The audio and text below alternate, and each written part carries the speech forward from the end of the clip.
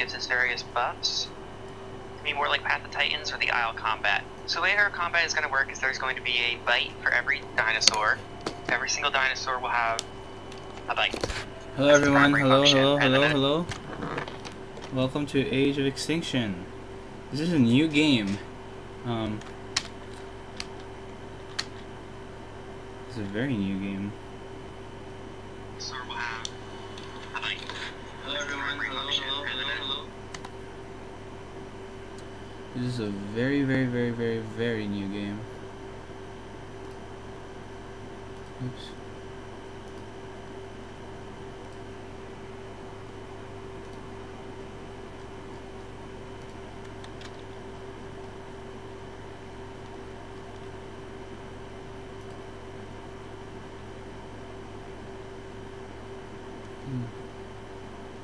Okay, let's try this out. I'm surprised I can run it.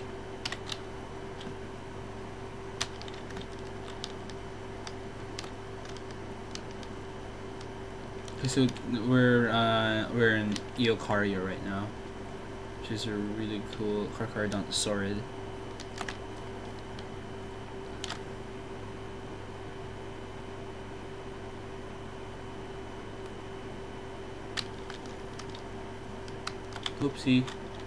Oopsie. Yeah, it's in very early access right now, so this is kind of understandable. It's okay. Okay, we're kind of getting hungry.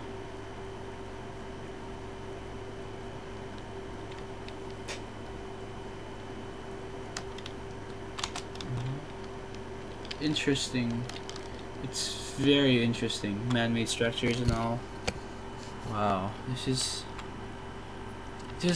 is more similar to the Isle compared to Path.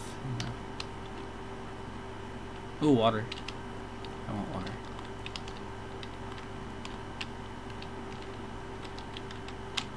Can't drink.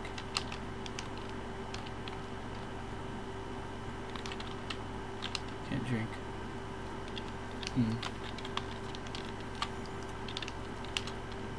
Am I even doing things right? I want to drink. Wait. Come on, drinky.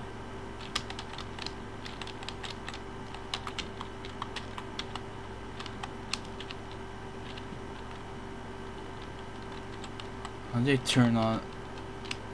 How did I do that? Now I have a compass thing.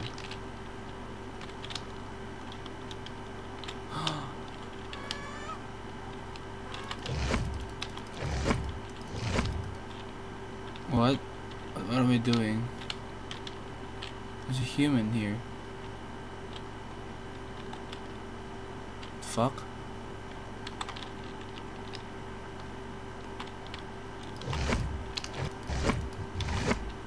What?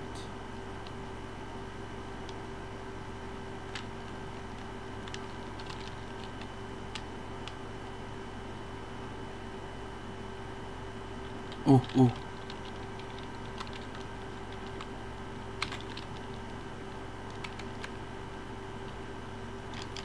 This is going to be our first fight. This is Dripto. Yep. What? Are we not?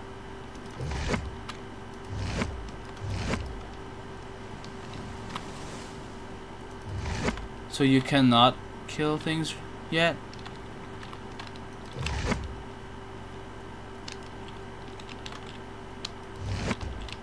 You can't kill AI?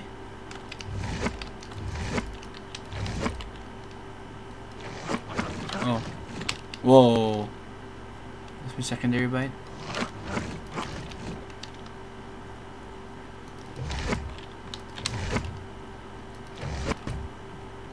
Okay, I'm giving up. Can't even hit the guy over there. There's a sleeping tribal.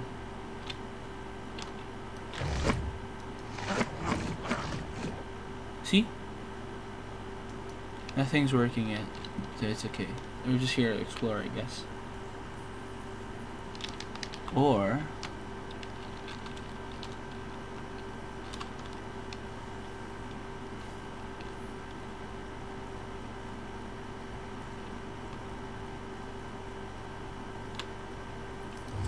why am I not able to?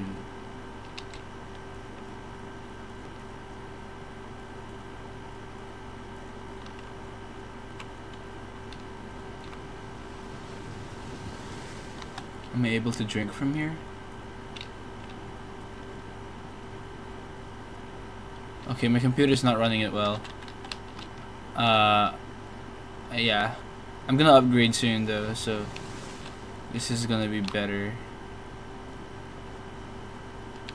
when I upgrade.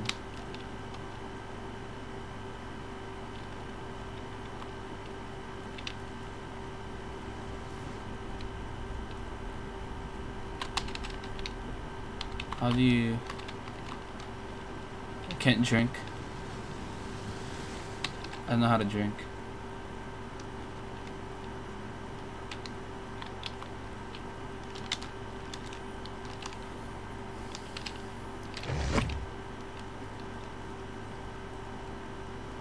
This is such an interesting game.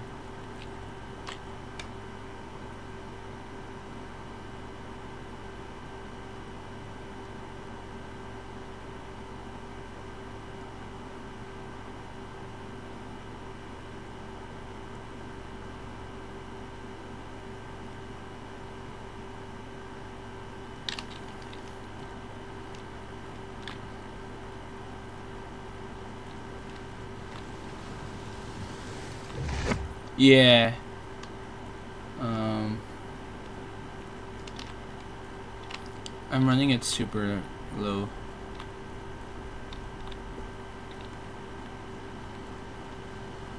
The water effects look great though.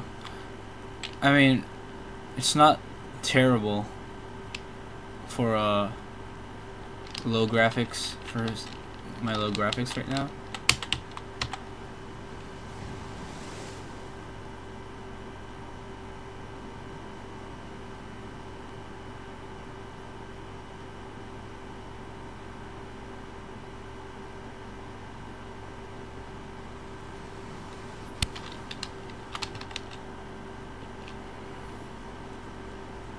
I can't drink water. It's okay. This is a promising game though. I mean, it's not complete for sure. It's like we have like 2 dinosaurs right now and like humans to play. But like so far it looks great. I wanna be able to see where this game goes.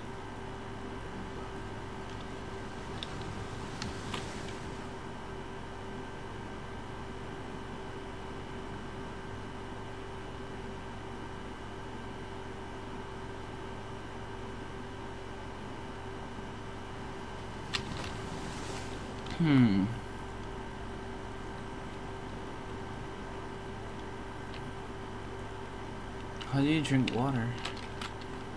Because I can't drink water.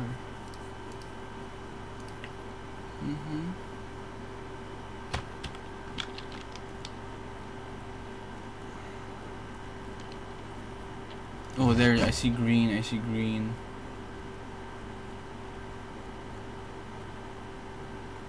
Leafy greens. Okay, I heard something. Is that a drip dog again? Can I kill it this time?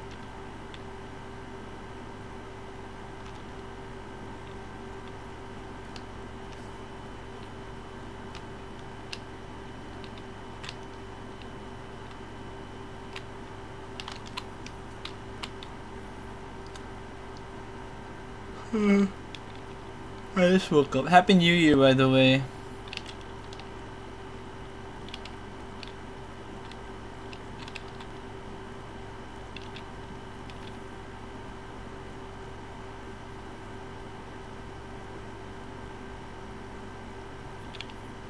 It's New Year's and I still love dinosaurs. Oh, nice. Oh, fuck. Oh god. Wait, what?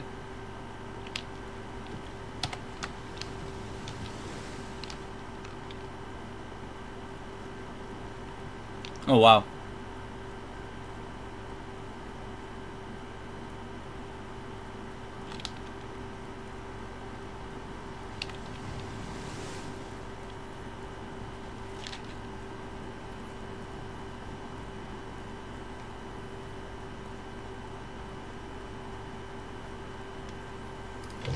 Aww.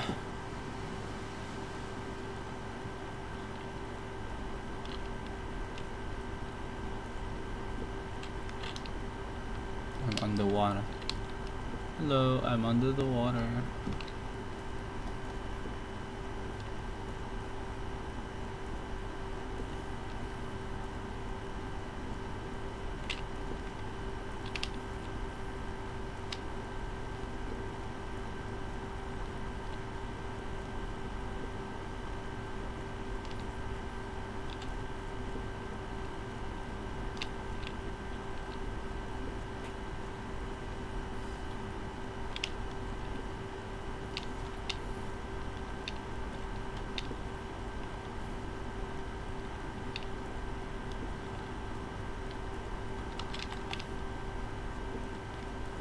I'm under the water.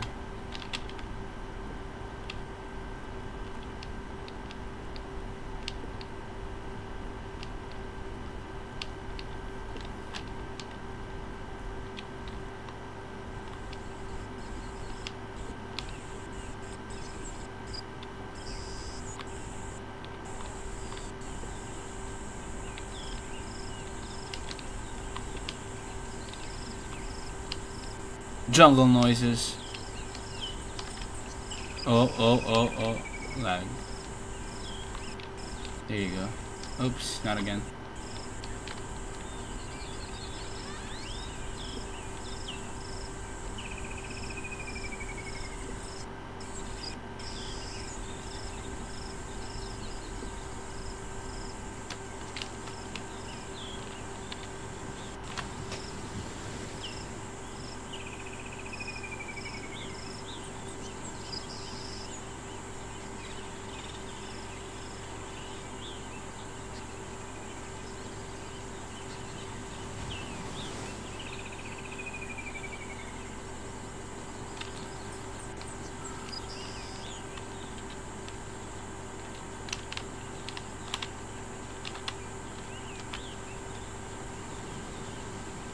Oh wow.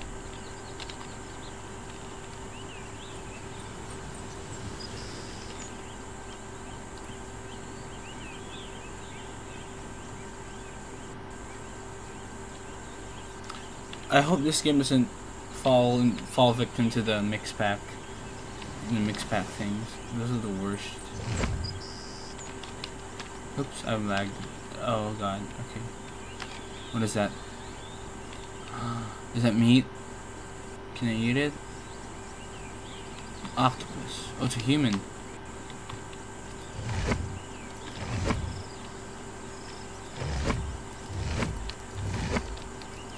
Can't eat it.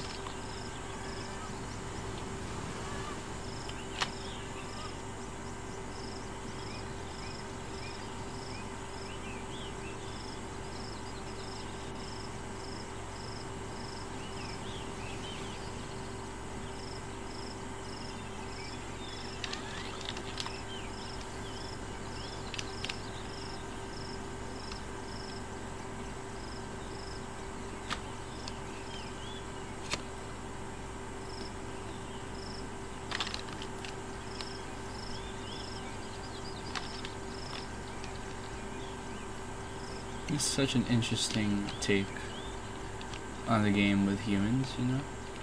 Oh fuck. Path is much more... This one looks more realistic. Path is much more, I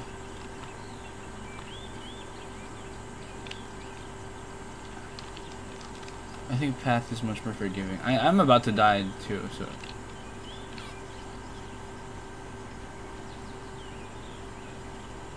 Path is much more,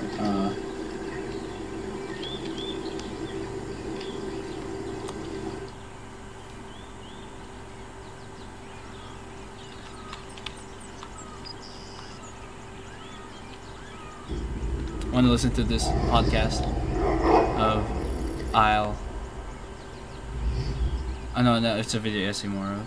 Ladies and gentlemen, I am Sid Alpha, and it's not often that I find myself having such a monumental difficulty sitting down and recording a video. Not because I hold any regret over placing the game on this list, or out of any desire to protect anyone, far from it in fact. It is more because I have endured such a monumental deluge of information, voice calls, and back and forth discussions that quite frankly, once it reaches a certain point, it is extremely difficult not to let it all devolve into so much white noise. There have been so many people reaching out with their own stories, screenshots, and claims, some on the record, some off the record, that it is difficult to keep it all straight.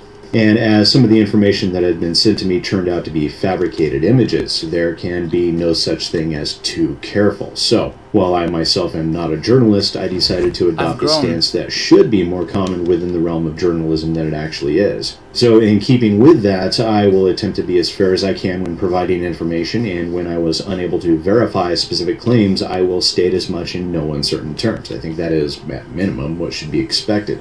Also, as many people who have come to me have done so under the expectation and request of anonymity, I will honor their desire for protecting their privacy, and I will say this. Any sources who I am presenting anonymously have been confirmed in terms of their identities and employment history with me to my satisfaction.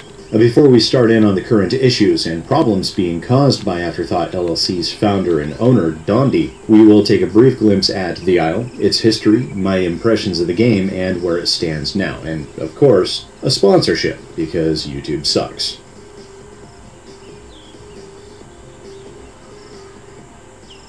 Yes, that's right, I have a weekly sponsor because YouTube is YouTube, and because everyone, including the sponsor, enjoyed my little jab at Raid Shadow Legends, we'll continue that in an ongoing tradition by introducing you to the poorly photoshopped by me, Ridge Shadow Wallet. Ridge Shadow Wallet is light, sleek, and industrial. The little guy does fit easily in your front pocket, and as many people were asking, I can myself attest to these guys being RFID blocked. I use the code SIDALPHA to become one of several human factions that will face off against the primeval inhabitants of the Isle with superior firepower and technology, relying on their wits to survive the hostile environment and their force of will to endure.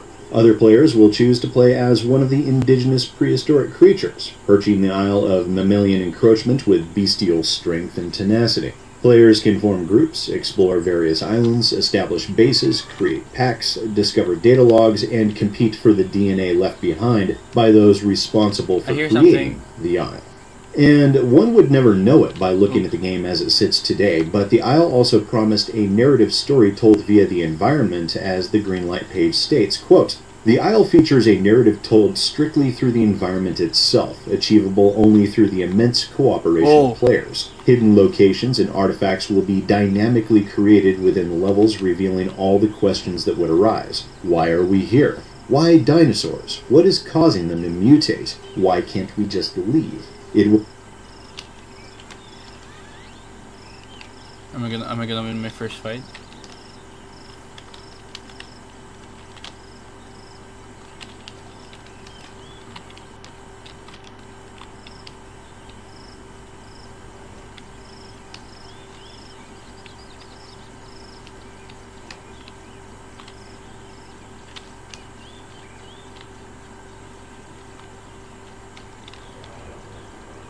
Oh.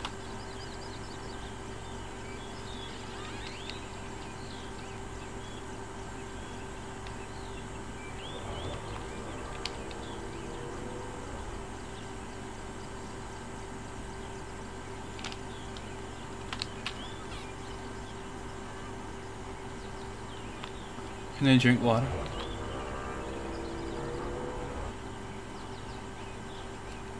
Finally.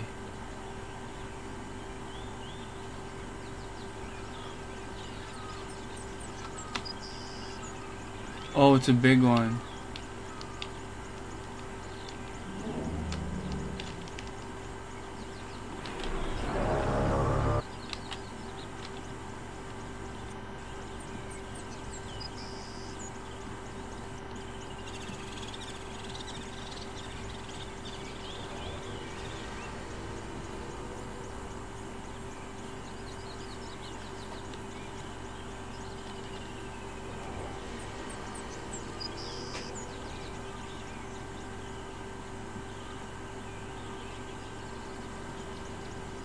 Oh.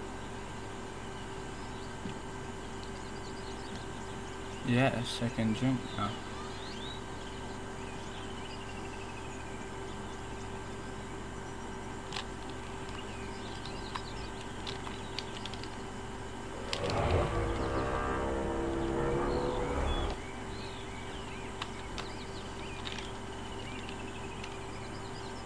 Should I get these guys?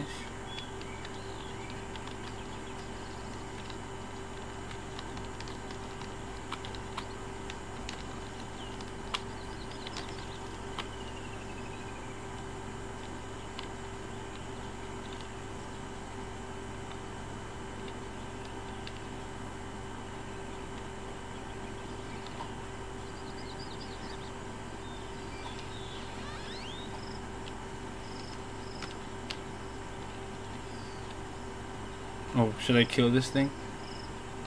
Arana Titan? Is that it?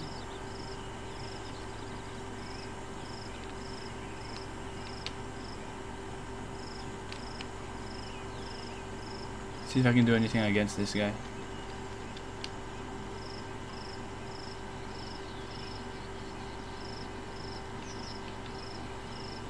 Oh, I logged out.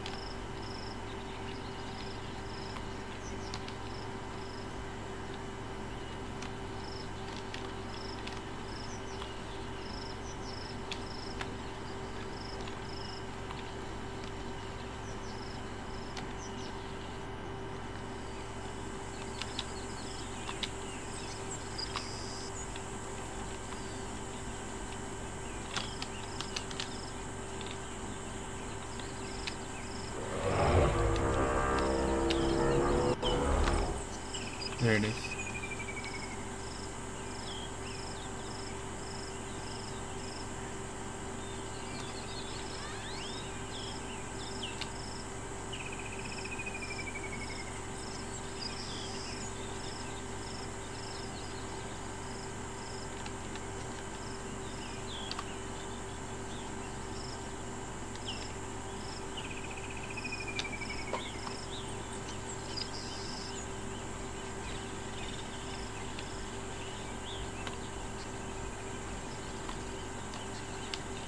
Okay, I'm gonna bite it.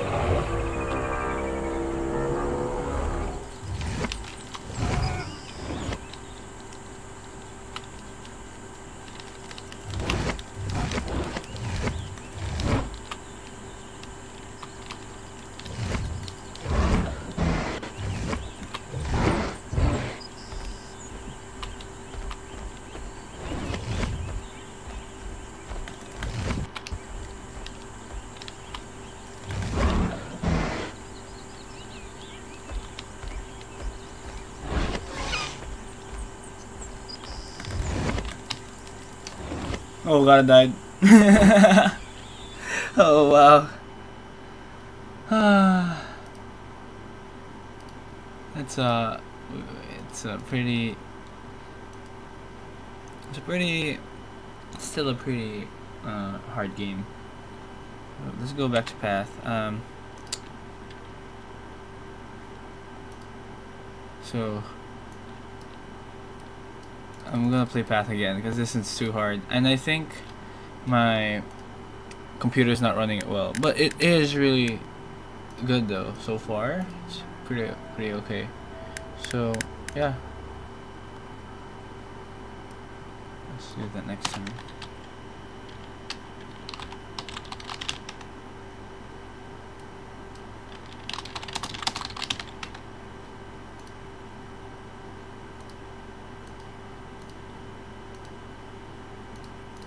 Pretty good. It's pretty good, okay?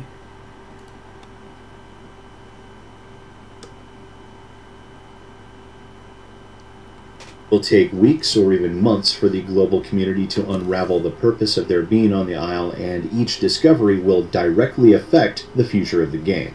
And the response on Steam's greenlight was exceptionally positive, seeing the game being successfully greenlit in a mere 5 days' time on May 29th, 2015.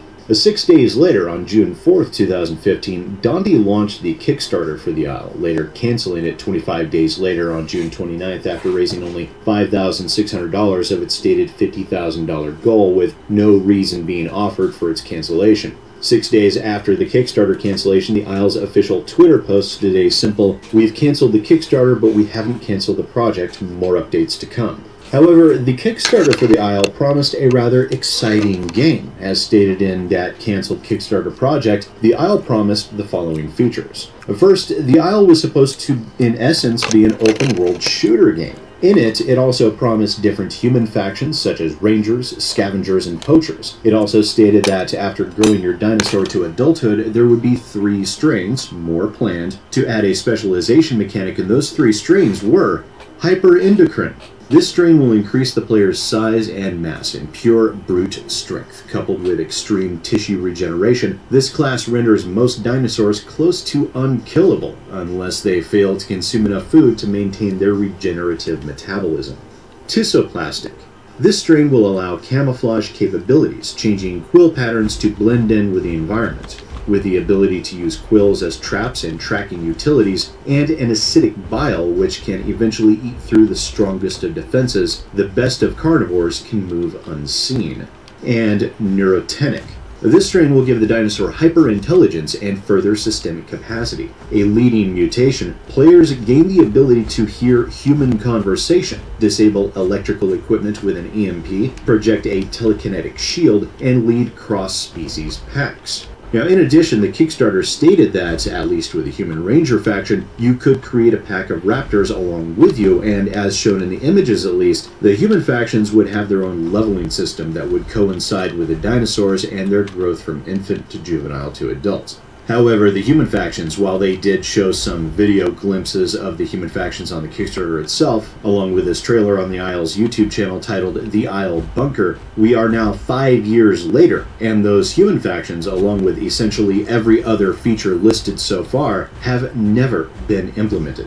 Now, in reality, the development of the Isle has progressed at an absolute snail's pace, failing to implement much beyond additions of new dinosaurs. Some of them remain completely broken, having been simply reskins placed on the framework of other models, and have some fundamental features, such as some having the ability to smell food or water, never actually being added. And in 2018, work began on the Isle Everma, which is a complete ground-up redo of the Isle. Basically, it is the developers starting over from scratch. Yes, they could use all of the same models and some improved static visual improvements. However, Everma itself is even less complete than the now abandoned original Isle game, meaning that any implementation of promised features will be far further into the future than they might have been before, which can actually be a bit understandable, as it would seem that there were massive fundamental issues with the Isle as a base game, and when the foundation is broken, unsteady, and crumbling, how can one expect to be able to construct a full game on top of it? The answer is, you can't. Now, I'm no developer, so I can't exactly tell you where they went wrong in terms of design. However, if it was deemed necessary, then so be it.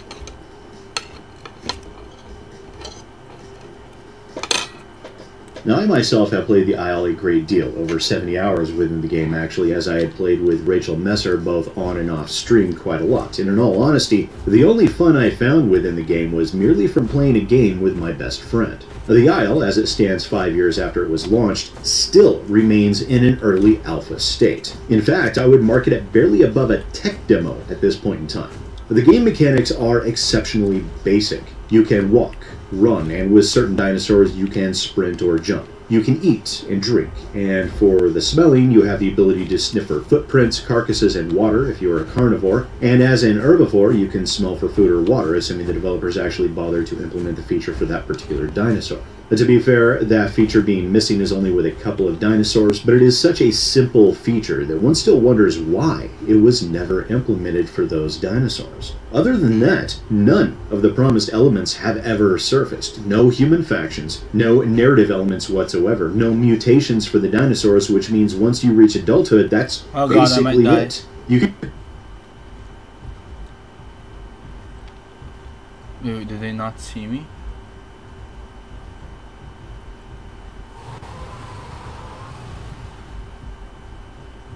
Oh, did they not see me?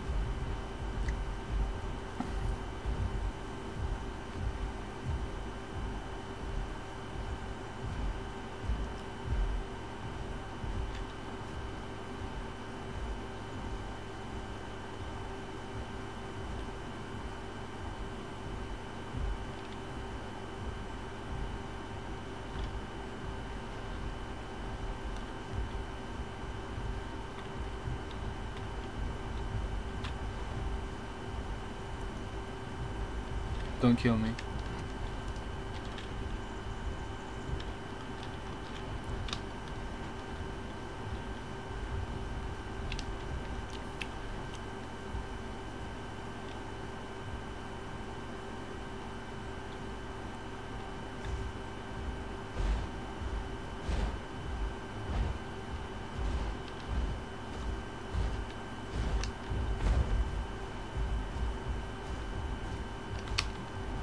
Okay, good.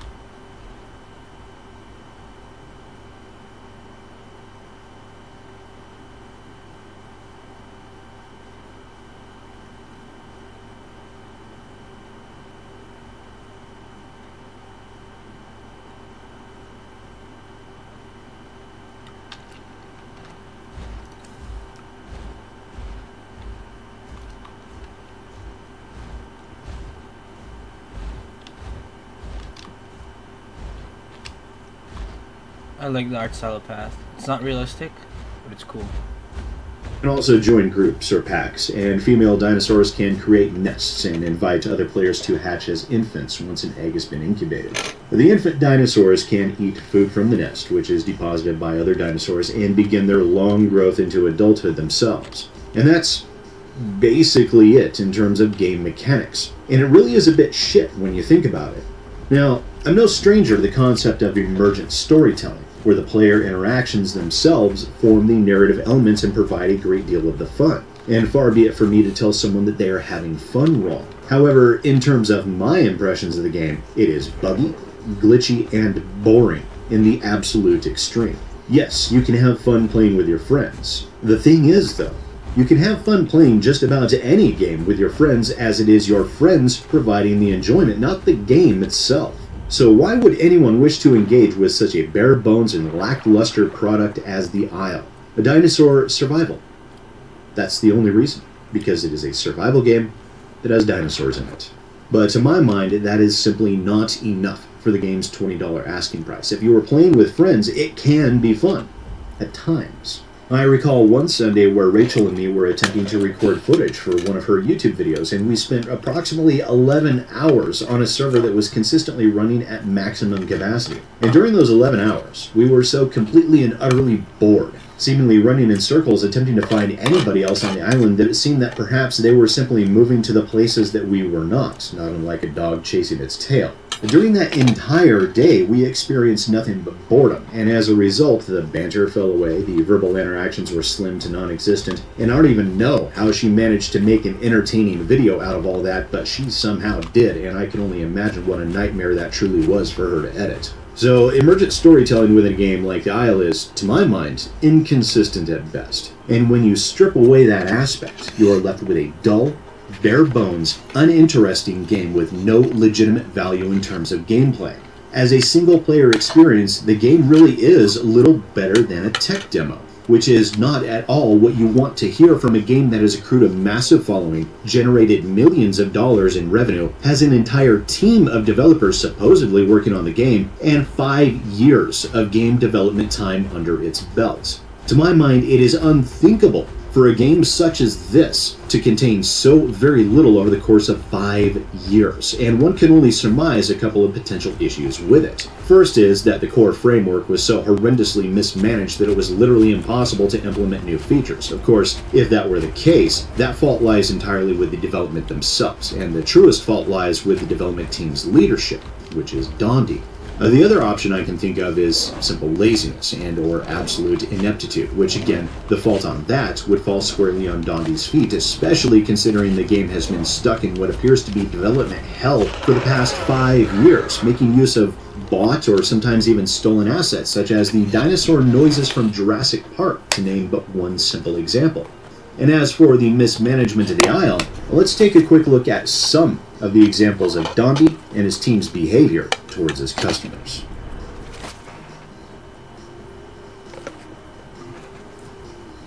We all know by now the actions and reactions surrounding the paradigm shift situation. I've covered that quite extensively in 2 previous videos, which if you haven't seen those yet, I suggest you go give them a watch before proceeding. One thing I did not share within those videos was the Discord voice call where Dondi made some very disturbing remarks. Now, let me throw that up for everyone so that you can have a listen, and I will be interjecting at points as we go along. So I was informed of it, obviously, a few days ago, and to which my response is, Jesus Christ, it is. So, of course, no one's brought anything to me. I've been loosely informed, and I saw something on like Pimpin' Host or something. Like, all right, what is this? Can someone hand me irrefutable proof, please? I would like that. I'm perfectly receptive to it. Like, there's no reason for me not to be. First off, his statement, Jesus Christ, this, as such information came as no surprise to him whatsoever, which can be taken as a bit of confirmation that Dondi was indeed around in the 2015 and 2016 times of the Tacos and Bananas site and had seen that information then. But then he states that he wants, quote, irrefutable proof, which, let's be fucking honest for a moment here, because God knows Dondi doesn't appear to be all that great in terms of honesty from what I've seen. Irrefutable proof is the equivalent of requiring an open and shut case that is so beyond any shadow of doubt that it would be a prosecuting attorney's wet dream, yeah? Irrefutable proof means that you would have Paradigm Shift's phone with the kicked messages on it, along with the 2 girls' phones with the kicked messages on them, along with statements from the girls and a complete admission of guilt from Paradigm Shift. That would be irrefutable proof. And it is delusional to require an expectation of irrefutable proof in order for the company to take action. What should have been done was the development team should have looked at all of this and asked themselves objectively, instead of attempting to defend their friend, is there enough here for this to be credible? Irrefutable be damned, yeah? Which is not at all what they did. They deflected. They told everyone it was faked. A smear campaign. They refused to take the allegations seriously, and from what I was led to believe, from what I saw publicly, and from what I could infer from my direct communications with Dondi, no internal investigation was taking place at all. And for one aspect of that, I will quote Punch Packet from the Isle's official Discord. For the sake of honesty and transparency, I'd like to take a minute to let you all know that we're aware of the rumors being propagated against a member of our staff and that we're currently in the process of exploring all available avenues to both correct the fallacies brought about by this situation and defend those that were impacted by it. While this is actively being worked upon, we ask that you remain respectful and decent in the community Discord and other social media outlets, and would also strongly urge for you to stay away from any and all involvement with those trying to instigate, propagate, or otherwise take advantage of this scenario with a negative result or malicious intent in mind. That is not a statement of investigation. That is not a statement of them looking into matters. That is a statement of them attempting to shut down the information that was out there and attempting to silence it and tell everyone to shut the hell up, treating it all as lies and misinformation without even giving a single thought as to whether or not it might be legitimate. Let's continue. And so that's my standpoint. My standpoint is someone's head will fucking roll. Someone's head will fucking roll. And people have chosen the scorched earth policy because you have chosen to make an accusation that destroys a life. And just be right. That's the only thing I can say. Just be right. Just be right. Because if you're wrong, you are incredifucked. You are incredifucked. Now, also earlier in that discussion, I think somewhere around the 27-28 minute mark, Dondi also made claims of a secret shadow cabal, which is dismissive first and foremost, and he also had stated numerous times that heads will roll. If those people were correct, then Paradigm Shift's head would roll. If those people were wrong, their heads will roll. Actually, let me go back and find that, because I want you to hear it coming from Dondi's mouth and not mine. Instead, it's just like this. It's like this weird, like, shadow cabal of like, hey, we're gonna spread this out.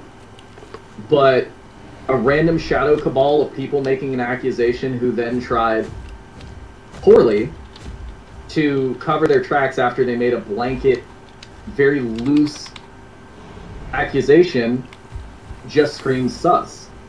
Heads have to roll for something like this. If they're right, his head has to roll. If they're wrong, their head has to roll.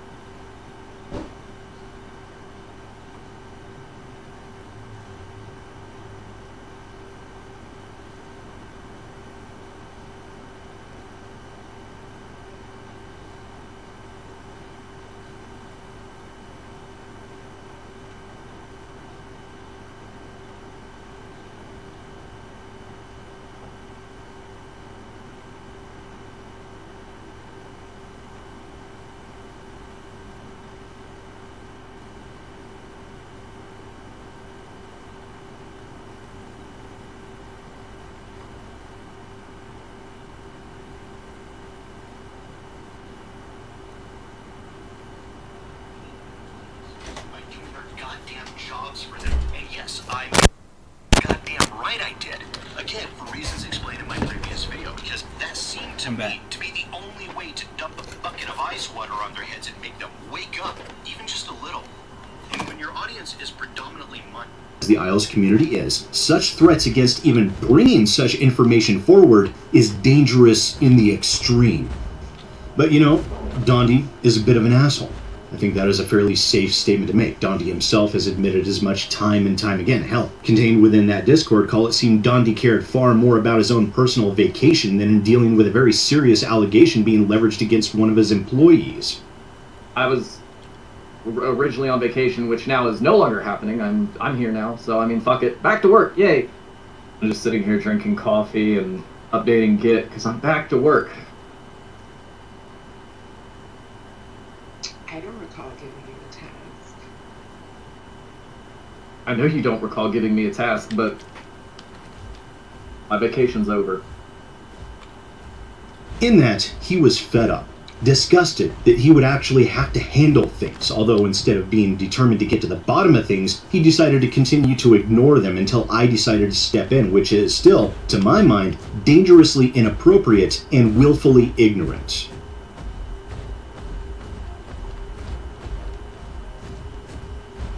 Let's take a moment to discuss what can be a deep-rooted issue for both Dondi and for the continued development of the Isle. Narcissistic personality disorder. Yes, it is a real thing, and it's a very serious problem. Why do I think it's a problem here? Well, let's run through some things, shall we? First, let's define narcissistic personality disorder. A Mayo Clinic describes it as narcissistic personality disorder. One of several types of personality disorders is a mental condition in which people have an inflated sense of their own importance, a deep need for excessive attention and admiration, troubled relationships, and a lack of empathy for others. But behind this mask of extreme confidence lies a fragile self-esteem that's vulnerable to the slightest criticism. A narcissistic personality disorder causes problems in many areas of life, such as relationships, work, school, or financial affairs. People with narcissistic personality disorder may be generally unhappy and disappointed when they're not given the special favor or admiration they believe they deserve. They may find their relationships unfulfilling, and others may not enjoy being around them.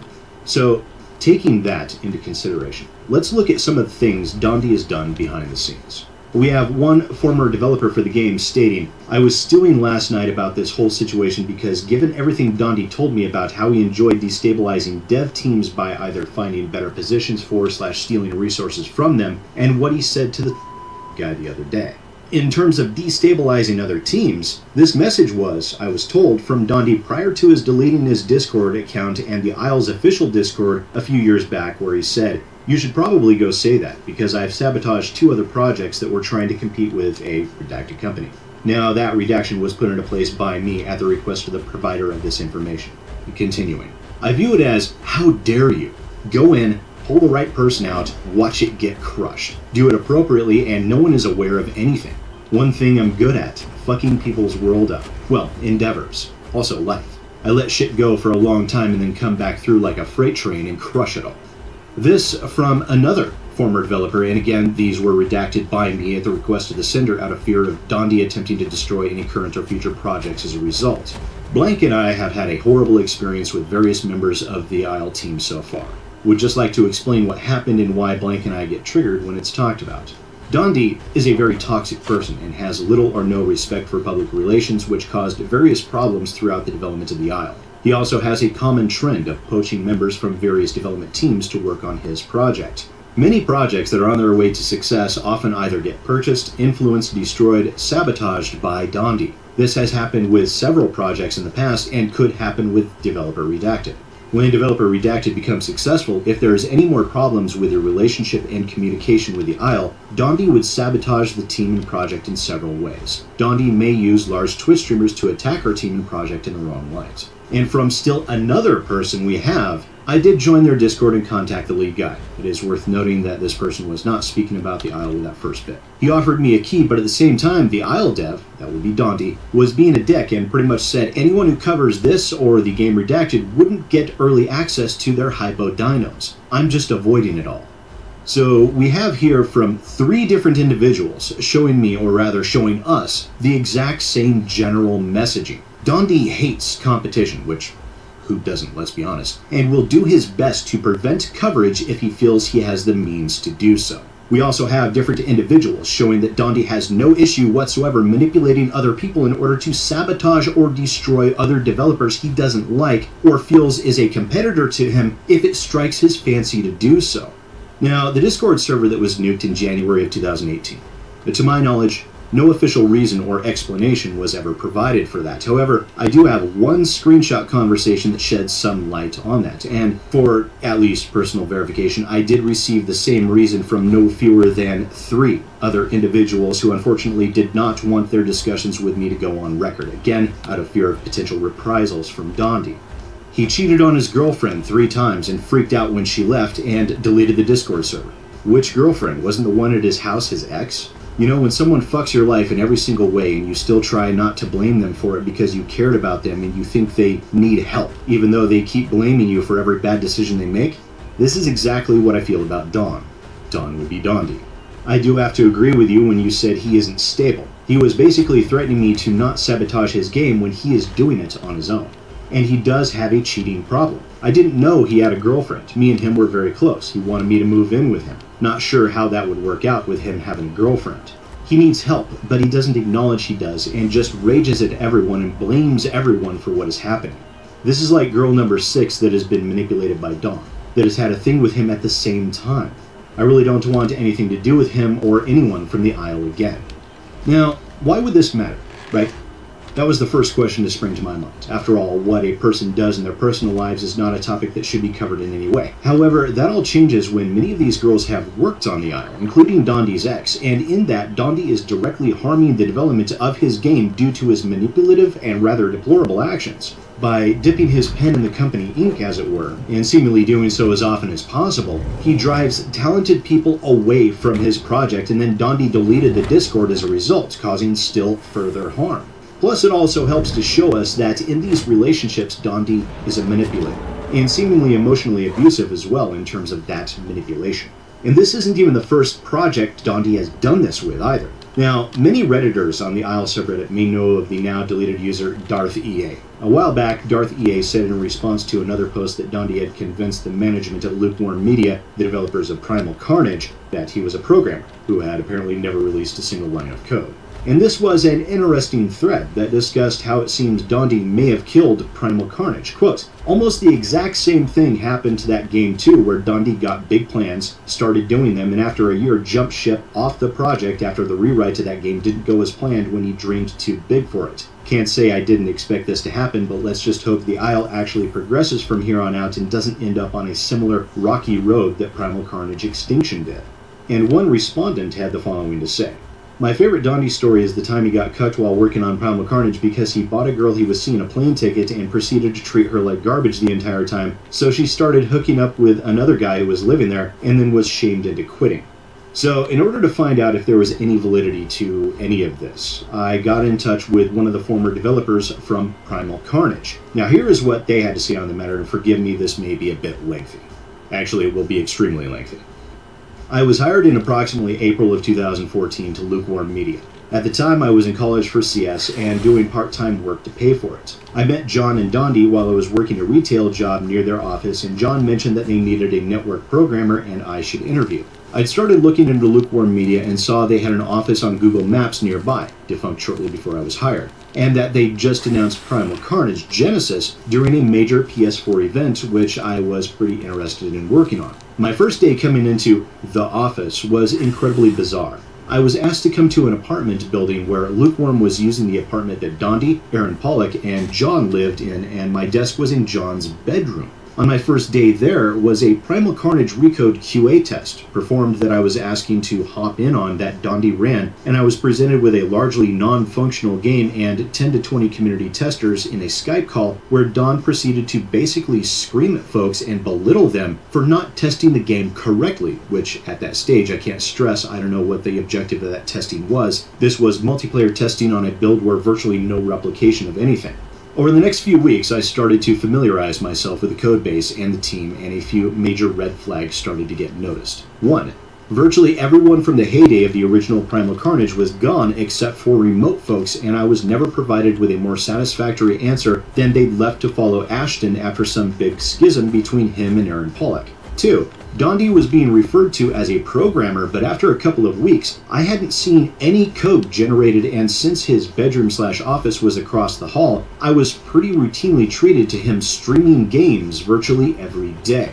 3. The codebase was functionally woefully behind what was being communicated to Aaron and the investors, and testing was pointless. I wasn't the only person to notice this. John had just recently been brought on site after doing some environment work remotely, and we sort of started putting two and two together that, at minimum, there was some malfeasance going on WRT to project direction, Dondi's responsibility, and Payments and I started having conversations with Aaron, trying to flag my concerns that the project was being directed by someone who was not contributing and actively harassing folks. Additionally, we started to figure out that something during the Exodus, the only remaining repository for the original Primal Carnage, had significantly diverged from the shipped game, and that the final build that was put out to the community was devastatingly broken, both in terms of balance and functional issues, and had shipped with maps that had broken lighting and textures. We were deeply concerned that we were at the direction of someone who at best was asleep at the wheel, and content to just stream games and abuse community volunteers for work, which was frustrating because we genuinely wanted to work on what we were hired to do, Primal Carnage Genesis. We've been told by Don and Aaron that the recode was a... This is so freaking messy. Everything about Isle is so messy. It's so fucked. I just don't know. I don't even know if I don't even know if I can just play the Isle right now. It's so messy. The game is so buggy. The game is so fucked. Everything's so bad. Last time I played it, it was like, what the fuck? None of the dinosaurs in the Isle trailer are in the game. I mean, most of them are not even in the game. I mean, which is something. Just saying something. I mean.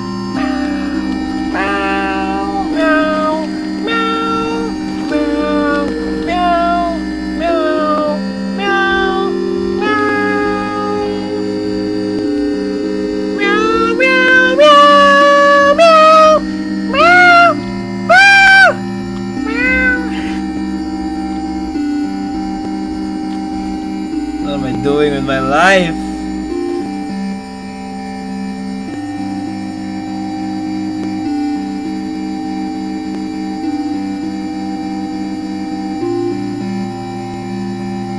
Do you like the meows?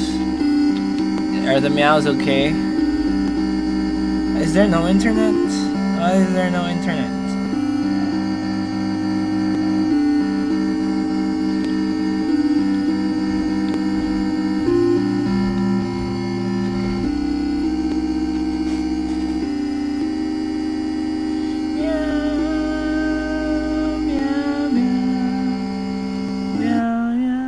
Oh, stop ang kanta. Okay. Do you like how it sounds? My meows are amazing. Ito. It's a song that everyone might know. I'm gonna be singing it meow style. That's my favorite song.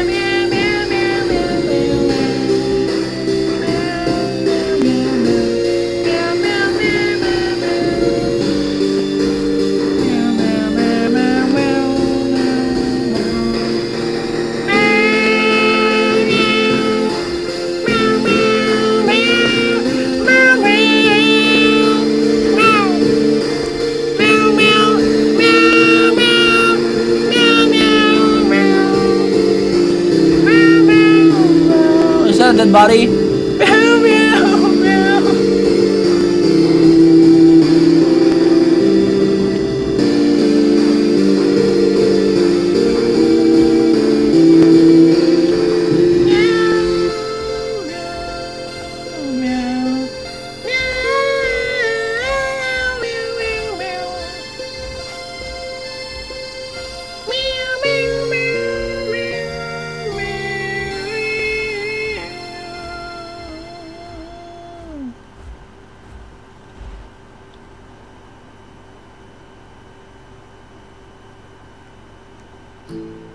Ah! Copyright! Copyright! Copyright! Copyright! Copyright! Copyright!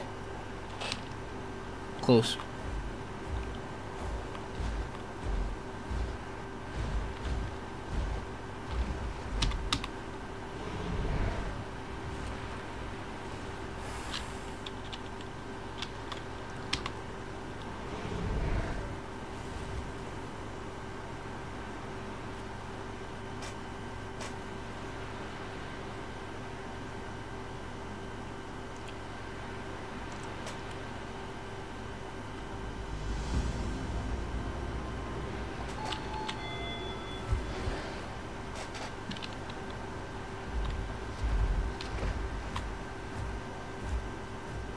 I need to drink.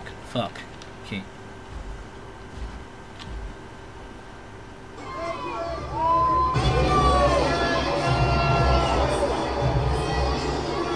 Is this on? It's from my brother. Is this on? Yes. Like, is it videotaping? Yes, yes, it is. All right, turn it back around. Nick, Matt, I love you. Can't sign this up. Please, AJ. Why? Just sign it, dude. No, Vince is not there too. Vince isn't there to do anything. 2025 was the year of the Spinosaurus. There was a lot of Spinosaurus portrayals this year, ranging all the way from the most recent Jurassic World movie to a plethora of different figures and toys. And we're going to talk about as many of them as we possibly can. We want to look at 2025 as a Where whole the and fuck see are if the it truly Rus- was a successful Ursula? year of the Spinosaurus. What I mean Oh, by there. that is, were the designs awesome? Were the designs impactful? And were their portrayals impactful? And then at the end of it, we will establish if this was a good year of the Spinosaurus. We will also be separating this into chapters. The first chapter will be about the movies, the Yes. next will be about shows and shorts, I'm the fully third will grown, be about baby. the figures, and the fourth will be about games. So if you have a few different portrayals that you want to see above the rest, you can just kind of scroll down to those different chapters. Anyway, let's get right into the video. Starting off with the movies. Obviously, the biggest movie of the year in terms Such of a- dinosaur media was Jurassic World Rebirth. So we do get a few Spinosauruses in this movie, and while at first I wasn't too crazy about their design, they certainly have grown on me, and really, I don't think they're too bad nowadays. Are they perfect? Heck no, they're not. As someone whose favorite dinosaur is Spinosaurus, I do love to see designs that are a little bit more true to what Spinosaurus was like in life, through our current information, of course. And obviously the Rebirth versions do not capture that too well. Like, there were certainly some creative liberties taken here and there, but the really cool thing about their design that I do appreciate is that there are some elements of accuracy, some elements of Spinosaurus that is kind of like recently known. Like the tail. They do have the basilisk-like tail with the tall, narrow spines. They also have like a really cool sort of yellow coloration that links up with the sail. I think that was just a very cool design choice overall. And they do have some aspects that Spinosaurus did have in life, like the longer arms with the huge claws, an elongated snout, even though the snout shape is not too perfect, and once again, that sail. Of course, Spinosaurus is quite known for its sail. The colors are really not too bad either. It's got kind of like a base coloration of mostly brown, but with like a really cool, striking yellow coloration in the sail with some awesome patterns. And they are mostly portrayed being in the water, swimming around, which is pretty controversial to put it lightly. To put it lightly. Not a lot of experts agree with that, and I don't agree with that either. The evidence doesn't really support that. Like, you know, there's this huge push that Spinosaurus was a diving predator. It would spend a lot of its time swimming in the water chasing down fish. That's pretty unlikely given what we know about the animal and its overall anatomy. And while I won't bore you too much about all of the details about that, one big reason why that's not too plausible is because of that sail. That sail does create a lot of drag, even if it is like above the surface of the water or underneath the water. That would probably cause the animal to tip over more so than it would be able to keep up.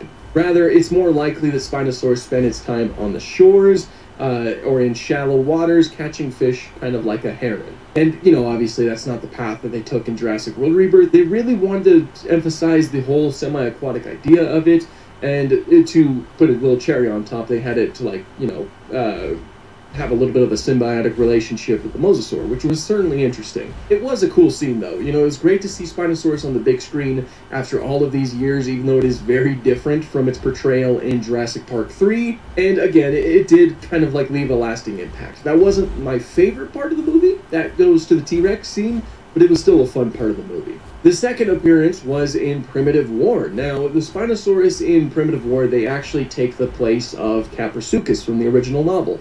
In the original novel, there was a ton of Caprisuchuses that attacked a few Triceratops, and instead of the Caprisuchus, instead of a horde of Caprisuchus, you just have a few Spinosaurs right here. It was great to see them here, and I might add, this is probably like the most accurate on-screen like movie depiction of Spinosaurus that we have seen thus far. Aside from the fact that they are, again, diving and swimming around, catching crocodiles and stuff like that, their model looks flawless. Like, they have all of the traits that you would expect from a modern-day reconstruction of Spinosaurus. You got the sail, you got the huge claws, you got the snout shape, you got the long neck, you got the tail, you have the reduced legs, which is a little bit controversial as well, but we won't dive into that right now. But everything is here. We actually see one fight a Triceratops and completely demolish it, that was certainly not on my bingo card of 2025, to see a Spinosaurus fight a Triceratops and then, like, annihilate it like it did. But of course that does make sense, because in the original novel, some Capra-Sucuses do take down a Triceratops. So this really does show how they took that role. It was really cool to see it, though, especially with such a nice design. Like, it's just pretty high up for me. I really like this one. If I was doing a tier list, this one would be ranked pretty high. So those are the movie appearances of Spinosaurus. Overall, the movie section, I think, was pretty successful. We had two pretty notable depictions right there that were kind of different in their own right. If I were to choose one, I would definitely choose the Primitive War one, because that design is just everything to me. But from there, we will take a look at, like, the shows that happened this year that had Spinosaurus in them. The first one, of course, was Sobek from Walking with Dinosaurs 2025.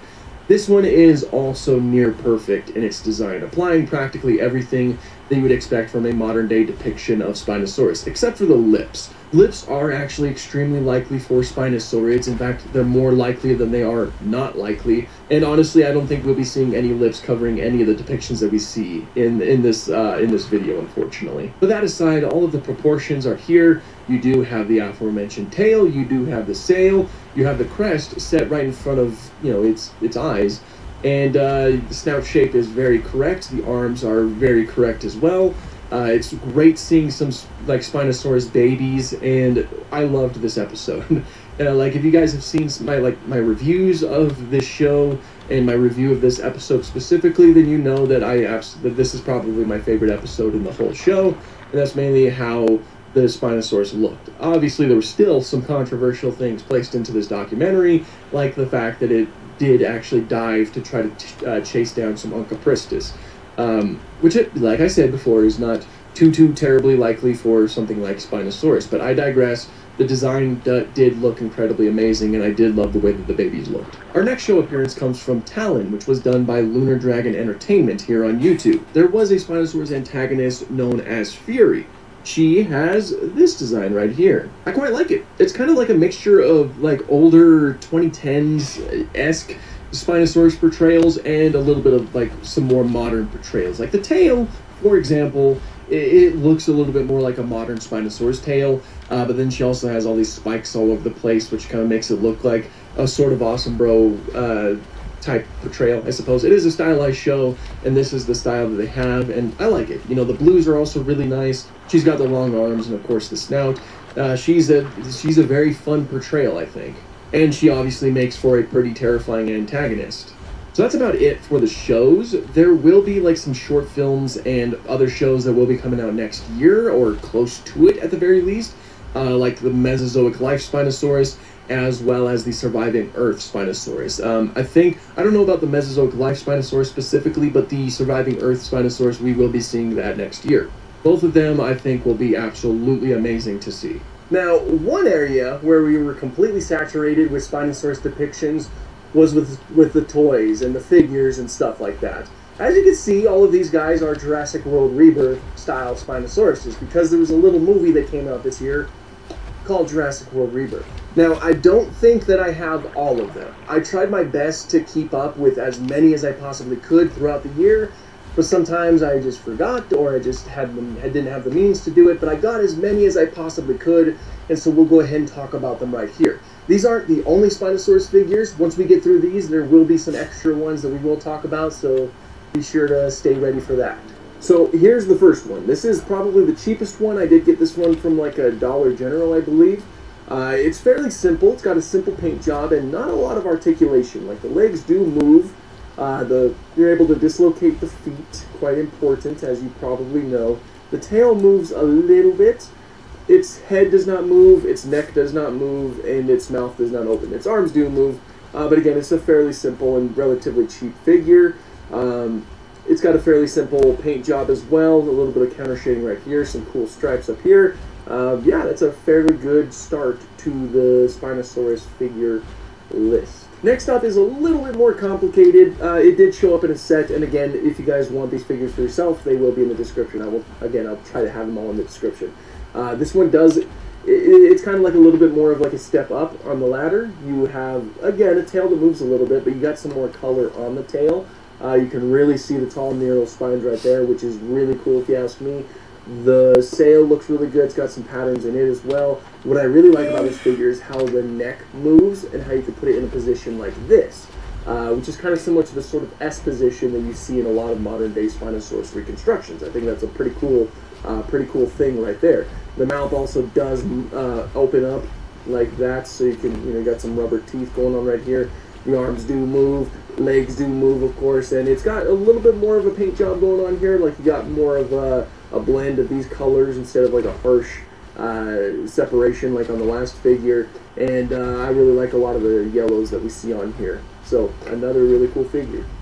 And then, of course, there was the big one. There was the Thrasher and Crasher Spinosaurus. This one is actually really cool. I like the details on it. It's not too terribly detailed. I'm just going to stay hidden behind its sail, if that's alright with you guys. I like the details on it. It's not the most detailed figure in the world, but I do like it. I like how flexible its tail is. I think that's a fun little thing. Even though you get these little sections in the tail, which is a little bit distracting, but of course that's all for a play feature. That being, if I...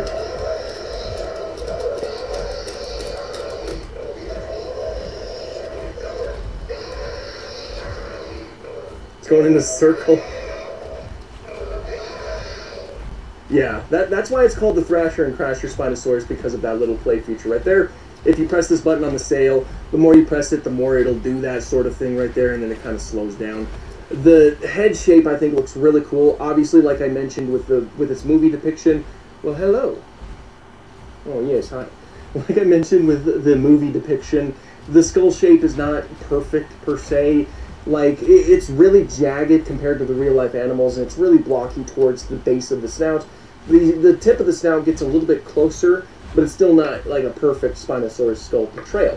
I do like this figure, though. I do like having it on my shelf. I think it's a very fun one to have. It is obviously one of the first ones that I got, one of the first Jurassic World Rebirth Spinosaurus figures I got, and I thought it was pretty fun.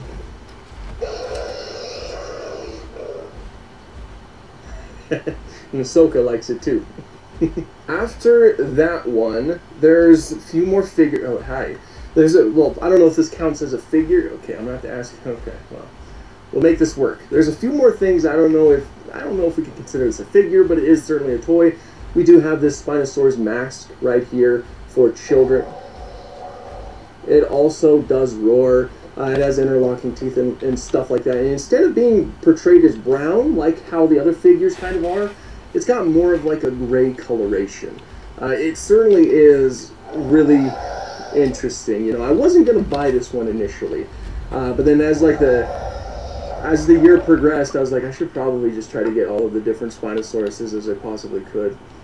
So yeah, that is a Spinosaurus mask right there that also qualifies for the Year of the Spinosaurus.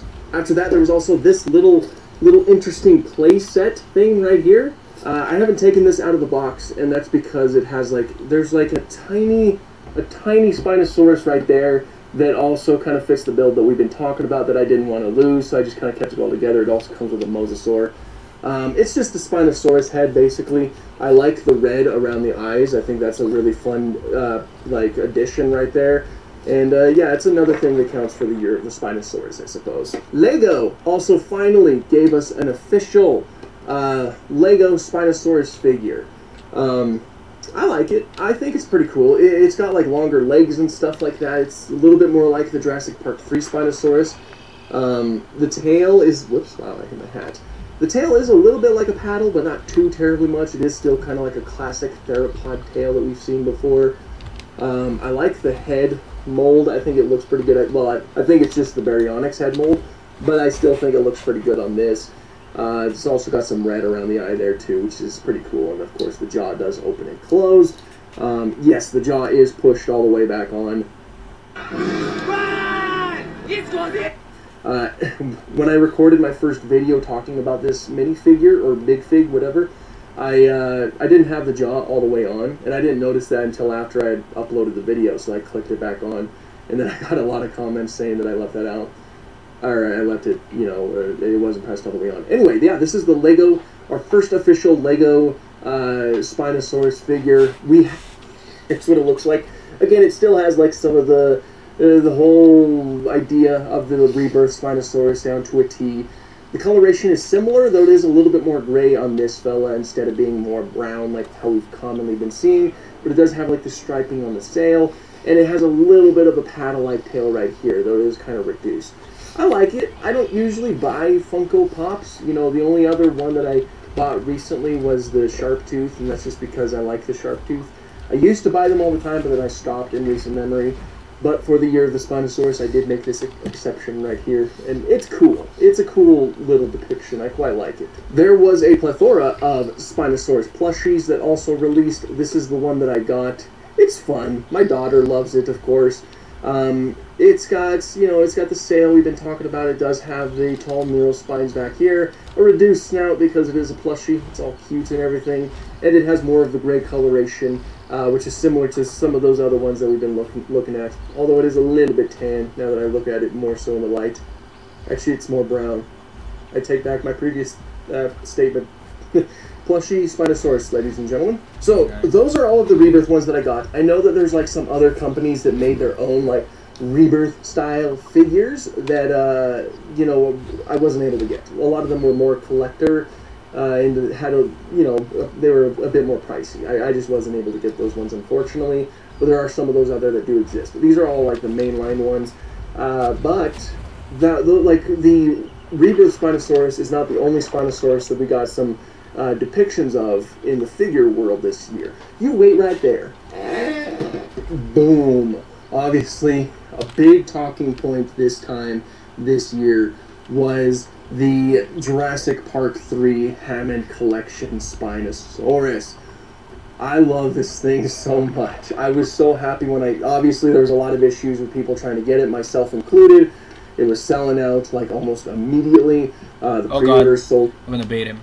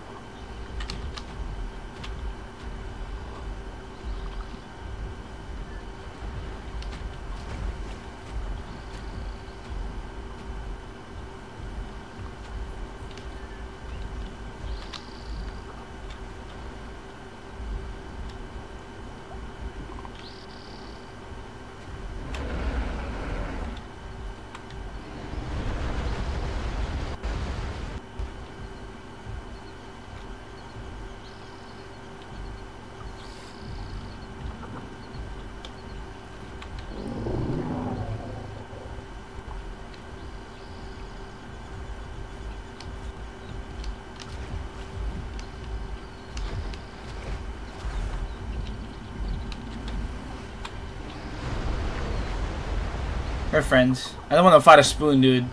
I'm just gonna get killed, I'm sure.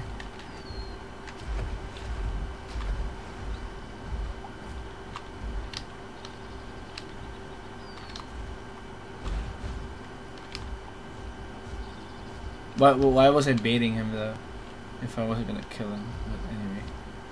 Round, which is always stupid. So it took me a while to finally get it, but you know, after a few months, a few weeks rather, I was able to get it, and I do love this thing. I know that there's some criticisms about how it's portrayed out there.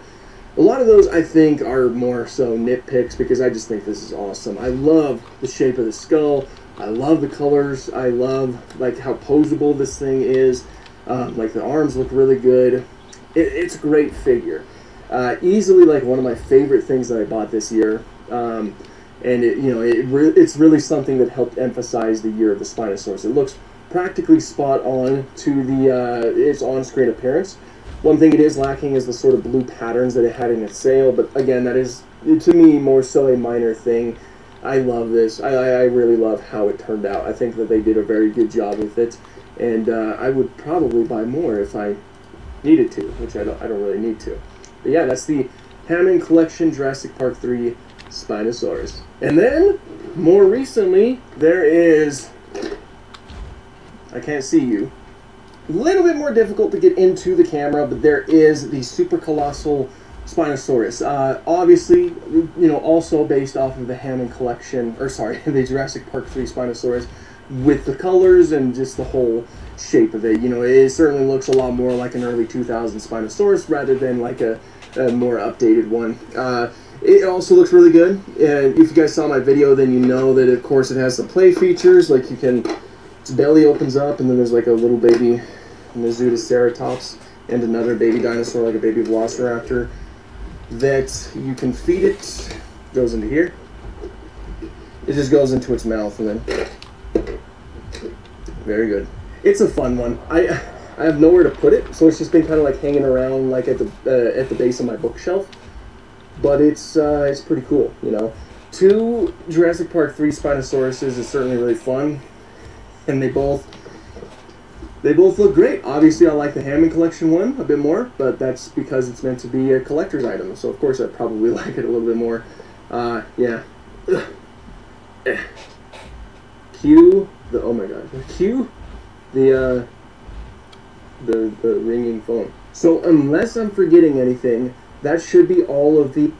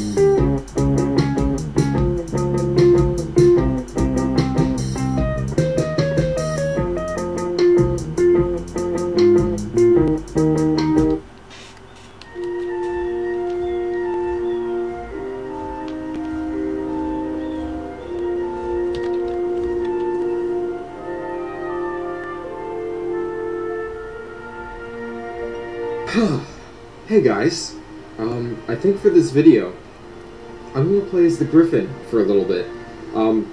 Just fly around while I talk. I want to do Griffin because this mod might be getting discontinued, and I'm gonna be really upset if it does. Because I really like Griffins as like a mythical creature. They're cool. Yeah, I mean, especially this particular skin. This is what I always use for Griffin. Like, there's a couple dinosaurs where I like change the skins a lot, and not Griffin. Like, I found the one that I really like. Yeah, it's got some other good skins. That's actually really nice. But you know, I found the sauceful one that I really like, which is this one. And I'm gonna be really upset if this mod ends up getting discontinued. So, if you're the mod dev, if you're Rosepaw or Rosspaw or whatever you are, don't give up. At least keep the Griffin alive. I don't want it to be discontinued. I really like this thing. Where are we spawning? We're in Grand Plains. So you know what? We'll just we'll take off. We'll fly a little bit. Why not? I'm gonna get straight to the point. This is a scripted video. Usually I like to improv this type of thing straight from the back of my brilliant little air fryer of a gifted mind, but I feel it's important for me to condense my thoughts. Let's switch over to the ecology. Like, I wanna AFK for a bit.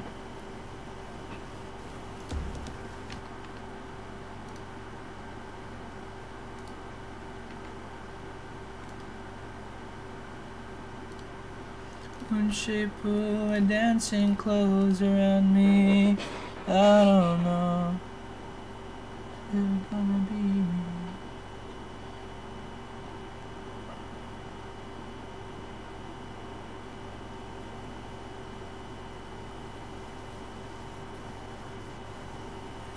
Well, you're good. I mean, the format is good. You're good. You're good because you're earnest and kind of relaxed and Yeah, there's no pandering just sort at of all. asking questions. Yeah. And I was, like I said, I just love DJ Khaled because to me that was the most DJ Khaled has ever been. And I feel like we need to see that exchange. And Sean let him off the hook, not at all. Like, I'll switch you. It's the same thing. Yeah, right. Well, I think what Sean, I don't want to speak for Sean because he's here, but here goes.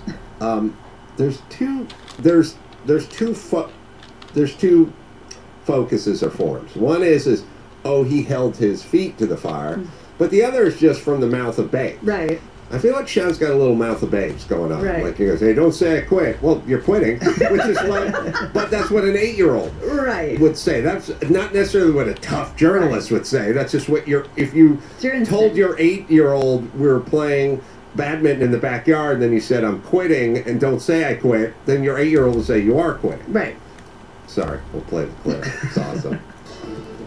This ain't the love I'm want to vibe with right here. All right, all your wings. Yeah, I do the questions. This shit too high, bro.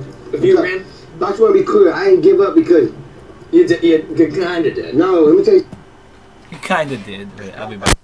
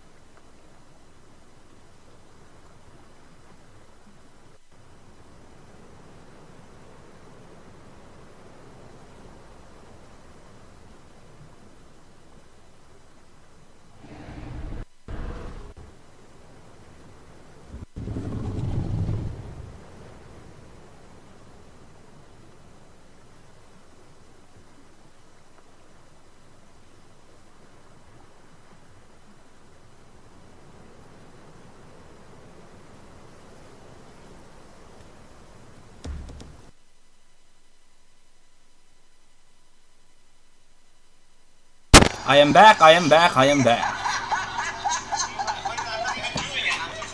Watching her do it. What? That's a sliced onion. What's wrong with that? Can we just pretend that it was okay?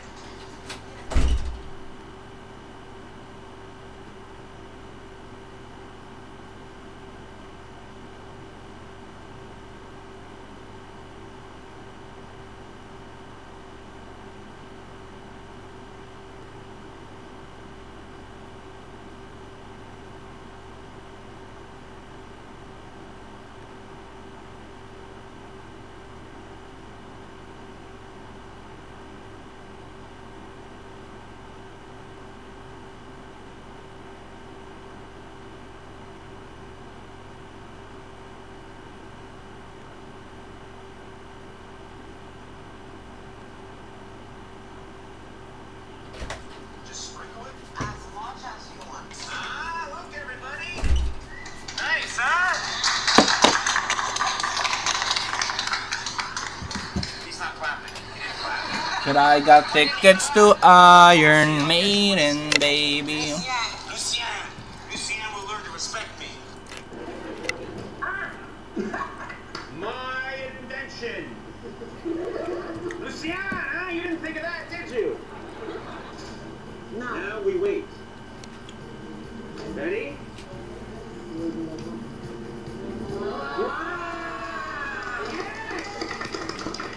Look at that! Thank you for cooking with us. Oh, yes. Thank you. Where's that?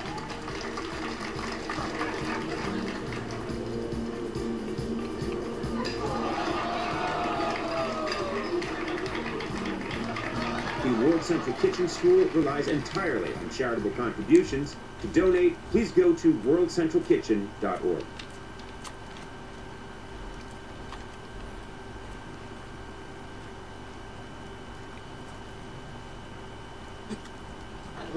Okay. Pepper, onion. Onion? Just sprinkle it? As much as you want. Ah, look, everybody. Nice, huh?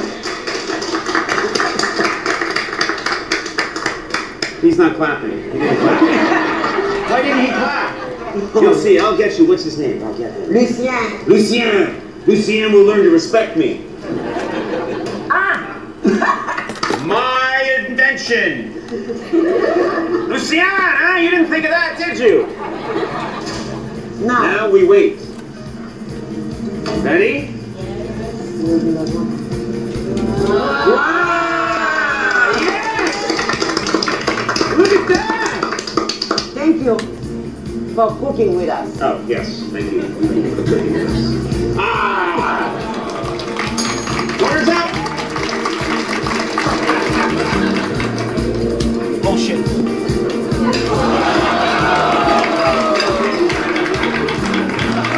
The World Central Kitchen School relies entirely on charitable contributions. To donate, please go to worldcentralkitchen.org.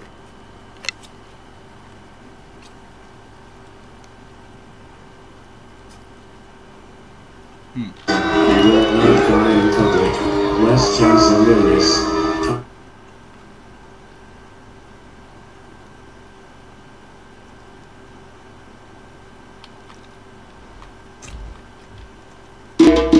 Dinosaurs. For nearly 2 centuries, they have captured our imagination. Some reached gargantuan sizes, defying the limits of what we think it's possible for life on land, while others stayed small and looked pretty much like today's birds, which are also dinosaurs, but with teeth and claws on their forelimbs. Today, we'll delve.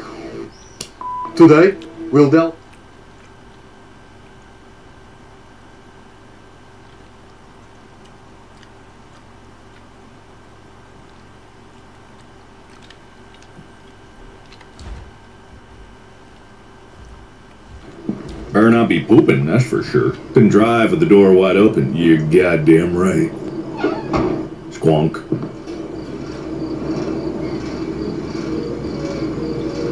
Alright. Hope no one's back in my bathroom. La la la! Driving away! I'm driving. There we go. La la la. Driving away. Not anybody standing behind me. Surely nobody is creeping up behind me. Lurking in my bathroom. Didn't see that guy exit the bathroom. He was just in there and then he was gone. But he probably teleported into my bathroom. Alright. I didn't know what time it was before, but I know it said it was a 2-hour drive, so I don't know if that picks up. I'm sorry?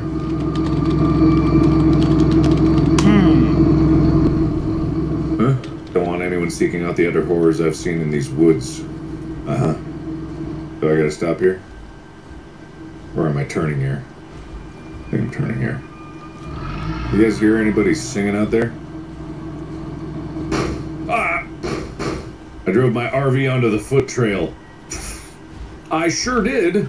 Best parker in the West. Anybody in there? Peekaboo. Strangely jammed. Strangely jammed. Hello? Knock, knock, knock. Peekaboo! Hi! I'm watching Fierce to trying to do that Fathom. to you, man. Markiplier's Holy moly, you Fierce to Fathom. scared me. I thought you were one of them. You scared me. May Lord have mercy. Anyway, can I see your permit, please? You're Billy, right? I'm the new transferred fire lookout. Is that correct? I didn't know we were hiring this season. Hang on, let me check on that. Oh, yeah.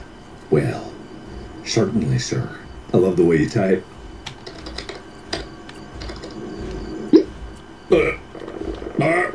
Okay, pal. You're good to go. You're staffed at Fire Tower 11. Apologize for the confusion. I was under the impression that the tower would be left unstaffed for the season, but here are your keys. Thanks. Let me open the trail gate for you. Hey, don't forget what you've done for me today. Where are you going?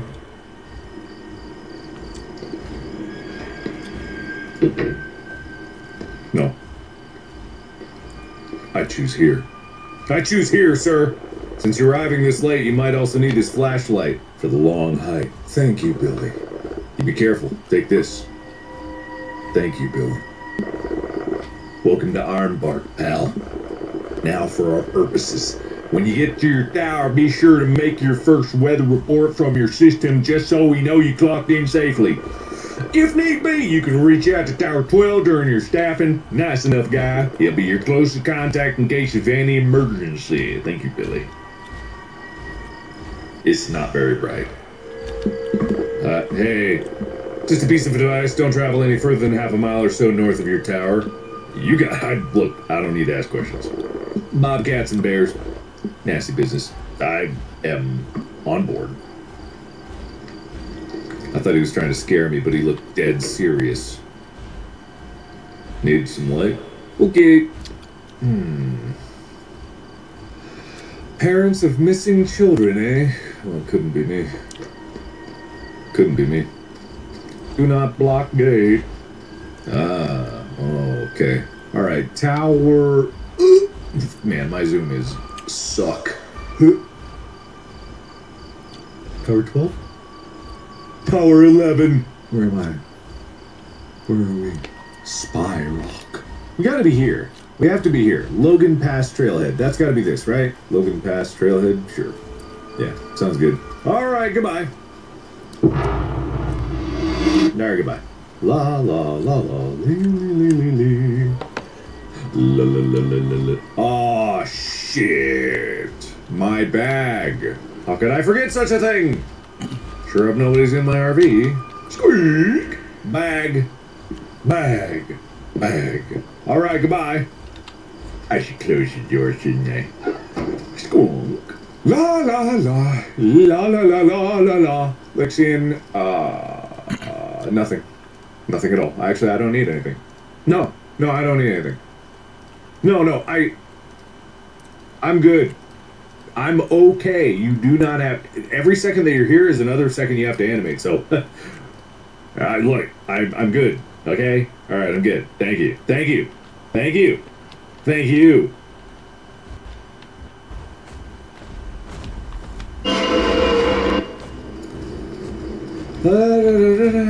Frequency. Should I write this down? I should have a notebook. I have a notebook.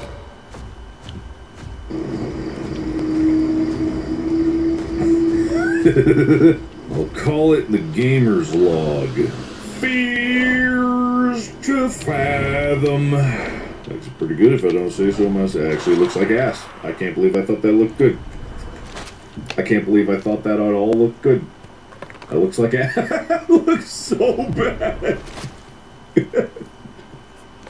I really thought I did something there. I thought I did so. I can't read that. I can't fucking read that. Can you read that? That's a bunch of fucking squiggles. That's goddamn Jesus Christ. It kind of looks like it. God, alright. Anyway, Tower 11. Frequency. Freak 1559250. Alright, I got that. I'll never think I ever do anything good ever again. Well, that's not my tower. That's something else. It's a radio tower, I think. This is going to be a delightful, pleasant experience. Oh. Non-ionizing radiation, I'm sure.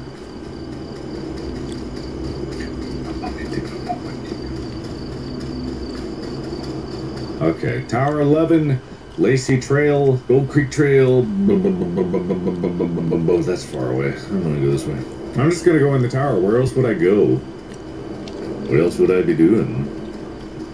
Nelson. Imagine, oh, was he talking? Imagine being out here alone for weeks at a time. It's not for everyone. It sounds literally like heaven. I'm so about that. Utility shack. I'm never going in there. Alright. Pooper. Great. Generator. Great. Let's see our new digs. I ascended the stairs to the top of the tower. I sure did. There's Tower 12. Ooh. Once you're on top of the tower, your job is to look for fires or anything out of the ordinary. It's dark in there. Why is it dark? Don't like that. Wow, it's dark. Cabin was filled with the aroma of wood, giving me a sense of comfort. Yeah, I feel comfortable. Lock. Forgot to turn on the generator at first. Well, what? Ass.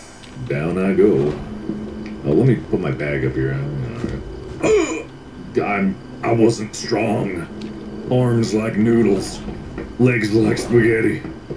Like 2 2-year-olds stuffed in some skinny jeans, and I didn't even fill those out. I was just so goddamn weak. I thought about clicking on that. I think I even did press E. I'm just not used to clicking on things. Here's another excuse, and another excuse. Excuse. Wham! Oh! That is...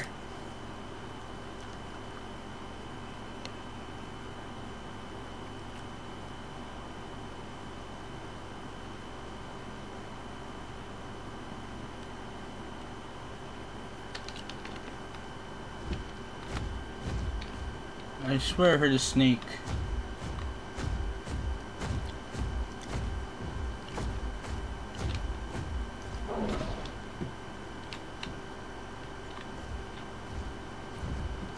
Snack.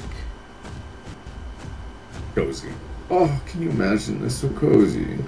It's so cozy. And choke sardines! All lookouts must follow the rules while occupying this tower. What? Lights out after 12. Supply drops are handed out every Sunday. Absolutely no guests in the lookout. System password is Ironbark. Tower number. Refuel the generator routinely. Update the reporting software routinely. No video games in the system. Oh. Remember to call your sister station before you sleep. Remember to call your sister. What the hell is this? I mean, I can't say what it is, but if you don't know what it is, then you don't deserve me telling you. Reuse. Bunk binocs. Sure. Damn. Request calls before call John. Send photos. Where's this fucking snake?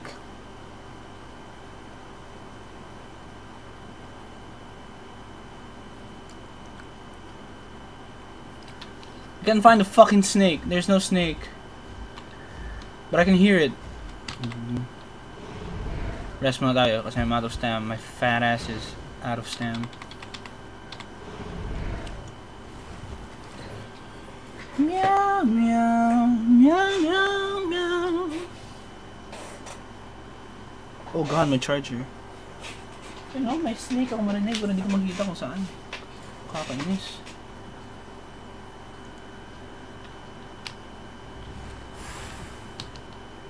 Ano naman?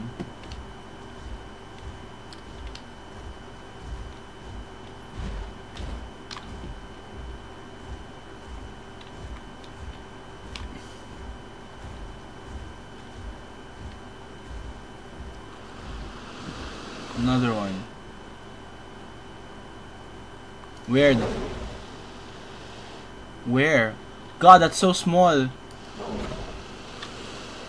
You can't kill that. Fuck that. Okay, I'm going somewhere else. Meow meow. Meow meow meow meow meow. Meow.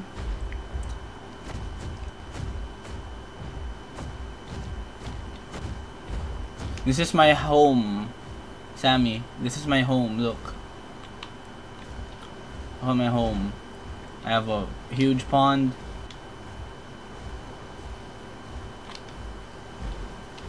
Look at my home. Ah, God, ang silaw! My eyes! Ah! God! My eyes. I wasn't wearing any glasses. Ah! Sakit.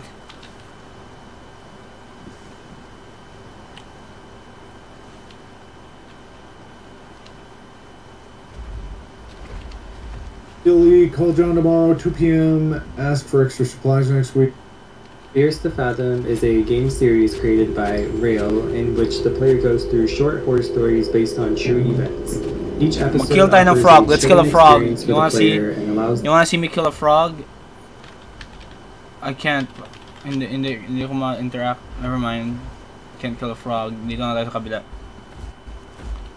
Thank you. I love my home. My eyes! Silaw. Ah, God, ang silaw talaga dyan sa area na yan. Okay, tingnan mo. I have my nest here. Look, I have my nest. Look at my nest. That's my nest. Like my nest? I love my nest. Nesty. Because if you look at my family tree ako, look. Character. I know, social. Family, tingnan mo. I am the proud father of 1, 2, 3, 4, 5, 6, 7, 8 baby dinosaurs. They're all adult na pala actually, this is a baby. I am the proud father. I am the dad of the server.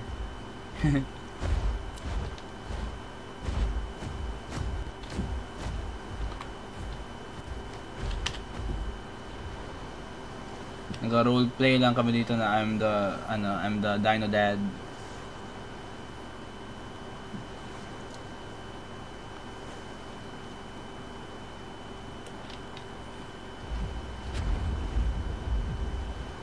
Oops, swimming na ako. Okay. Ah, walang frog. Sige. No frogs. Akyat tayo, Sammy. Akyat tayo. I'll show you the rest of the area. This is my home. My waterfall home. To relive the real-life event.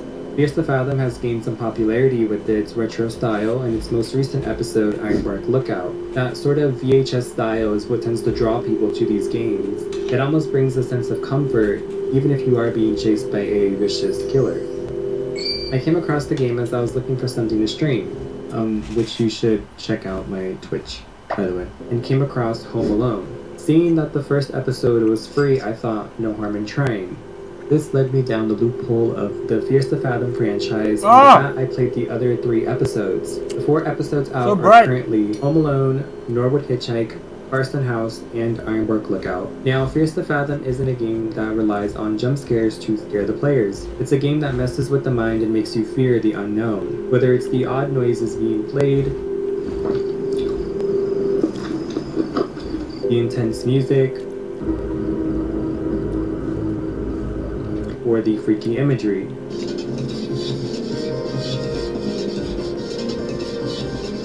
Every detail is perfectly placed to create each episode of Fears to Fathom. With that being said, I do believe there are some weaker episodes compared to others, but overall, good strong titles. Today we are going to be going over each episode of Fears to Fathom, reliving the true stories and sharing my experiences with them. So without further ado, let's hop into the first episode.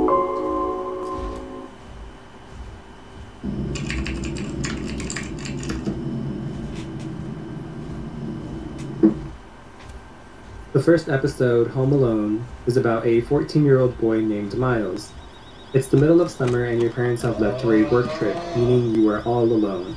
You start off by waking up in your room to your alarm clock ringing in your ear. You wake up at around 8 feeling hungry. You get a couple text messages from your mom and your friend Mason. Mason might be coming over for the night, but it's not yet confirmed. Your mom tells you that she left some lasagna in the fridge and we decided to have that for dinner. Already, the game has set the tone with the sounds that can be heard. Just listen. Roar, I roar! Roar! Before we head downstairs, we take a peek outside our parents' bedroom and notice someone standing outside. What was that? Okay. Oh. You head downstairs and eat lasagna while watching TV. This is That's where we are introduced to the ASMR segment of the game. Continuing to watch TV, here's my favorite part of the game. Crawling up the stairs. When it's nighttime, I get to be the monster. I get to kill anything that tries to kill me or anything that goes through my territory. I get to be the monster. Pero sometimes monsters go after me too. So sometimes people hunt me, sometimes I hunt them. Ang nag-hunt sa akin usually is yung mga dalawa, 2 players. Kasi normally they wouldn't win one-on-one with me. I'm not a good player. My dinosaur is just too buffed na. Maganda ang stats ng dinosaur ko eh. I'm not a good player. I just have a good dino. Pero I get lucky lang.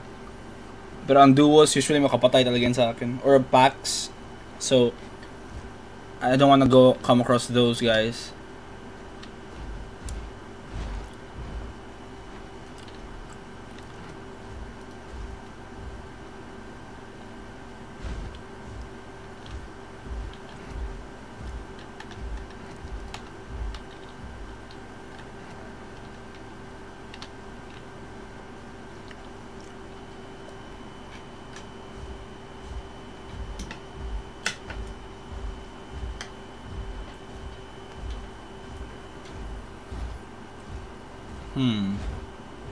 Once we finish our food, Mason tells us that he unfortunately can't head over tonight, which means we are all alone, or at least we should be. You go back to your room and complete your homework. It's now 12:38 a.m. and you finally head to bed. Then you wake up at 1:16 a.m. to get water from downstairs. This is where I had noticed I had become very, very paranoid. The sound cues being played and the intense music really began to make me feel nervous. It's almost like someone is downstairs waiting for you. You are expecting someone to come out. Hey, it's me, Jerry Star. But nothing happens. It's a Whoa, magic that Realism executes very well, even down to the ambience of the game. A key feature I had also noticed was the lack of pause, which to me plays a trick on the mind, making you feel as if you are really reliving the story. Once you drink some water, you go back upstairs. I heard something. Then, as you are about to head to bed, you get a text message from your mom. Ayun! No, ma'am. No, ma'am. It's swimming. No, ma'am. She sends you a picture of the man Sukumaimos. outside the door. At this point, we knew We were no longer alone. You slowly make your way downstairs, and your mom sends you a message I think he saying sees that me. he's been creeping around and that the cops are coming. You check the blinds, and Titan. that's when you notice him. Oh, I want Leave that. I you. want to kill that. Okay. It's time to hunt. Sam, you watching? Watch this, huh?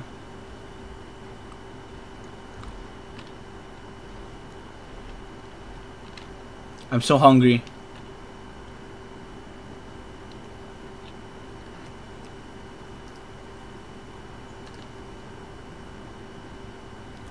I heard a Spino. Spino and a Titan? Fighting? A Titan, I can fight a Titan, but a good Spinosaurus, I won't fight it. Because that Spinosaurus will definitely kill me. Ayun! Yes, you're close. Yes. I want to kill you. I want to kill you.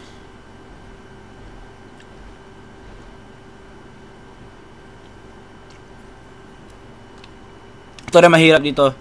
I have no way of locating him except for yung sounds niya. So I just have to listen.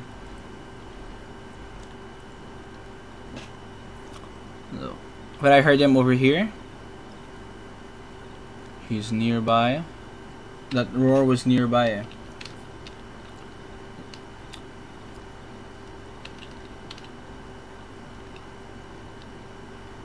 Okay. Watch this, Sammy. I'm gonna do what's called the pro gamer move.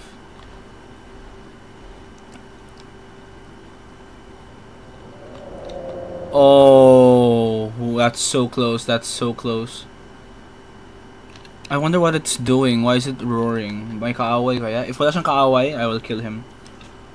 Kasi if may kaaway siya, I can't really do any damage kasi naka-lock in siya to another player. But hindi pwede baka third party here eh. Kailangan ng kalaban mo lang is yung party mo or yung the first thing that is locked in sa'yo.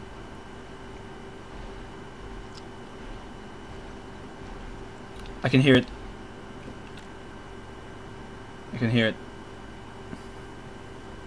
I mean, I can hear the footsteps now. I don't know if you can.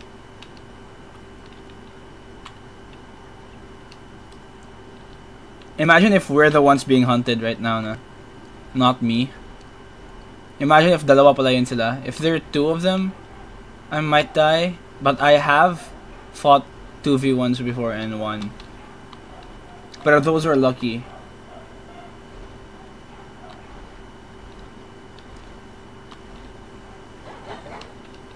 Okay, yun siya.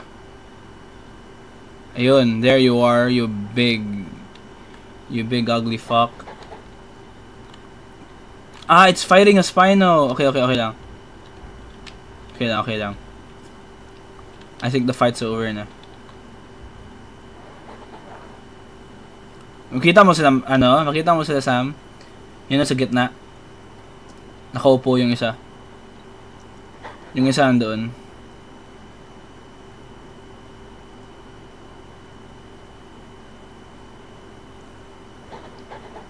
I'm gonna go for the Titan. So Titans for me, they're like so hard. I mean like they're so annoying kasi ang dami nila, abundant sila pero I can kill them kinda with less effort than most carnivores dito. Okay, good. He's coming.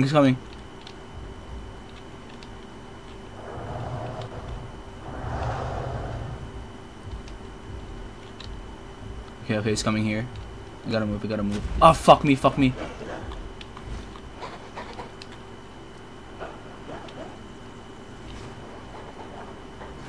Yep, he's killing something.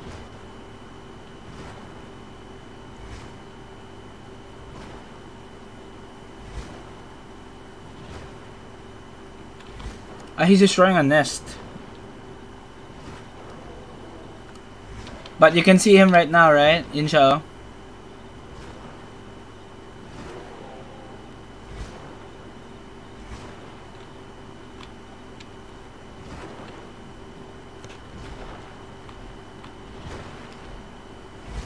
We're going after him.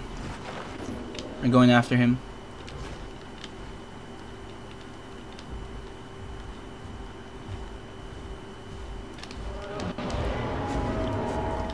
Yes!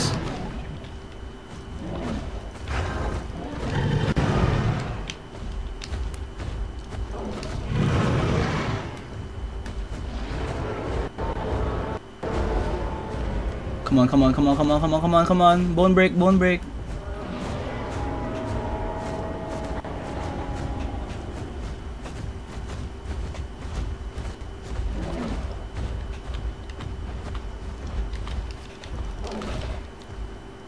Oops.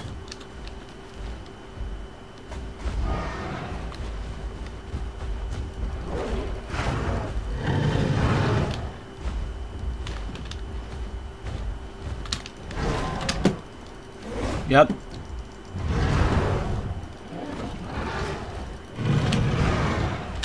Okay, he's super low.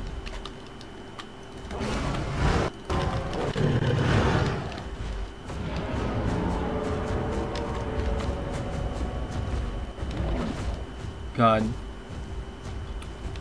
Okay, okay. Fight me!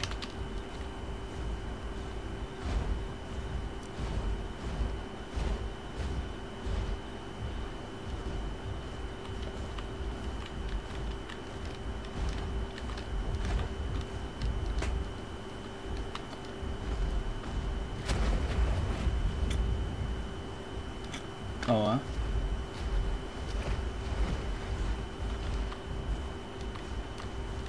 this is gonna be a slow ass chase.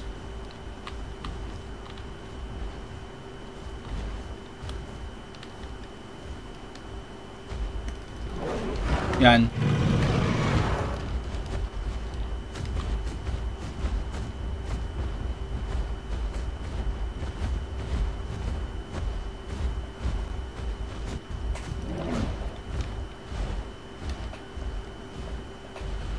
Oh, this is the slowest chase ever. Let's fight me, come on. Come on, dude.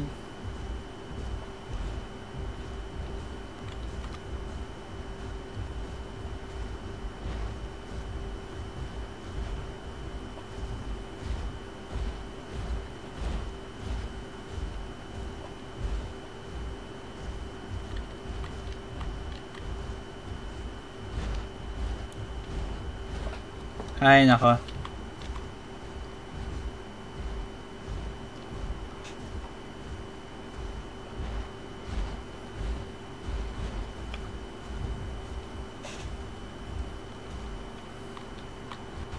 Ah! Come on, dude. Come on, dude. Just fight me. Come on. Wala ka ng choice. You're either gonna die.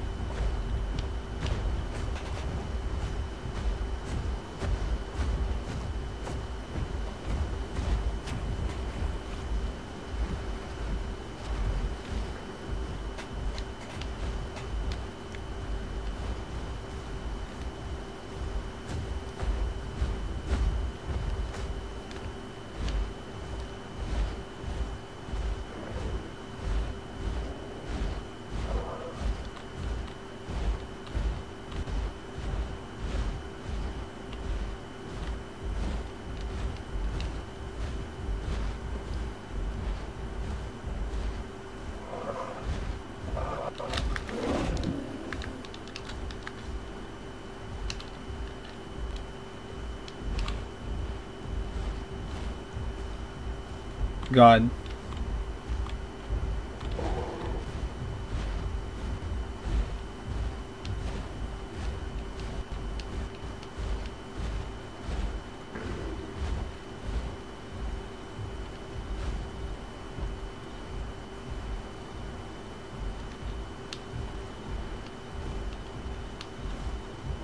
Ayun siya.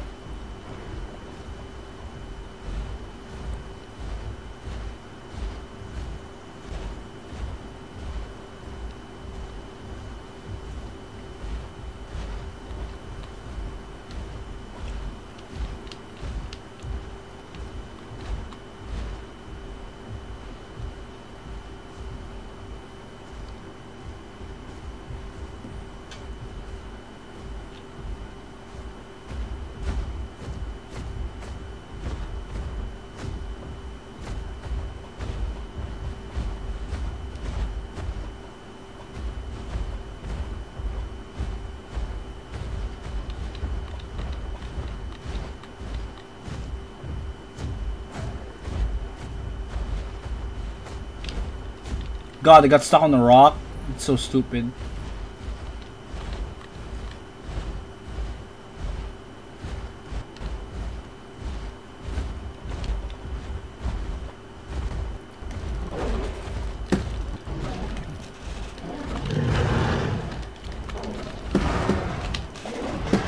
Yes, you're stuck. Yes!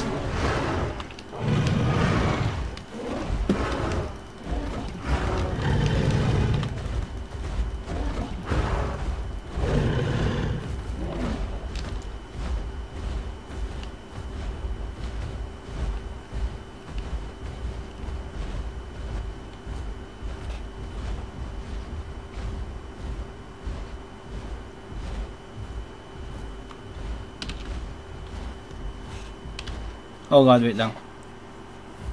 I pressed ano.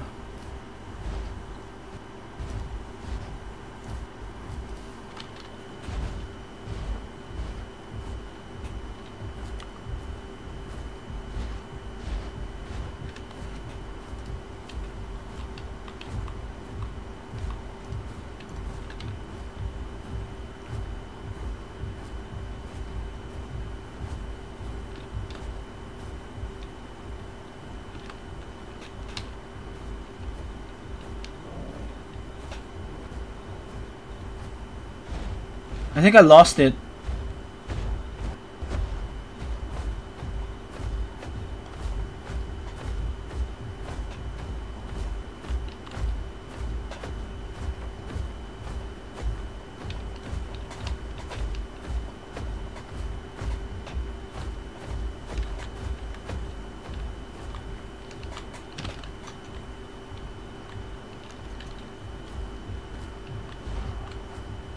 Okay, alam ko na. Sige. Heal, heal, heal.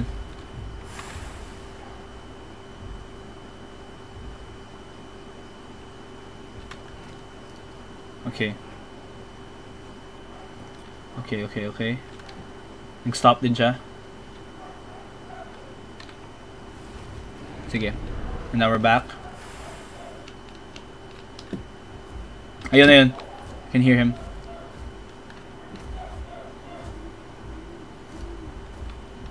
Taas siya, taas.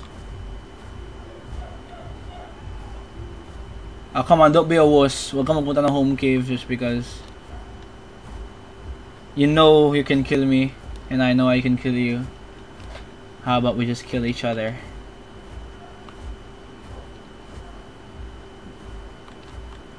I'm so hungry now. Look at my food bar.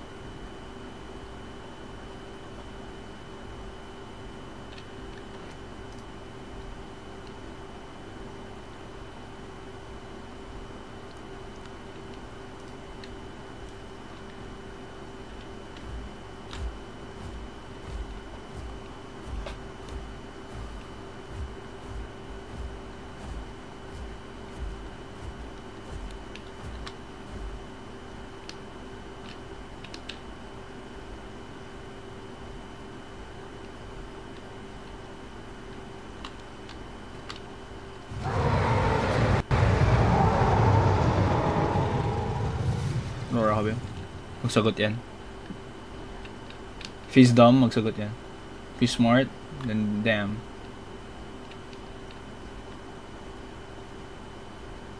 He might have went up here.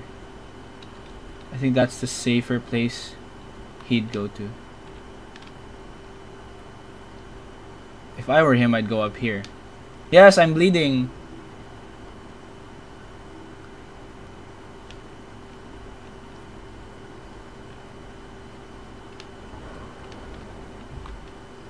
Ayun, yun. Oh, there you are. Oh, you're dead.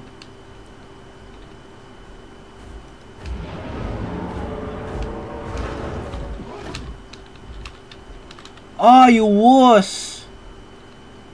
How the fuck are you gonna get out there now? You're just gonna die.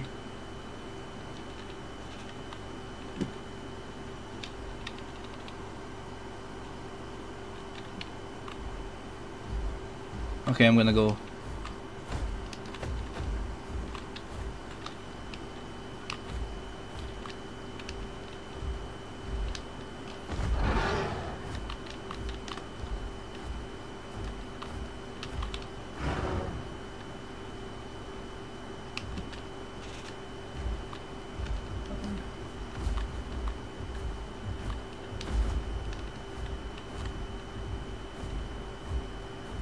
It's running, it's running.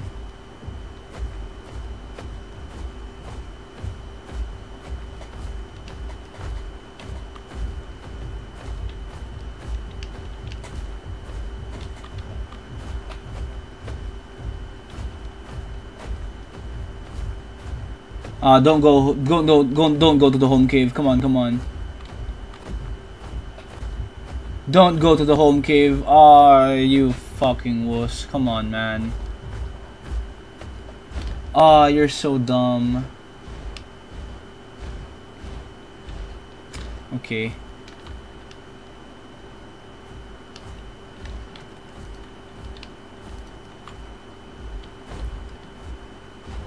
Nagpasok ng home cave. Grabe, nakakainis. Sige. Wala, failed hunt. He escaped.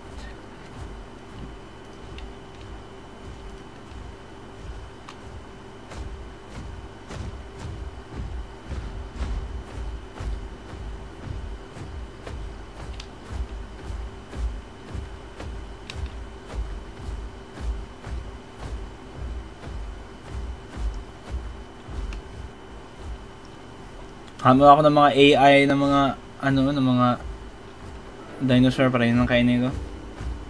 I'm literally dying na. Out of hunger. I'm that hungry. Oh god.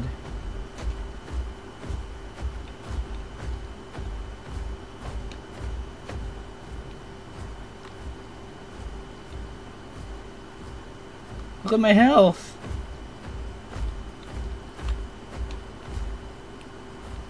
Nag-deplete na hunger ko just because I have no food. I need food.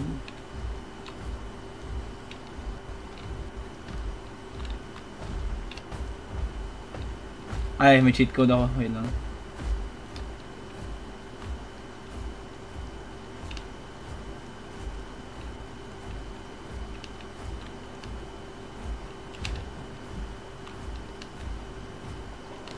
Wait lang. May cheat code ako para hindi ako mamatay. Wait lang. You have to exit.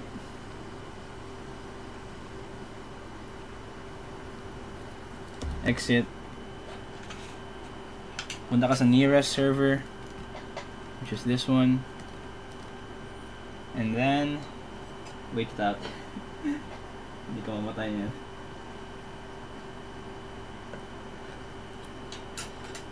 Okay. Hunt failed though.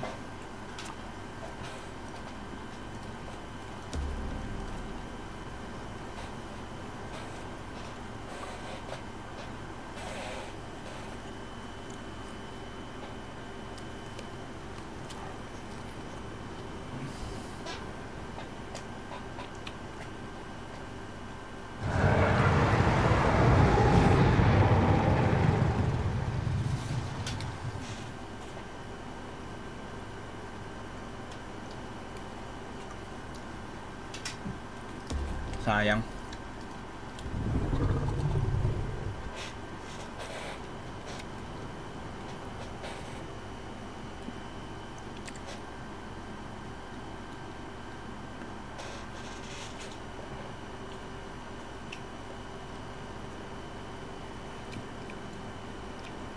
Yeah. Nang-bleed dinosaur mo. Your dinosaur bleeds.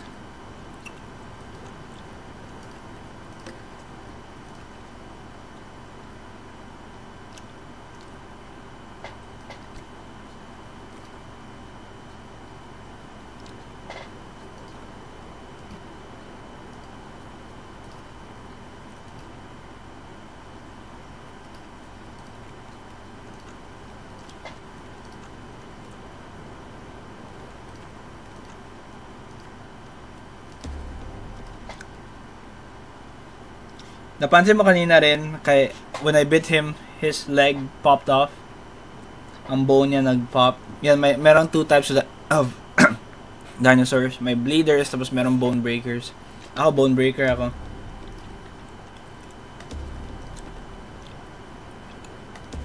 Sige daw.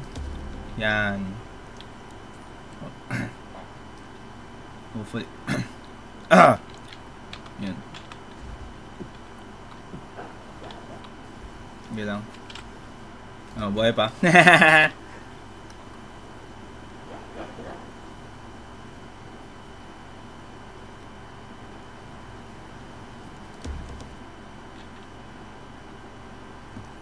Buhay pa.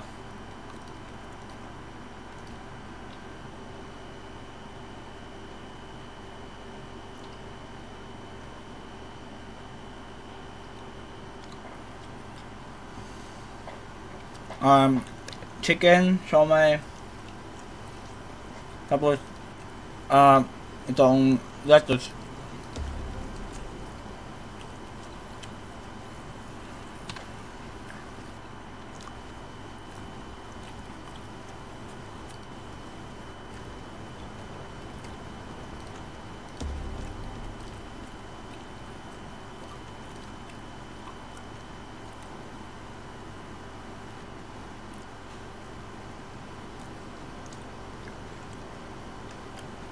While waiting, ano muna ako. The red light beaming over the intruder really did add to the fear. I had gotten taken While waiting for loading, wait muna ako dito sa manood muna ako ng video. Of the game because I had opened the door, not actually expecting the door to open. It's so itchy when I get scared. Like, okay, what do I do? Should I open the door? Imagine.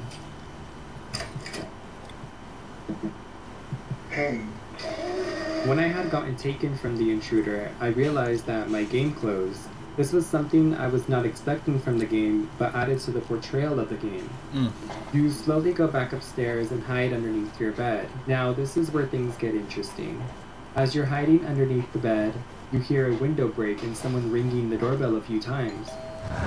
You get a text message from your mom saying that it's called out the door. You must now get out of the hiding spot and check the door. You exit the room and hear the floor squeak. Your heart races. And as you are about to head downstairs, the parents' bedroom door slams open. An odd shadow figure is shown, and from the looks of it, it appears to be somebody with their arms positioned to strike. It reminds me of the scene from A Nightmare on Elm Street when Freddy has those long tentacle arms. During all this, the doorbell continues to ring. At this point, you can either choose to check the front door or run back into your room. And so, we did just that. We hid. The doorbell continues to ring for some time, and surprisingly, the cops end up coming.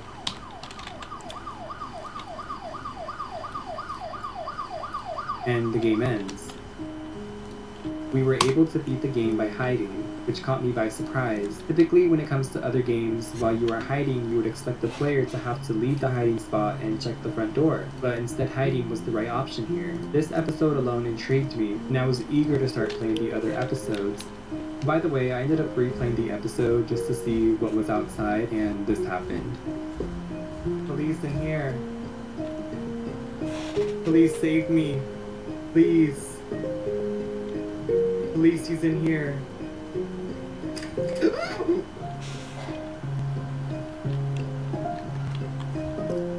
my god, I'm standing there. You guys like, I'm Yeah, sorry Paula. Home Alone was a perfectly crafted short game. It was different from your traditional horror game. It didn't need cheap jump scares or intense gore to frighten you, instead made you fear what was never there. The only time you actually get jump scared is if you either open the front door or you head downstairs, which I assume a majority of players did not, except me though.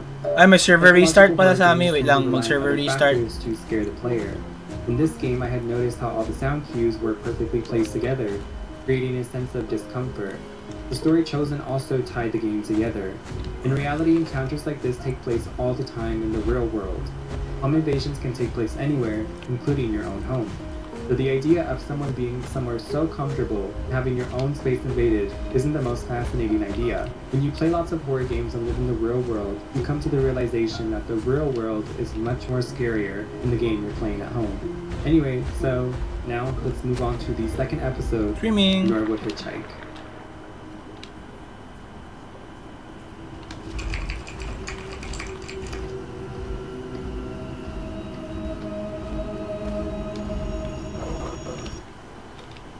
The second episode, Norwood Hitchhike, is about a 19-year-old named Holly Gardner who was on a drive home and runs into some issues.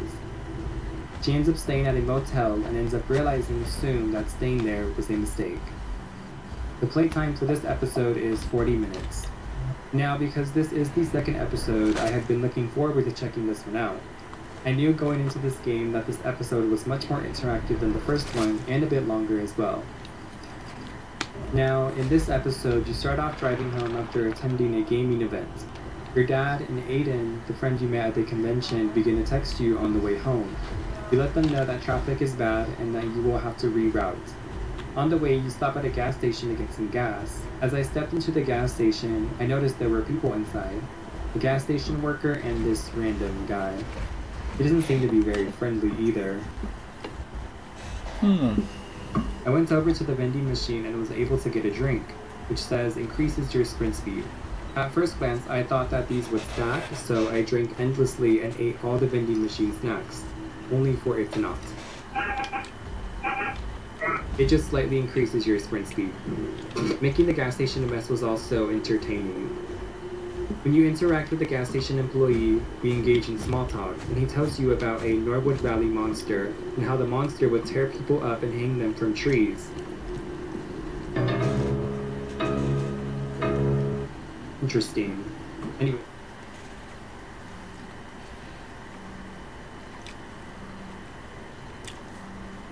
Sammy, my server restarts here so that hindi mag-lag. So they reset the server para ang kanyang para ang environment mag-back to zero. Which is nice. Kuha mo na tubig, wait lang. I shouldn't speak when I have food in my mouth. Ow! I hit my head.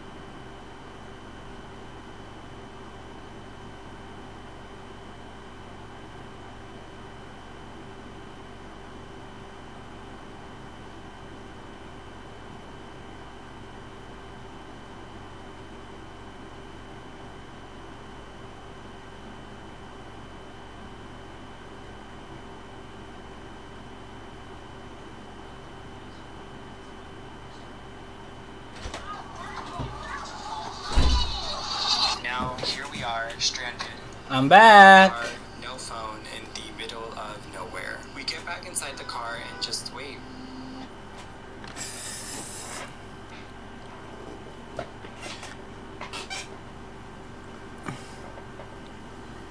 Sa may joke ako. I have a joke.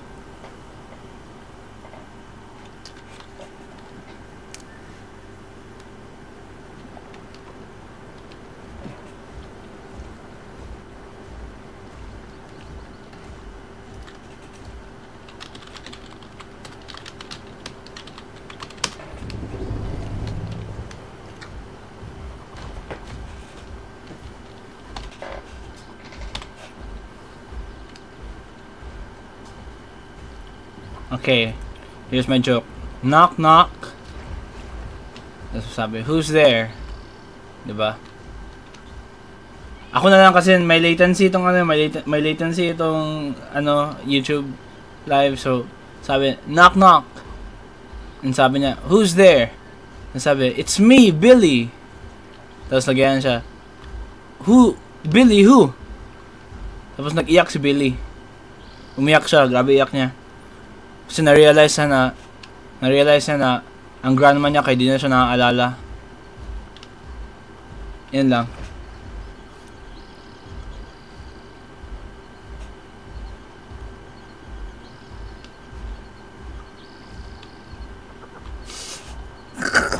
So stupid, sorry.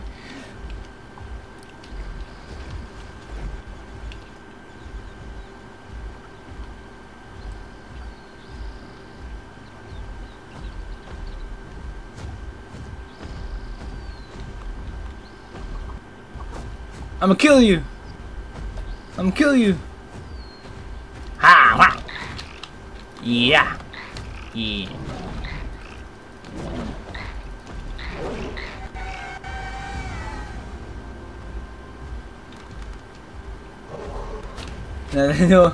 Hindi mo na-gets.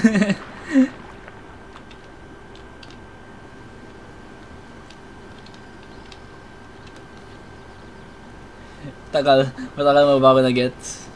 Sige lang, at least na-gets.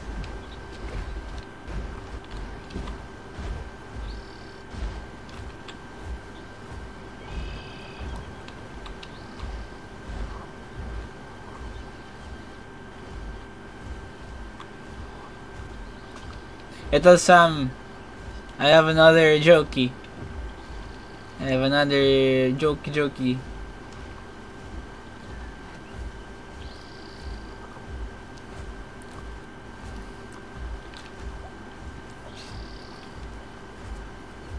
I have another one.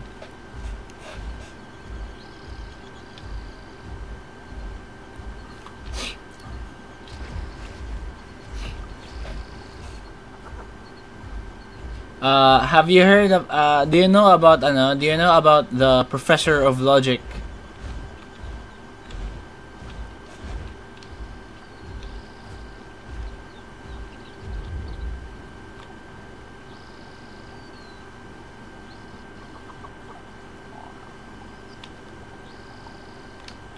Yeah.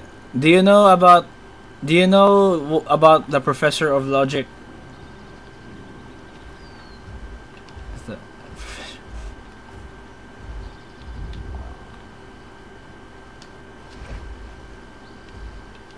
Do you know what logic is?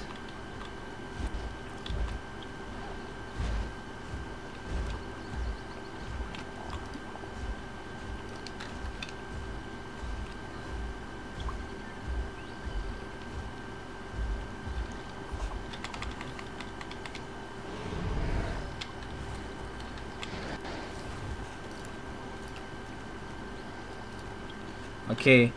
Pero di mo pa alam yung professor of logic na yung professor siya of logic. Kasi ako, I met someone, new neighbor namin. I met him like a few weeks ago. Sabi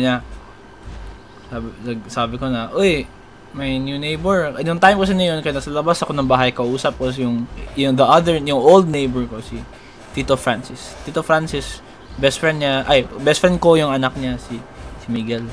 Tapos napansin namin sa other house, may new car.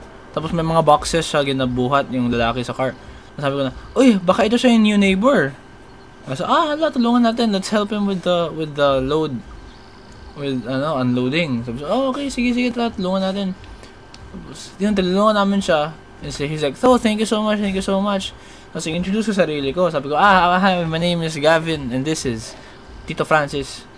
We are your new neighbors. Sabi niya, oh, hello, thank you so much for helping me. My name is Dan. I'm new to the town. I'm new to the place, so I'm not very used to it yet. Sabi niya. Sabi ko, oh, it's a fun place. Sabi ko, we have fiestas here.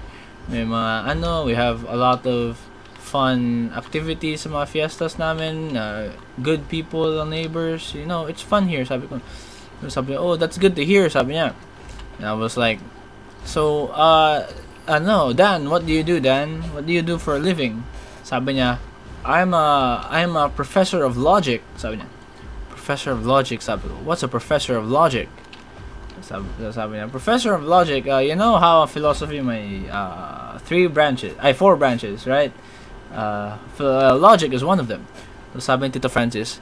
Pero di ko pa rin gets. Sabi ni Tito Francis, what do you do as a professor of logic? Sabi ni Dan na, well, it's logic is a series of syllogistic inferences. Sabi ni Tito Francis na, wait, I still don't get it. Sabi ni Dan na, okay, Francis, ito lang, let me give you an example na lang, Francis. As I was watching, I was like, what's happening? Sabi ni Dan, Francis, do you own a doghouse? Sabi niya, yes, I do own a doghouse. Sabi ni Francis. Sabi ni Dan, oh, if you own a doghouse, that means you have a dog. But yes, sir, I do have a dog. Where does your dog stay? Sabi niya na, oh, my dog stays outside the house. Oh, if it stays outside the house, then most likely that means that you have a family. Kasi the dog's there to protect your family, right?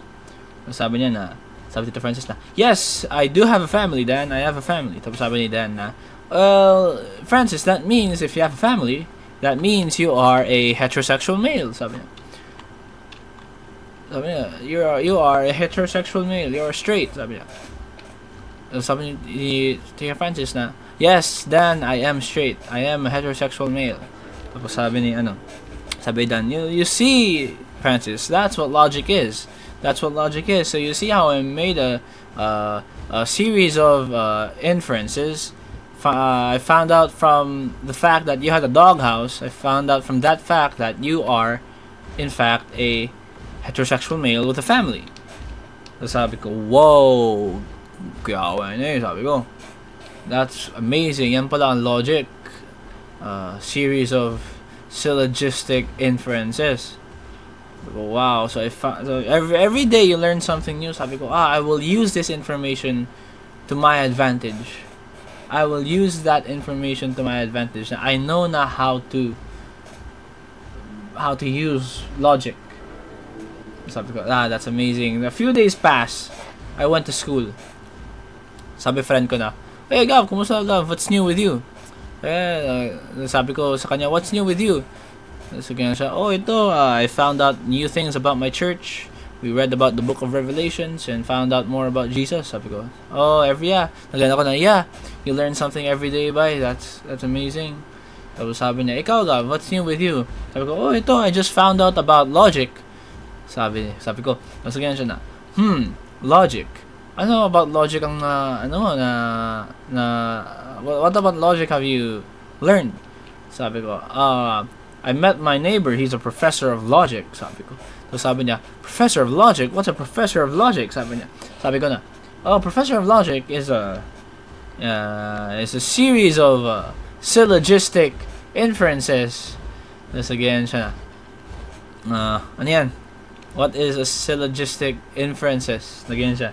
Sabi ko sa kanya, okay, kung hindi mo gets, let me give you an example na lang. Sige, ito bye. Sabi ko sa kanya, bye, here's my question to you. Do you own a doghouse? Sabi ng friend ko na, wala akong doghouse. Sabi ko sa kanya, oh, that means you are gay. Sabi ko, you're gay. Sabi ko, you are gay.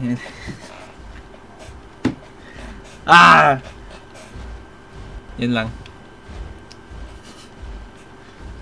That's it. It's so stupid.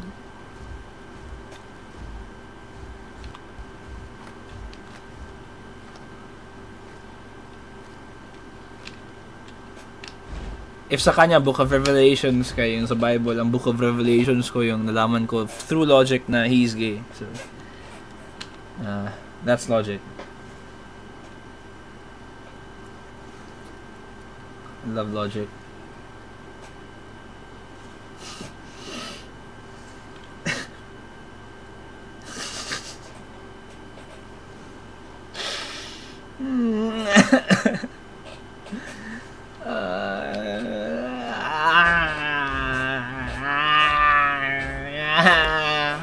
No. Do I have to explain the joke? It's a joke. Yes, it is a joke.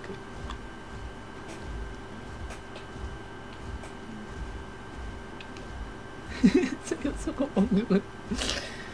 Ay, nako.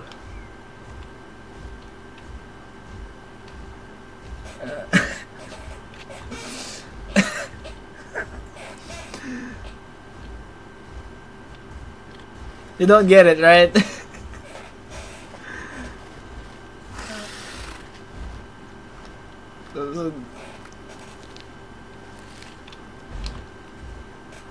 So, di mo gets.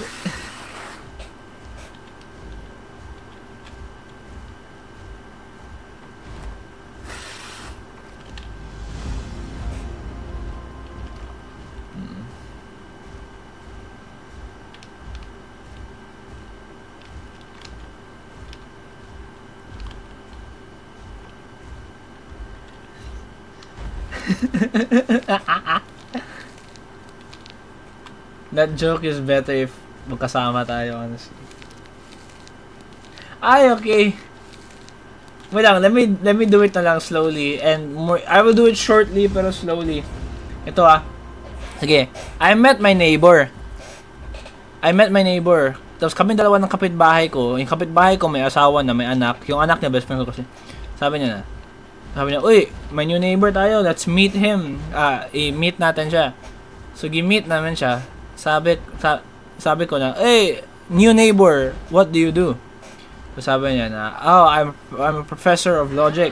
Tapos ako, hindi ko alam anong meaning ng logic. Tapos si Tito Francis din, yung kapitbahay ko na isa, yung tito ko, hindi na rin alam yung logic. So, nagyan yung guy na, yung neighbor na, okay, I'll give you an example.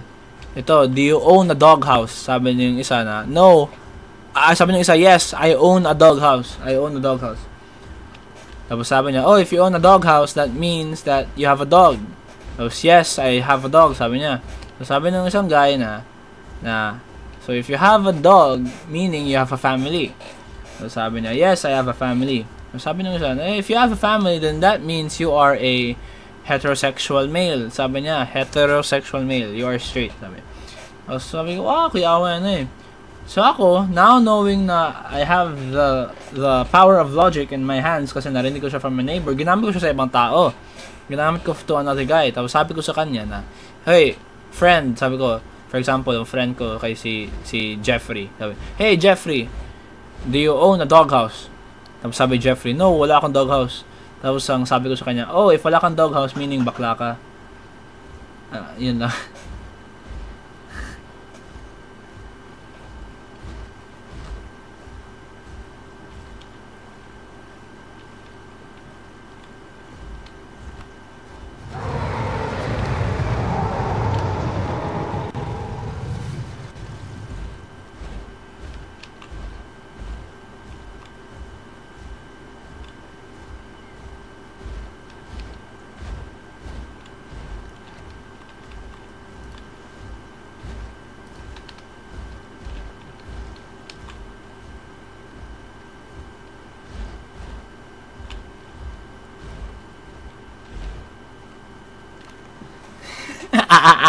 Yay! Nagets na!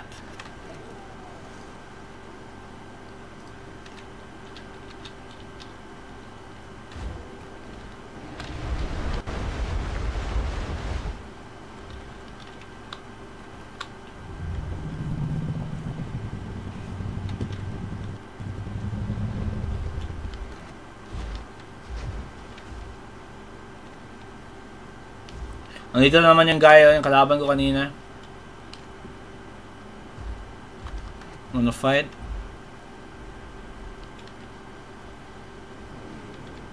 Complicated, yeah.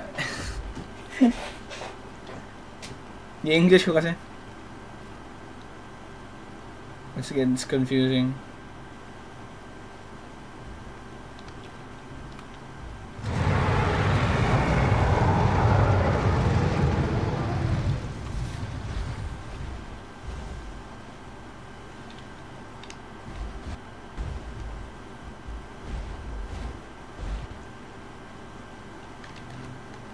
Should we fight him?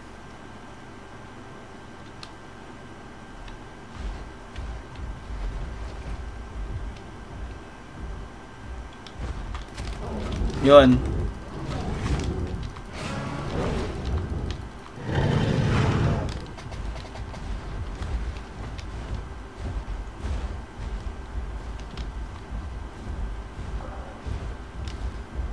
Nakakaway na dyan siya.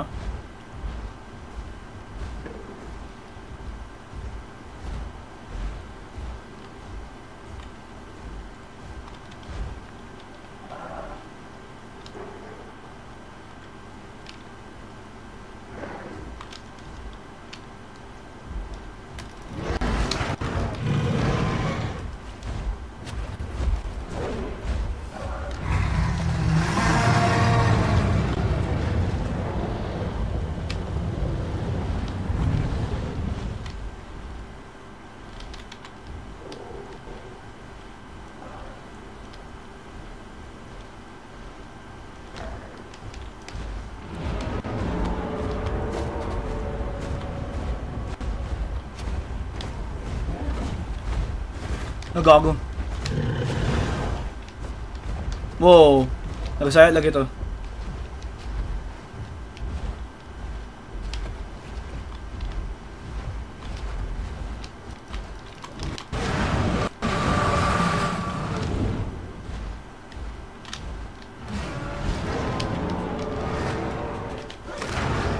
Oh, I'm gonna die.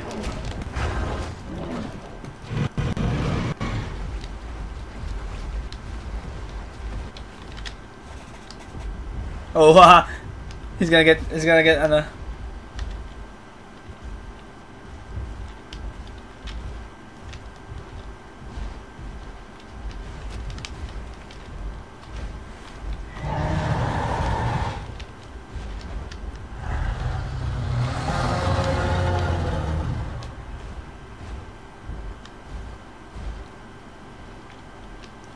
Magsali man tong isa.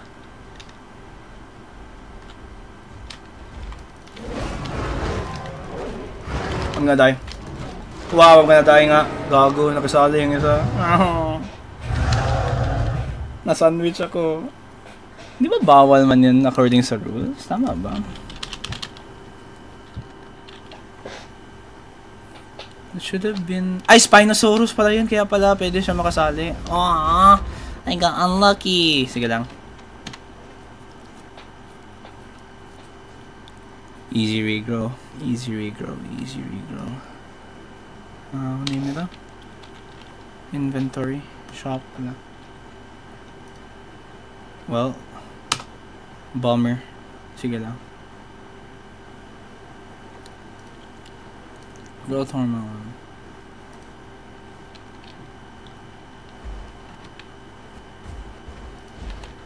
Are you serious? Dito ako nag-respawn? Ah, oo, tama nga. Cheating nga siya kasi hindi ako na ano. Yes! Haha! Akala ko namatay ako kaya tanga ako. I lost because both of them were cheating. I am not a baby. Na-detect na ng cheat engine nila. That's good, I guess. I died not a baby. I died and respawned not as a baby pala ang ginamin ko. Sorry. That's good eh. Pero sad pa rin na namatay ako.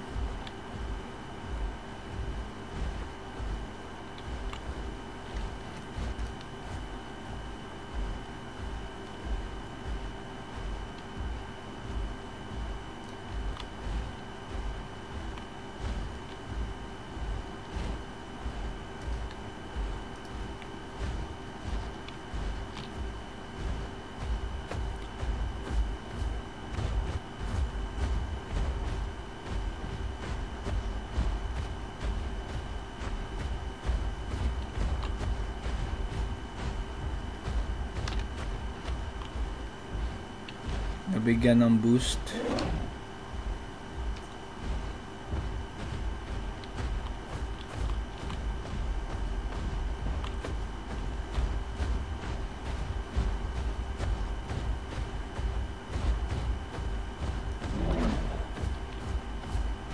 Ba't ano mas lagi ako?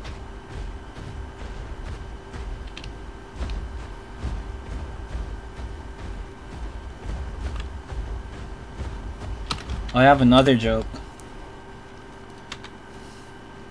I have another joke.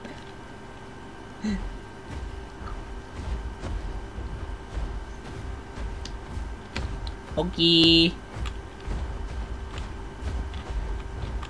Charger.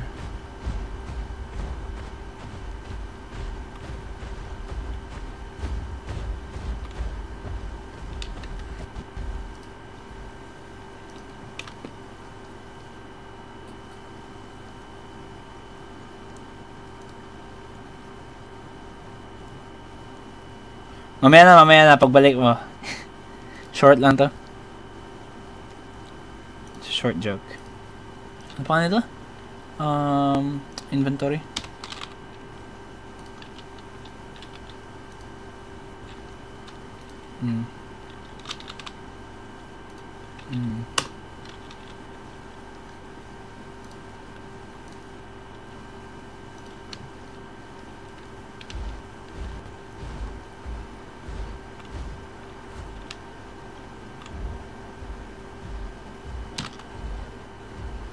Ay, okay.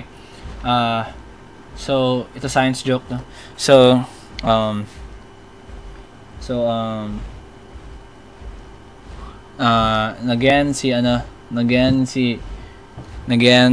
again ako sa ano ko. Again ako na. Fuck, why am I stuttering? Sabi ko na i-invite ko si Pro yung ano fuck, why am I stuttering? Okay. So, a neutron and a proton are planning to go on vacation. A neutron and a proton are planning to go on vacation. And they have to leave in 5 hours. 5 hours agad. So, si proton, hindi pa siya naka-prepare. Tapos sabi ni neutron na, "Yo, proton, you gotta pack things na. You gotta pack a lot of things because we're going on vacation." Sabi niya. Sabi ni neutron. Tapos sabi ni proton na, "Neutron, it's okay, man. I pack light."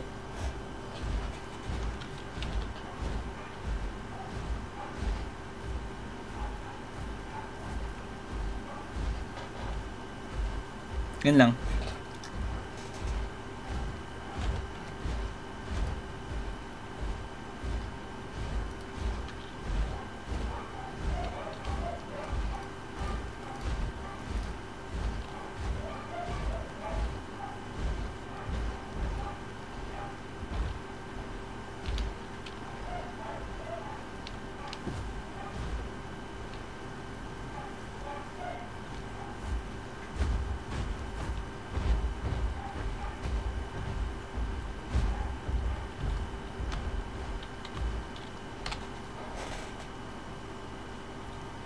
Okay. Nako. Okay, a proton and a neutron are going on vacation. Pero si proton di pa nag-ready, di pa na nag-ready si proton. Kasi si neutron inis na, sabi ni neutron na, "Hoy proton, we're leaving in 5 hours." Tapos di ka pa nag-prepare. Kailangan ba marami tayong dalhin para sa vacation? Pero ang sagot ni proton kay, "Bro, it's okay bro, I pack light."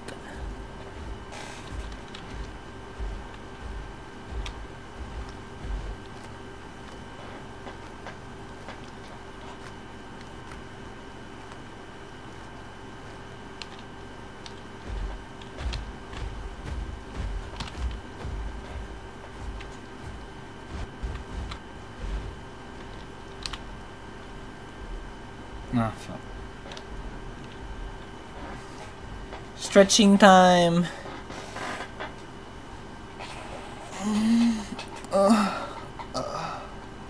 Stretchy.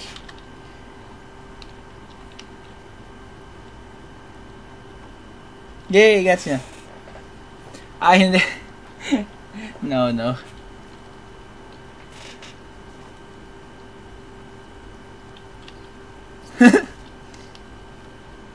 No, that's just my style. I leave long awkward silences.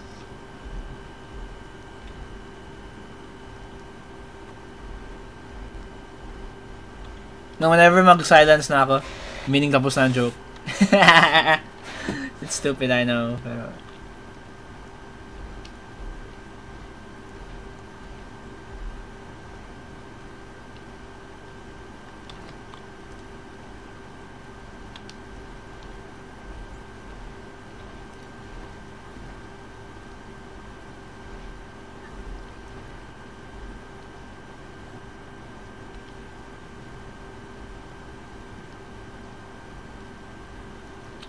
Motherfucker.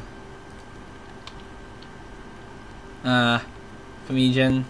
Probably not. Not really. I just like joking.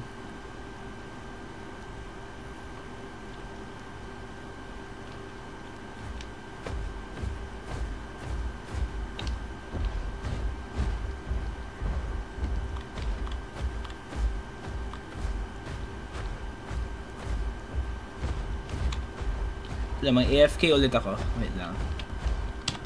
I'm gonna go AFK again. Wait lang ah.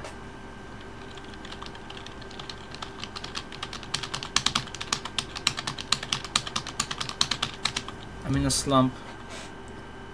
2 days na ako namamatay. Sunod-sunod. While I was in Haiti, I visited the École Nouvelle Zoranger, a school that serves some of the poorest children living in Port-au-Prince.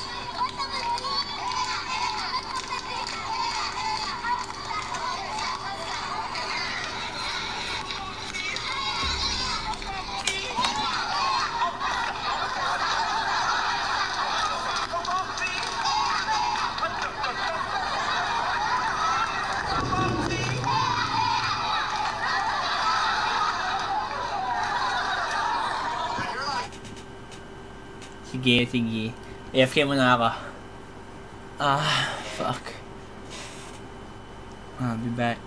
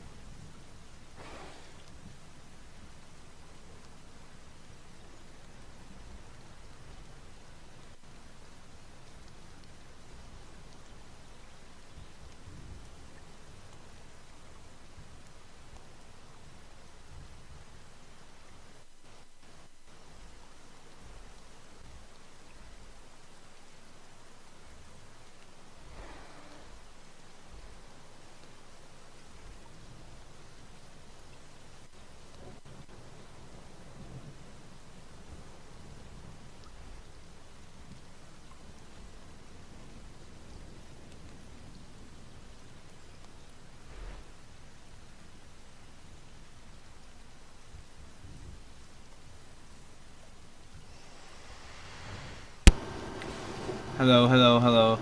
I got my mic turned off. Sorry. Yes, I'm still here.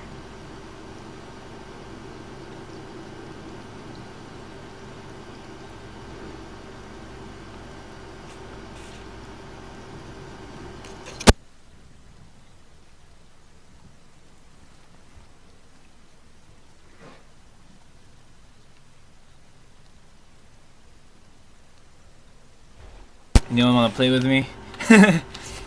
We're all like...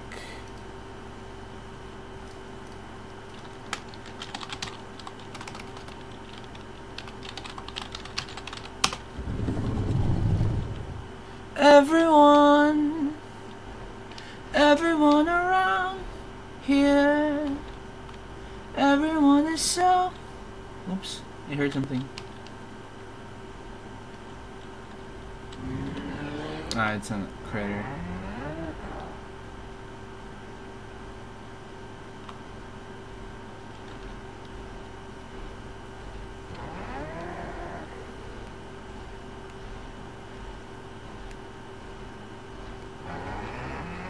Yeah, dude, I hear you.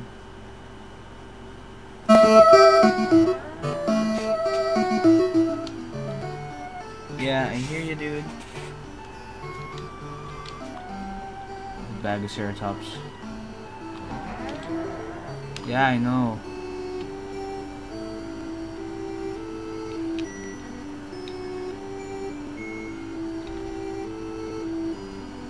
I wanna fight a Nappa. Nappa would be fun.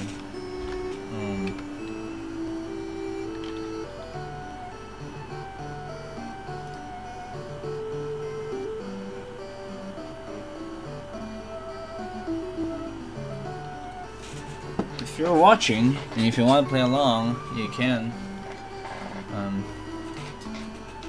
This is a semi-realism server though, so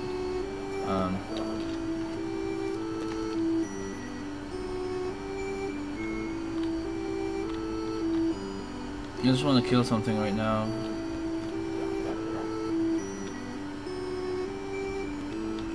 I hear something in the water though.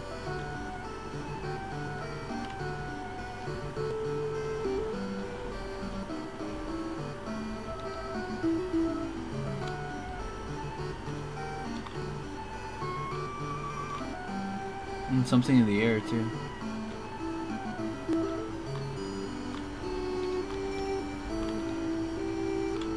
Hello?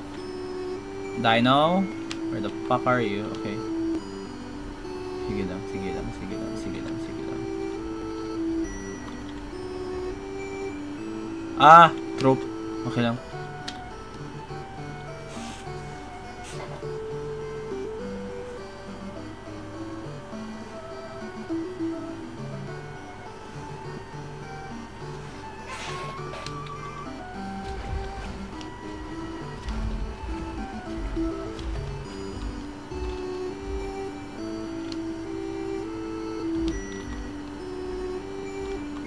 I guess yun siyang nag-ano. Ah no, sorry, Thalassodromeus pala yun. That was a Thalassodromeus. That's not a trope.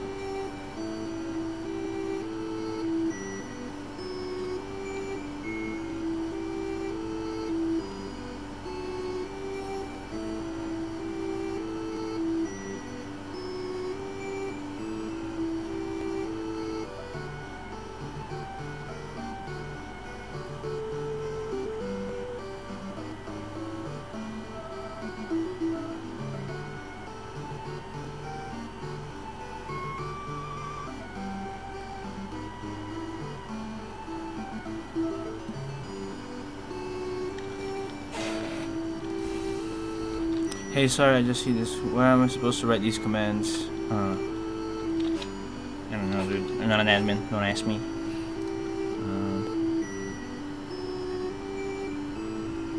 Ito. Hello. QP. Who's QP? Goat. Why goat? Hello. Si Isaac. Is this Isaac? Ikaw ba to? Hello.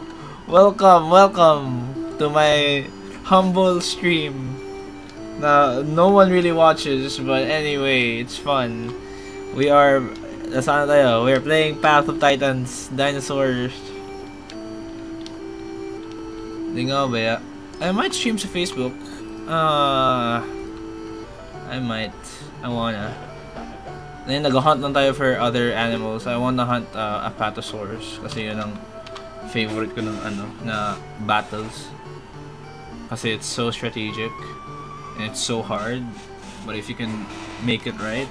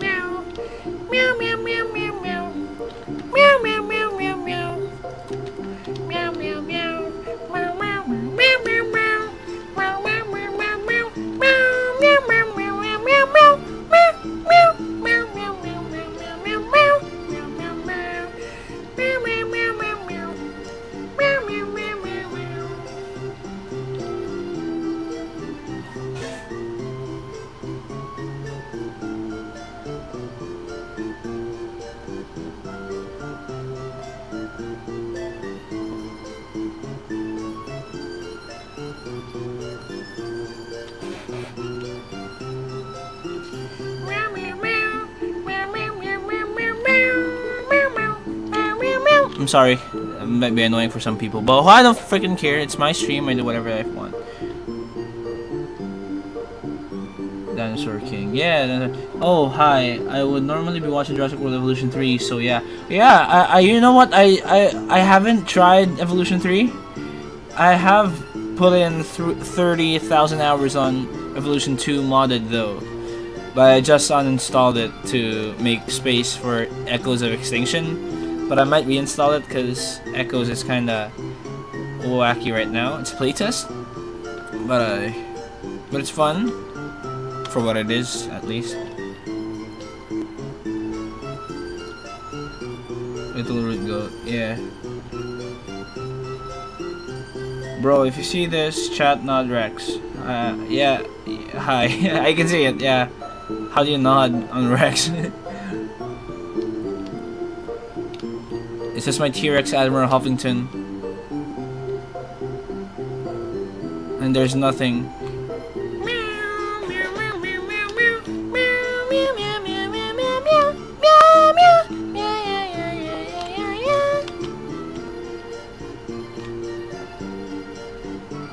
I wanna kill Appa. I want Appa.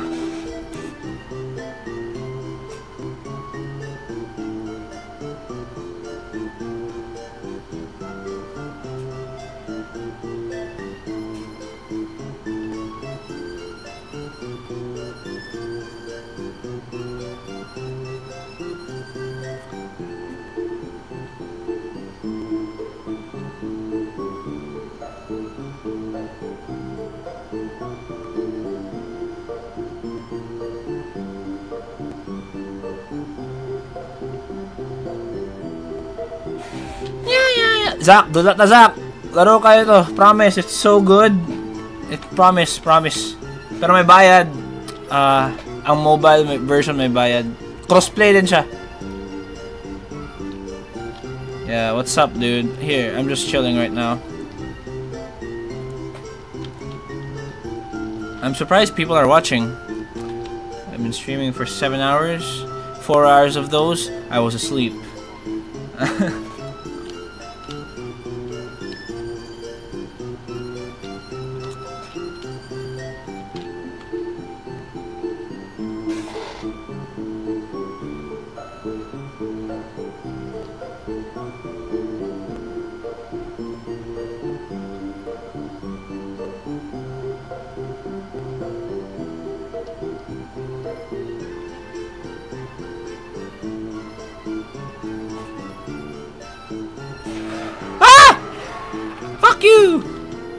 Fuck you!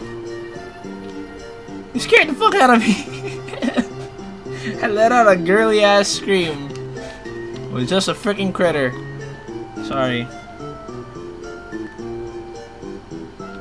May 8-bit remix ba? Oh yeah, meron nga.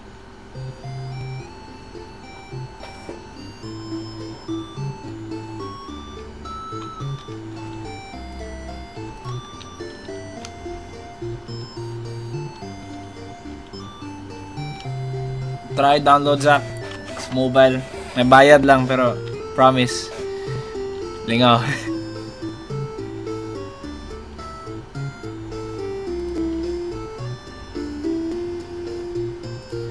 What do you mean going to play?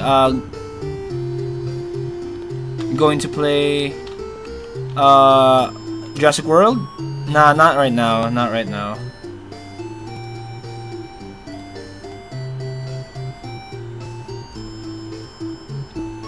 I'm kind of just chilling, you know.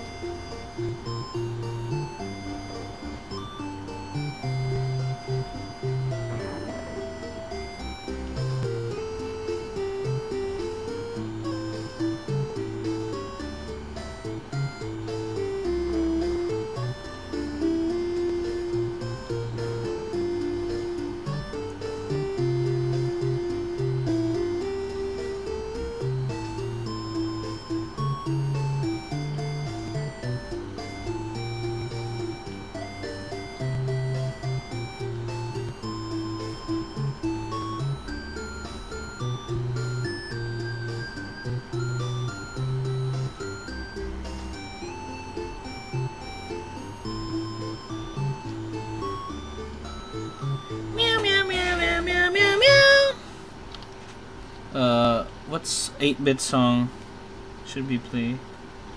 Violet City. Violet City. From Gold and Silver. Sige. No, that's not it. Ito pala. Yan.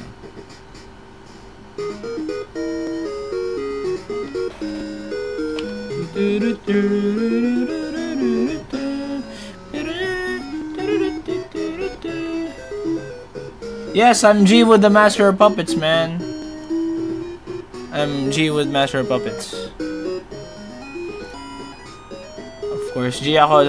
Habang nag-stream ako, call lang kayo. Wala nang pakialam. Mute. I'll just mute my mic.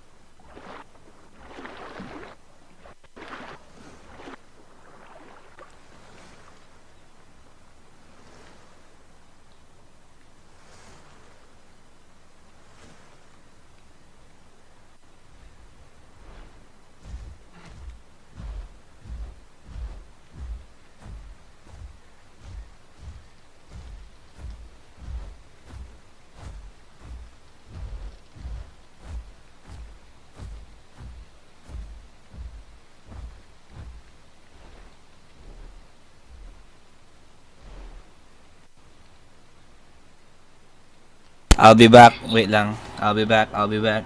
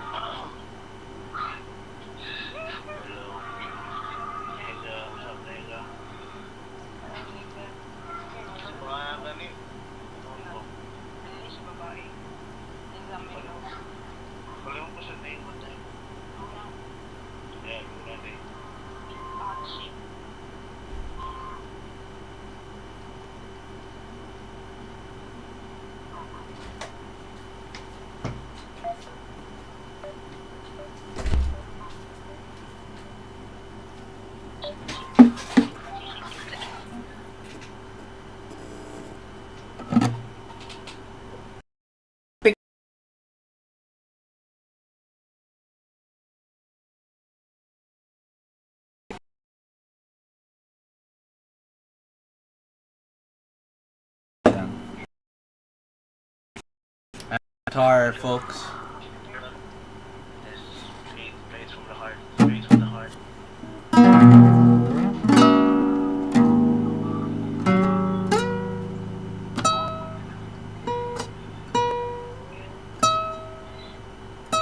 Yeah.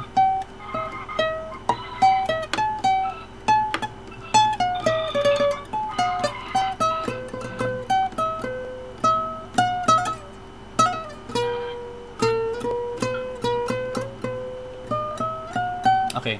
Naalala ko na. Sige, ready? Sa intro ako mag-start? Sige. Okay, sige. 1, 2, 3, go. 1, 2, 3. Ah, mali. Yan pala.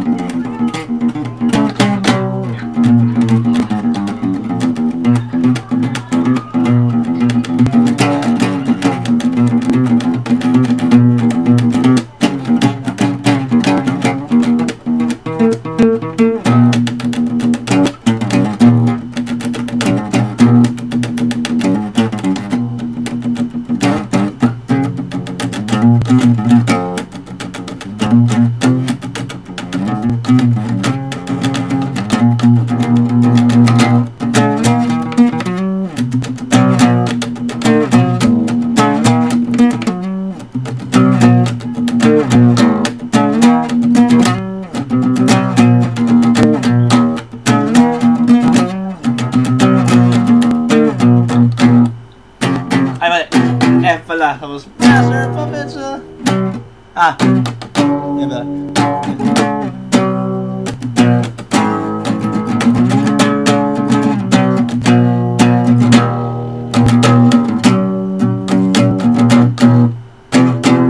Tapos maganda siya mag... Ay, di pala.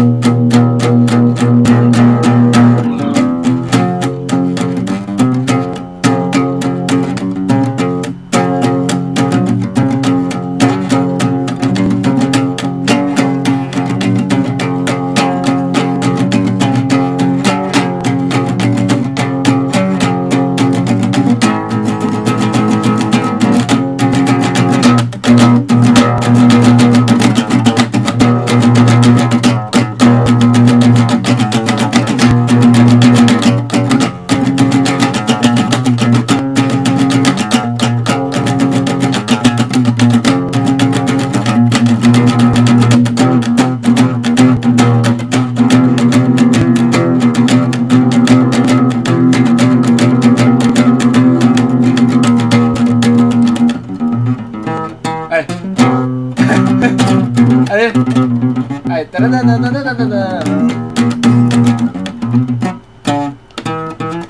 Ha? Ayan ba? Nakabilo ito, Bart. Ay, ayan ba?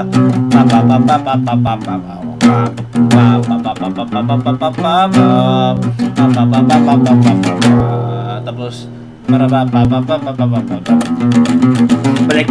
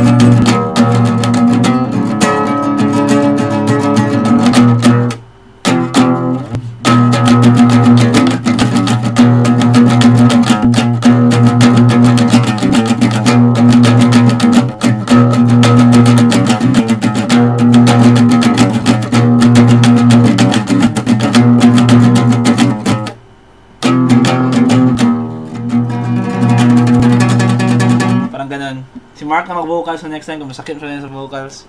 Master! Master!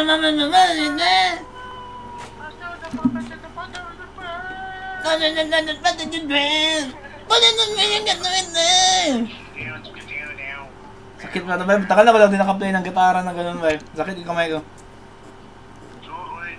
Oo. Yeah. Yang ganito na style ah. Pero kasi kahit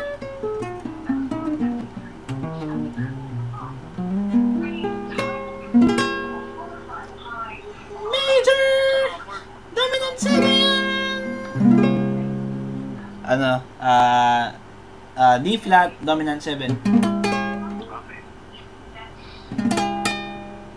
Add 2. Yee! Yabag! Yun lang. Ano ba kanta? Suggest song.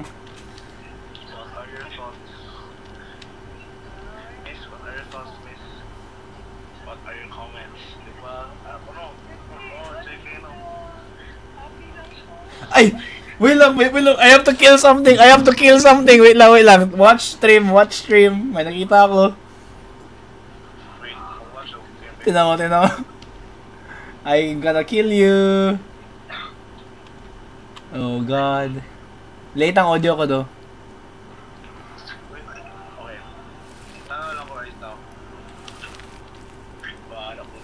Ayun ka, gago.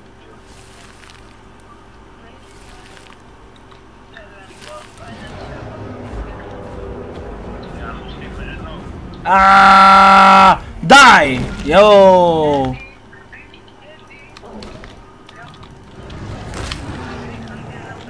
Hala, gago. Hala. Galingan niya eh.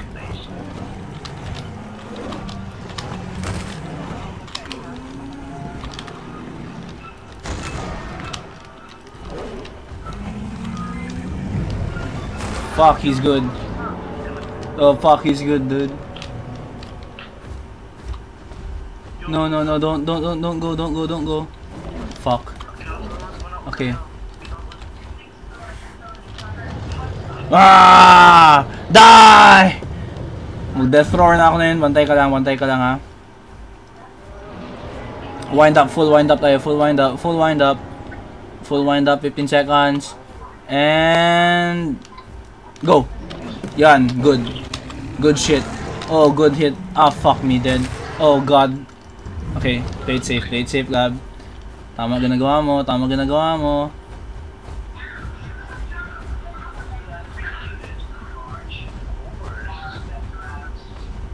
Ay, pinapaubos mo ano ko, no? Matalino kang gago ka. Run! Run! You're not gonna live, bro! You're gonna die! Yan! Hahaha. He dead. Okay, patuloy. Ano yung conversation? He's dead now.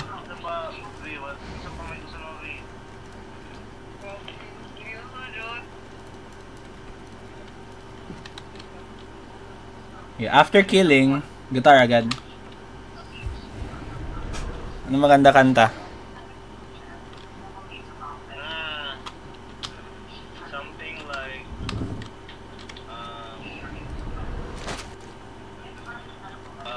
Guns N' Roses. Guns N' Roses. Si Child of Mine?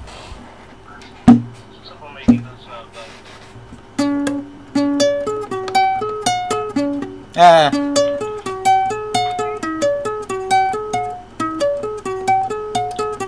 Ah.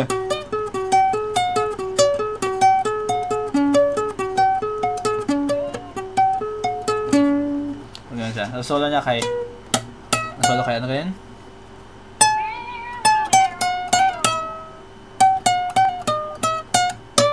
Ay. Ayun? Ay.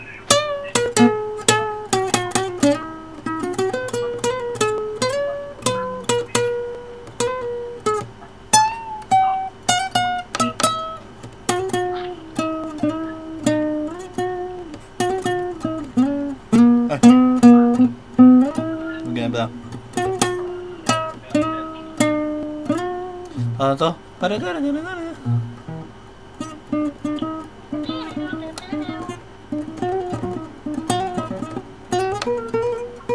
Nakalimutan ko na ba eh. Ano na yan?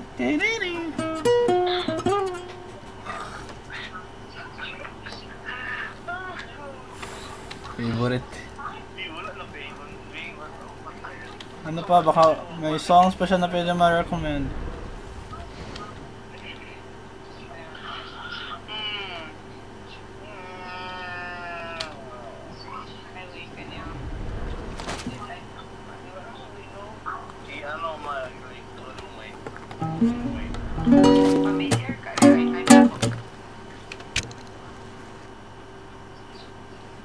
Ano kayang comment dito?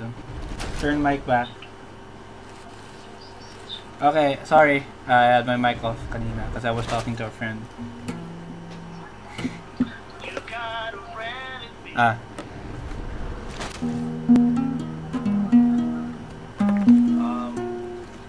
Anyway, you want it.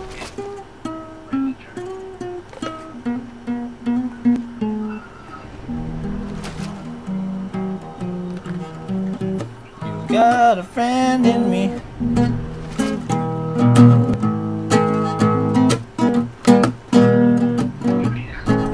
Looks never rough her hand in her arms and a nice warm bed.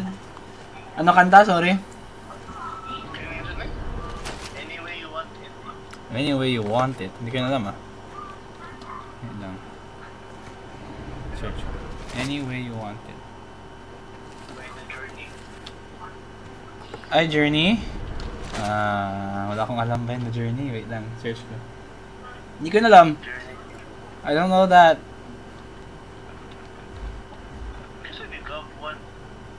Ah? Saan?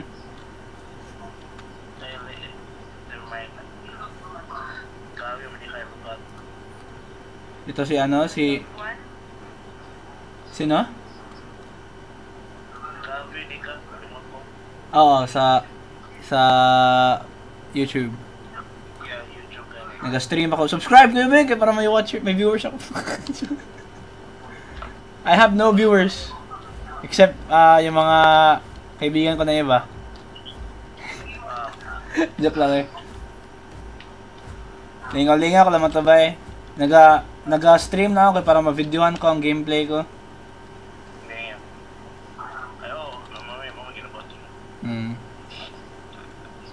You just remember what your old pal said.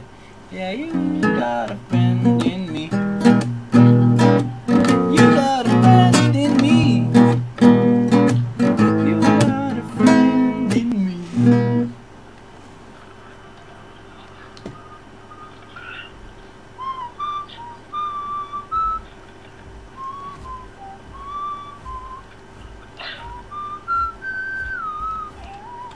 Ba, di mo rin mag-whistle ba?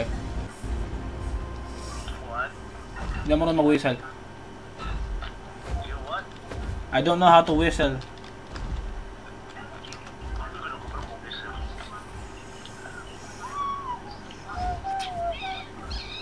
The whistle.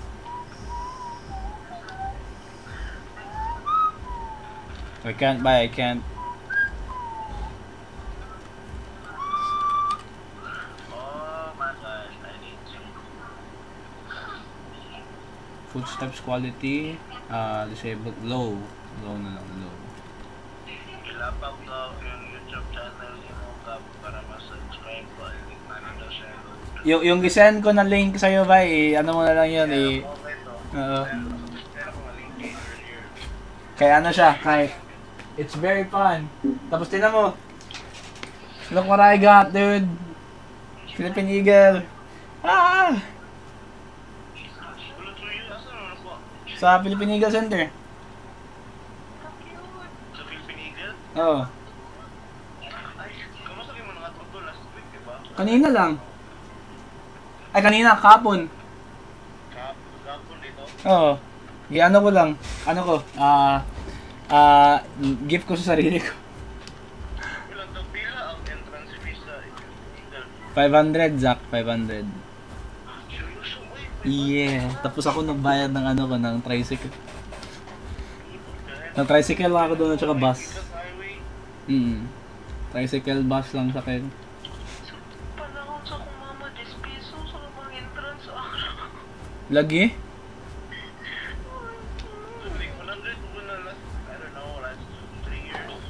Pero ano lang good ba? In need sila ng ano ng funds. Oo, kaya walang masyado nag-donate man good sa center daw. Lagi. Kaya nag-donate ako doon ng ano ba? Nag-donate ako 1K. 1K.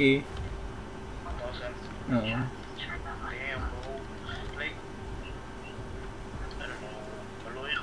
Gani ba eh? Pero maganda man facilities nila. Pero like secured Japan after 20. Oh, secured siya ba eh? Secured, malinis. Ay, okay. Meron sila ano. Wala lang, aside lang ba, like, need no funds. And then, I don't know, wala siguro nakita sa government. Okay, hindi man yun ang focus ng government na yun. Ang focus mo ng government na yun kay ano. Bullshit.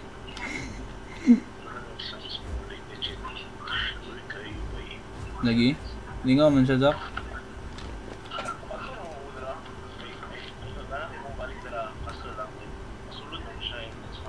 Lagi. Kung magbalik kayo, pwede pasama.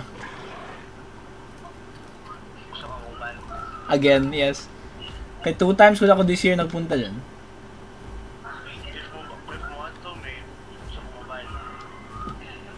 Tama ako. At saka nang ano ako ba, nag-aso ko doon kung mag-internship sila doon ba, kaya magsali ako after graduation, mag-intern ako doon. Okay lang, sabi lang wala man daw requirement sa walang requirement sa course, basta lang may alam sa animals. Basta meron kang knowledge, magbigay siya ng parang test. Tapos nagulat yung tour guide doon, kay karami kung alam about animals. Tapos sabi niya, "Uy sir, pwede kayo mag-apply." Sabi ko, "Sige." Kinuha ko ang number nung tao, yung tour guide. Kay lingaw man. Lagi lingaw siya ba eh. Gusto ko mag-tour guide doon. Ito po ang ating Philippine Serpent Eagle. So, these species are native to Northern Mindanao and magiging ba? Mali nga ako.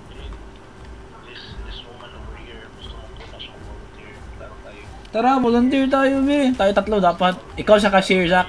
Ikaw sa cashier. Actually, it's okay. First, okay kung gusto mag-volunteer may nga na. Bye, lingaw siya, promise. Nung summer, nag-volunteer man ako tree planting sa Philippine Eagle Center din. Ano siya?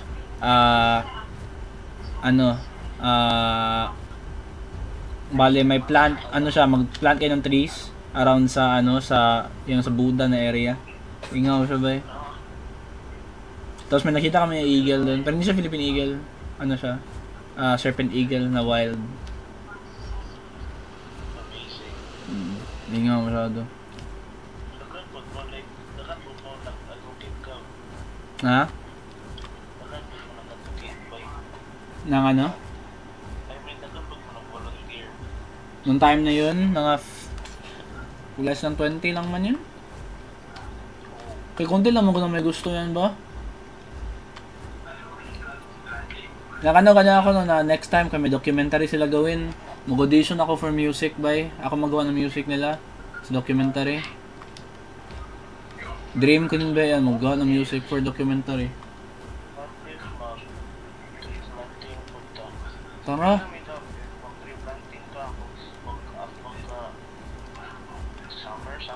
Summer yan, mga May, April, ganyan. Sige. Update ko kayo. Promise, bye. Ano, every time makikita ako ng Philippine Eagle, bye, mag-iyak din ako. Pagkita ko ng for the first time, nung summer, grabe iyak ko. Tapos nung kahapon lang, kaya nakita ko isa, iyak din ako.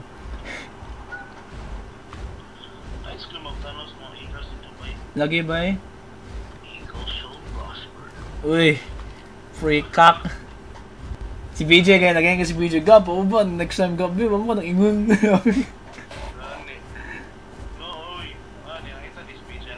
Oo. Kay actually nag-isip man ako mag-invite bay. Ang problema ko lang gusto ko mag-isa nung time na yun. Oo, ako lang. Kaya gasto ganin masyado, pero sige lang. Next time for sure.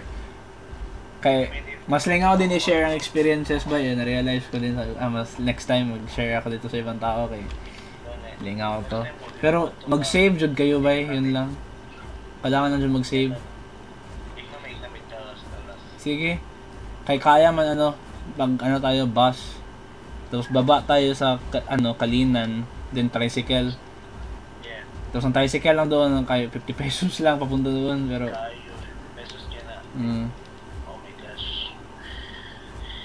So mag-ready na kayo ng mga 3,000. Eh baka magbili pa kayo ng merch or something. Kaya nabili ako ng shirt. Tapos ito. Tapos ito.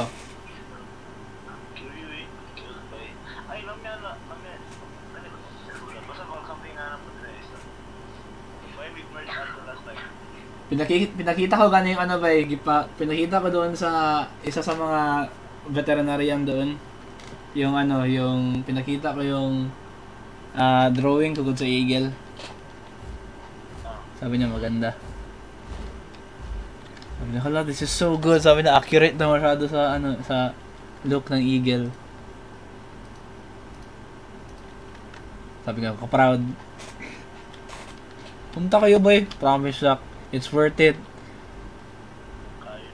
Kung may makaiyak sa inyo dalawa, ibig sabihin kay may hearts kayo.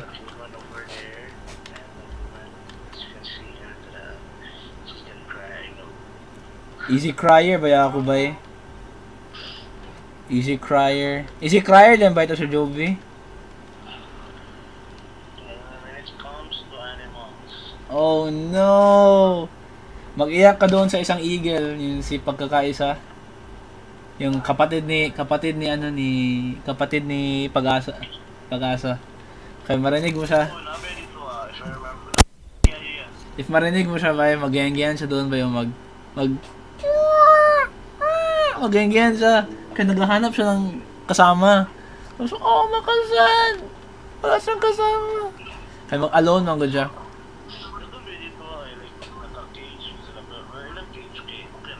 Malaki man.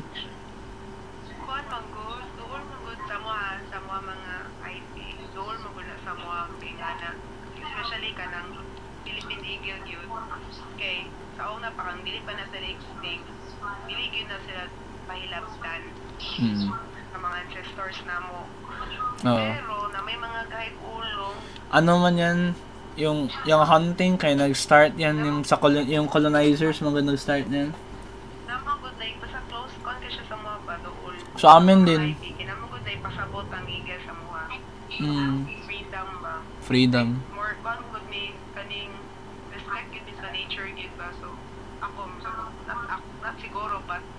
runs in our blood yun sa mong veins yun sa kuha na contribute ka na kanang advocate yun kung mga yung ano. Bitaw ba eh? Ano man yan? Sa amin din kay mom side ko man, kay even though hate ko si mama, kay ano man kami, Manobo sa Agusan. Oo. Kay mama side ko tapos sure, uy, hindi mo alam, nakwento ko na yan sa'yo. Sure, uy, hindi mo yan alam. Ano man good. Ay, kaya ganyan nagawa ako ng Eagle Shall Prosper na album ba eh. Kaya ganyan yun. Kaya yung ano namin, ano ganyan, yung gi-write namin ni BJ, yung himpapawid, kalayaan, lilipad. Yun, good. Walang taring kala, walang hawak na.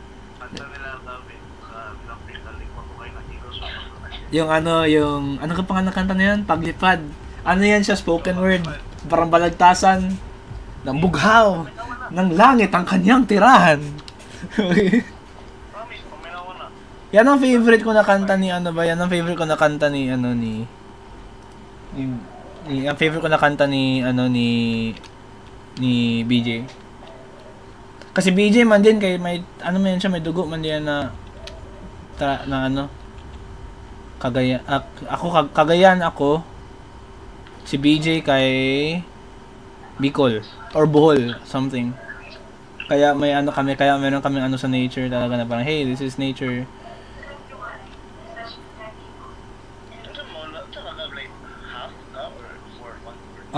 One-fourth ata kasi mama ko man pagkaalam ko ha. Basta konti lang masyadong alam ko. I have more Chinese blood, honestly. Sa bloodstream ko, kay mas maraming Chinese, pero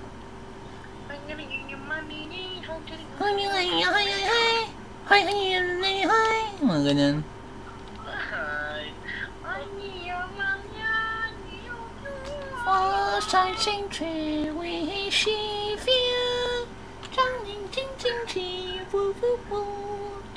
Racist naman to ba? Super idol na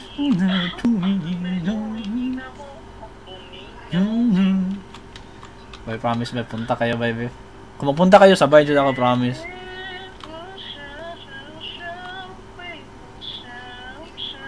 Sana lang kayo hindi ka makahawak, Jude na hawak. Which is understandable. Kasi hawak. Ano lang yung ano, ang akin dati kaya hindi Philippine Eagle yun, Serpent Eagle. Ay, Philippine Serpent Eagle, pero hindi yung Philippine Eagle na Philippine Eagle. Diba Philippine Serpent Eagle kaya ginapauna na kay usually bitin? Snakes, small reptiles, mga ganyan. No? May Philippine Serpent Eagle, tapos may Philippine Monkey Eating Eagle. Monkey Eating Eagle, ang Philippine Eagle na Philippine Eagle. Yung big. Pala smaller subspecies si Serpent Eagle. Pagka Pero parang same man nata sila ng parang same sila ng evolution, same sila na bird galing. Lang, iba lang ang nag-diverge lang jud sila into different groups ang pagkaalam ko. Yan sa study ko. Nag-study ko jud Dubai. Na-addict ako. Mas nag-study pa ako ng mga animals kasi sa music. Hate music. Recitalist na pa jud no. Kasi hate ang music Fuck music. Kapoy na ako ba ako dyan mag-music. Hindi, ayaw ko yung music na ganito, na classical. Promise ba, feeling ko magkuha ko masters sa film scoring jud kay yun jud gusto ko gawin. Film scoring jud gusto ko gawin, hindi jud performance or teaching. I mean, ang teaching, iside yun siya. Malingaw dyan mag-teach. Pero hindi yung DepEd na teaching. Hindi lang parang kayo ba, na DepEd. Gusto ni mo independent teaching, no? Yeah, mas gusto ko ganyan. Kay, mas may freedom ako mag-teach in the way that you want compared sa sundan mo tong syllabus or sundan mo tong tong lesson plan, ganyan. I mean, may lesson plan good pa rin ako, pero it's not, hindi siya strictly academic. ang ano ko, focus. Which is how I teach. And it works. So hindi ko siya i-change. I understand. Mahirapan ako ng classroom ba kay Samok. Okay, class, listen! Yan, nafe-feel niya sa OJT. Di ba asa mo nag-OJT sa Malagos? Kami? Like ko to. Kami? Sa Kabandian kami ba Ay, tama. Layuan din sa Malagos, Philippine Eagle Center, mga OJT. Pero may ibang schools ba, for sure, baka UP kay Malagos and sila nag-OJT if meron. UP, possible na Malagos.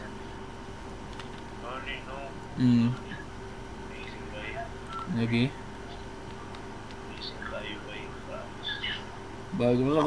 Gusto ko mag-volunteer, Philippine Eagle Center. Baka dyan na kami matrabaho ni Joby, bay. Baka dyan kami matrabaho. Naging workmate kami ni Joby. Tapos ang pag-usapan namin parati kay ikaw. Si Isaac, baka mo good. Ay, joke lang. Actually, si Isaac, kay ano man yan, actually, we have a friend na responder ba nag-advocate mo siya. Aling ako yung gano'n Dubai, I love people na yan ang ginagawa. Pharmacy school siya sa school lang. Pharmacy siya na school tapos may one responder siya and at the same time nag-advocate mo siya. Kind of stuff.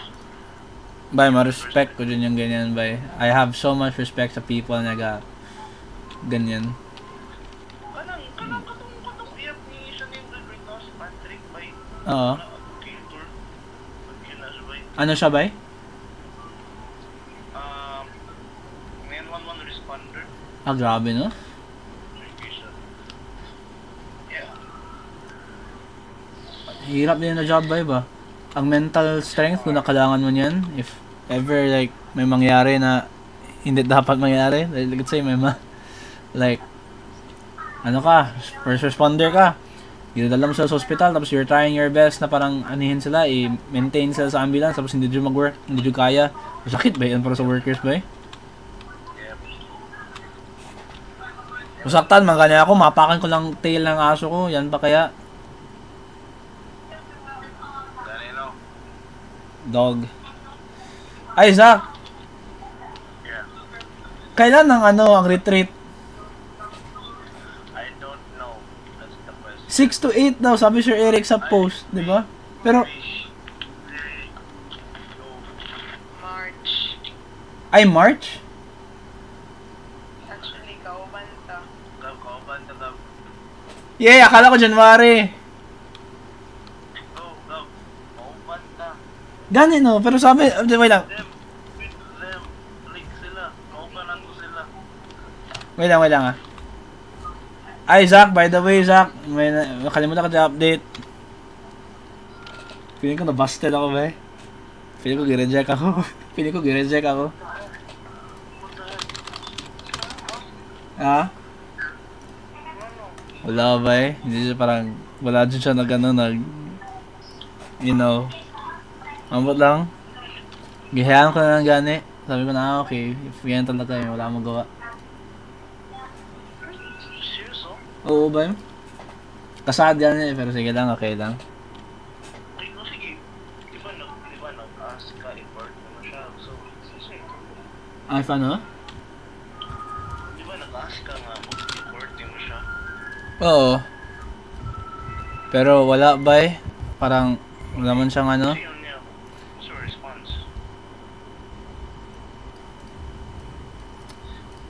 Response niya? Yeah. Nag-thank you siya pero hindi siya nag-clarify if same feelings or hindi. So parang feeling ko dyan hindi. Oo. Kaya ko lang kahit tapos na timingan mo, diba? After ko kami nakita. Bumalik ako Davao 29. Nakita kami 23. Actually, 24 pala. 24 na morning. Nag-date pa kami katandali. Tapos doon ko na sinabi. Tapos nangyari, yun, may hindi siya nag-respond na kung G-bar hindi. Tapos, a few days later, bay ka namatay ang tita niya. Or pinsan actually, pinsan. Tapos, parang na yun, hindi ko masyado gina-chatan about us. Kay, yun lagi, nag-grieve, baya, kaya na, nag-chat naman kami sandali. Kay, nag-donate ako ng pera punti sa nila, sa family, kay, ang medical expenses, magod nila, kay, mahirapan sila ba, so nag-donate ako ng like, 2. Kay, wala nga, pang help lang. Pero hindi masyado kami nag-chat about us. More like yung situation lang yan na yun ang ginaano ko. Sabihan ko lang siya na, headstrong dapat ikaw kay mahirap yung masyadong situation yun na yun. Pero, yun. Pero like about us, kay di masyado kami talk. Feeling ko dyan ba, wala yan. Pero okay lang. January 6 man daw ba eh. January 6 is your retreat. Good morning. Good PM, graduating students with retreat. Please coordinate to the campus ministry office. January 6 to 8 is your retreat. Tingnan mo, isend ko sa'yo ah.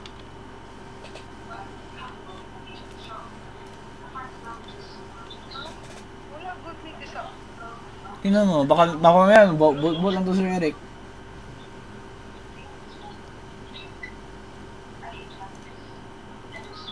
Oh my goodness. What? Good day, I'm graduating. Pero December 18. Oh, ha?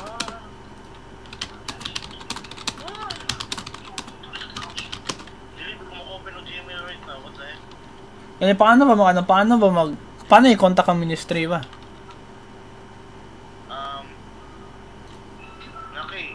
Kapag sa email sa ministry, mate. Okay, wait. Email natin, Zach. Baka mamaya, hindi tayo makagraduate. I mean, ako man ang mag-graduate, pero kailan ko pabalik ni... Oo, kay kay requirement sa every student kahit na last year napunta ka, since nag-enroll ka man for another semester, kay puntahan ka pa rin yan. Kay part yan siya ng semester. Part yun ng clearance, which is dumb. Dumb, pero sige lang, na. Pero sabi ko ba na ito, if may retreat tayo tapos merong room doon na isa lang ang pwede if isa lang room, may room doon tapos isa lang pwede yung matulog, ako dyan. Mag-separate dyan ako to everyone. I wanna sleep alone. Ay na makatulog kung may katabi ako. Ay, actually, wala siya play. Amo ang music page na sa college message. So, like, si Sir Eric ang nag-post, siya nga, graduating students, your retreat will be on January 6 to 8. Please contact the ministry for more information, something like that. Yung lang post. And ako kaya siya, what the heck? Oops, Zach, I'm gonna kill someone again. Okay, take your time. Gusto mo tingnan? Triceratops ba eh? Hold on. Triceratops. Hindi masunod ang katong na din na change na calendar of activities gid eh. I don't know. Ano to siguro? Wala ko may giingon. So, ako dahil alanganin ako pa like to be honest, alanganin yung kayo ang January 5 to bali klase. Lagi? Aga masyado ba eh? Too early? Tapos 20 ang Can't, man, I can't.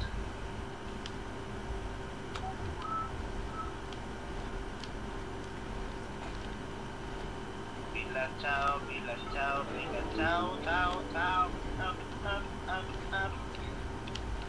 I'm gonna kill you.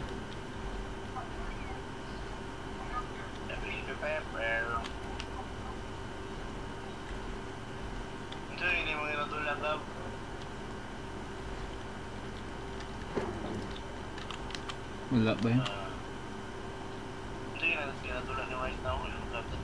Path of Titans. May mobile yan, Zach, pero may bayad lang yung mobile. Pero if magbayad ka ba, kay lahat ng dinosaurs kay available na. If yung free ang bilhin mo, kay maka-raptor ka, pero wala kang ibang dinosaurs. tanap right now. Sige, nawala yung Triceratops ba yun? Nagtakbo. Damn. I know, I can hear it.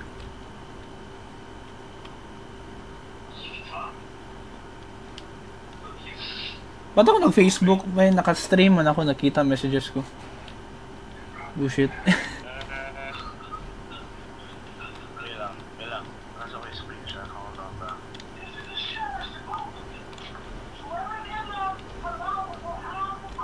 Ayaw isend sa GC. Kaya mo ari private na page. Oh, sorry. No, it's not you. Oh. My girl.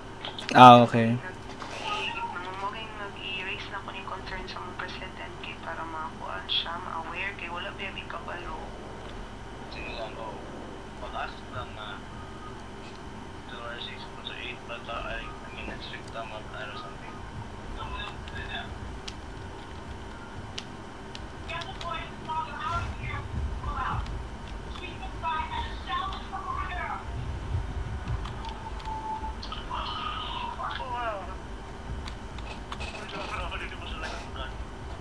Haha.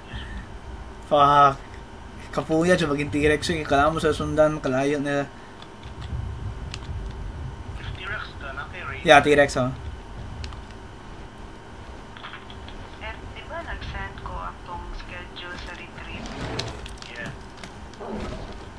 Pangita ako to. The fuck? Yun nag-work? Dili itong ma-follow ba? Mabili, suro man nila pasabot na yung mga changes. Wala. Jesus Christ.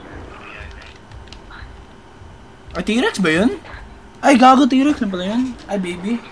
No, ayaw ko ba eh?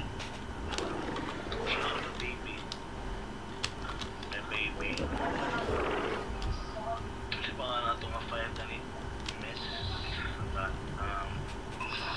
Picture man to eh. Wait lang, Zaka. Take your time na sila.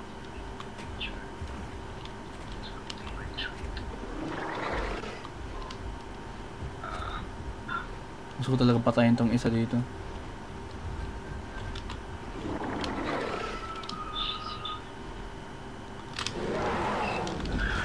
Amok.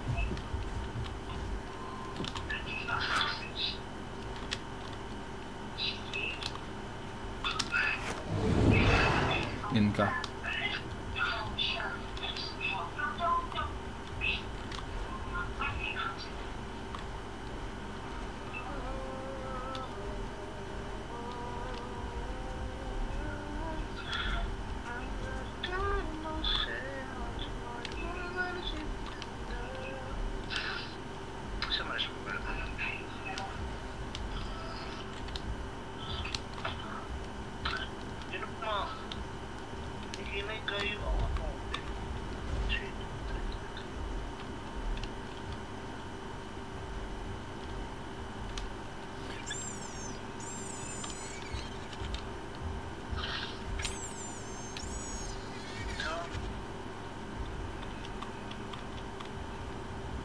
Ayun.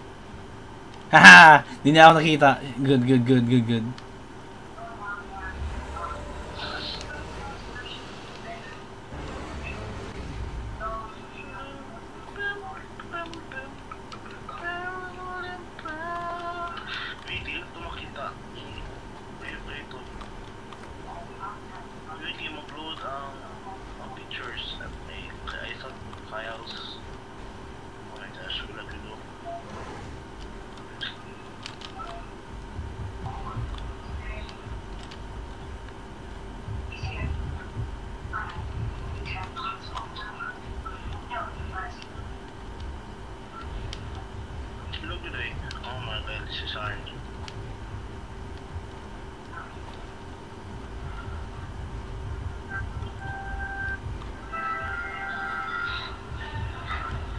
Hala.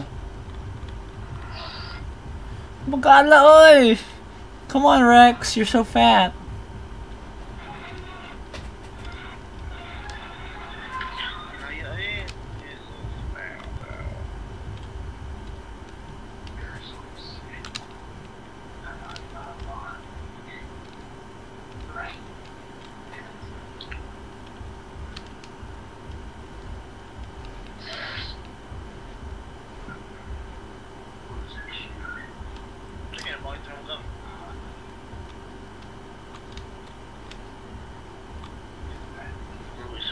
Ito na lang hulihin ko eh.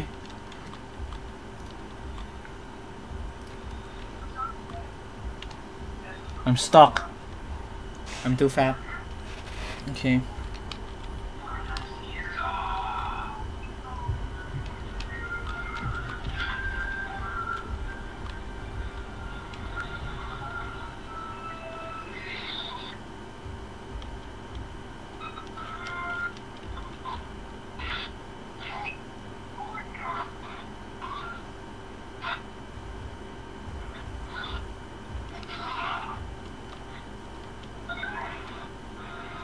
How the fuck can you not see me, dude?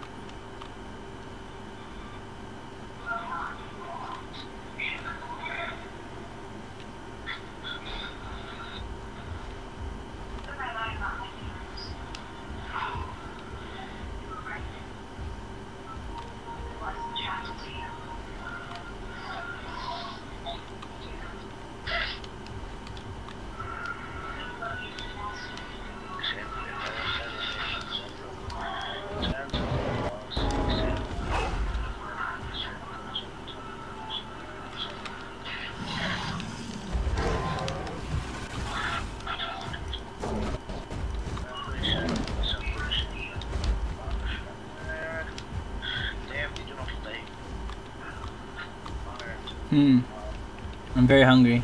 I want you.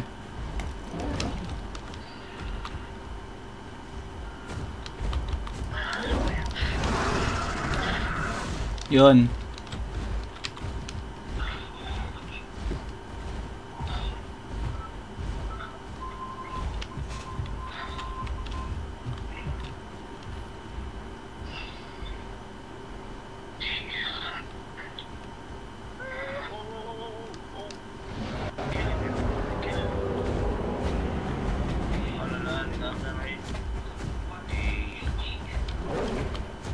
Hindi siya makaway ba eh. Kinabait lang ako ito.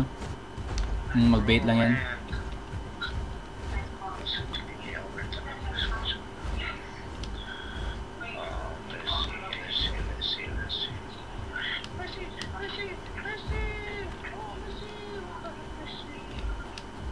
Sige lang ba na?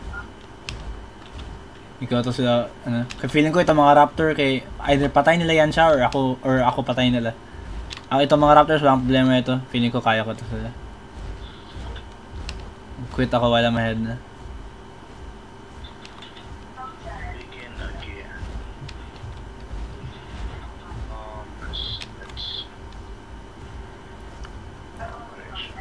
Patayin dyan nila itong isa. Or ako targetin nito nila. Don't kill me please. Actually kill me, I want to fight. Tara.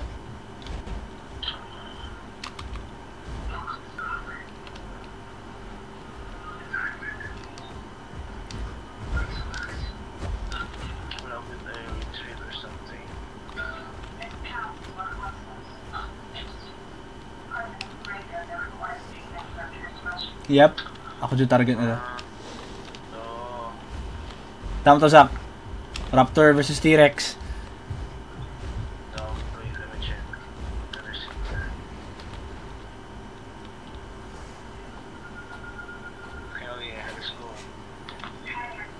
Hindi pala? Apat.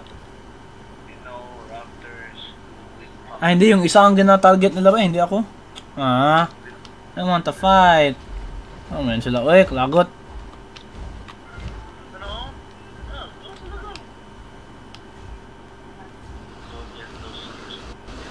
Snake na kainin ko eh. Lagot.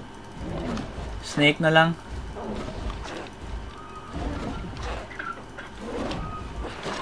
Medyo late ang stream ko. So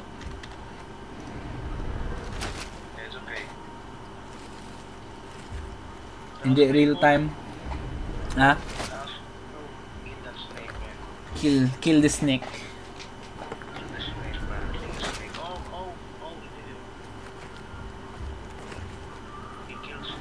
Kill the snake. Feeling ko ba may plano to sila patayin ako. Okay, getting na nila ako like very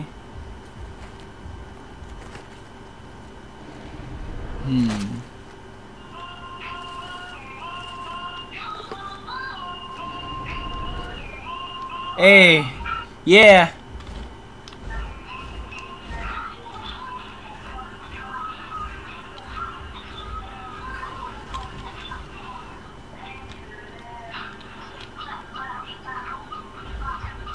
Ayun, ayun.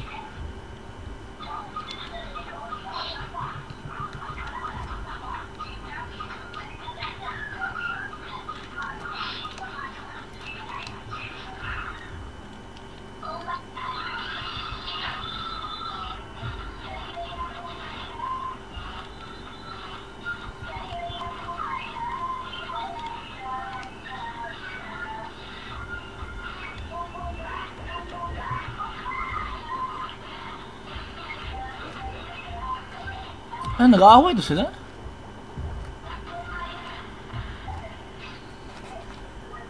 No? You're not fighting? Okay. Ayun na, ayun na. Yun na! Away na sila! Yes! Tama palagi ako.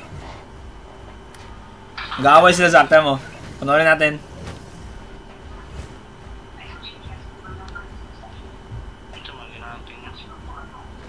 Yung napatay nila yung isang dinosaur na naghahabol ko kanina.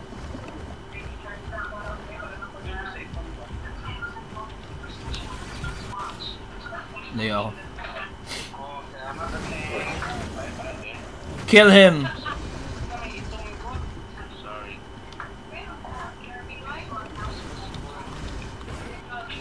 Nice! Nice!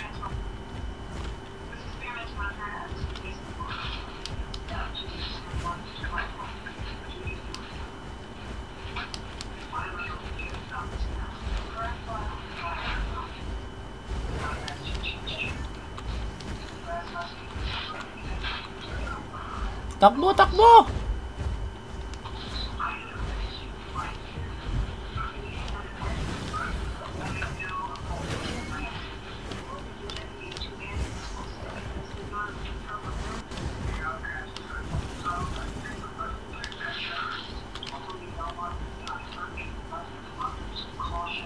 Oops, sorry.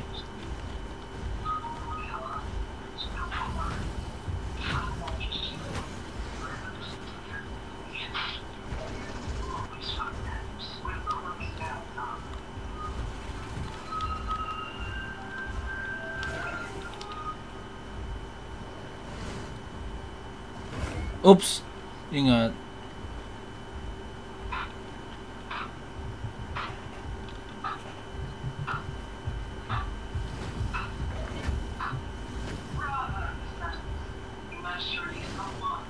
Nice. Nice. Kill them raptors. I kill him pala. Sorry.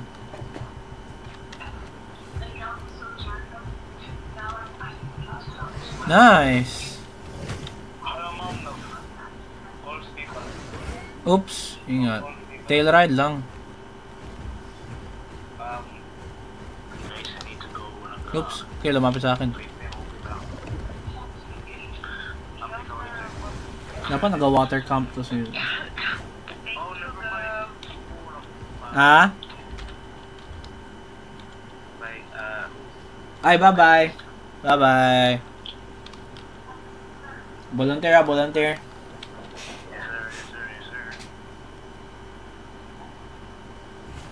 Aray! Zach, look at the fight, Zach. Sige. Nag-aaway sila. Nanood lang ako. Chill, chill.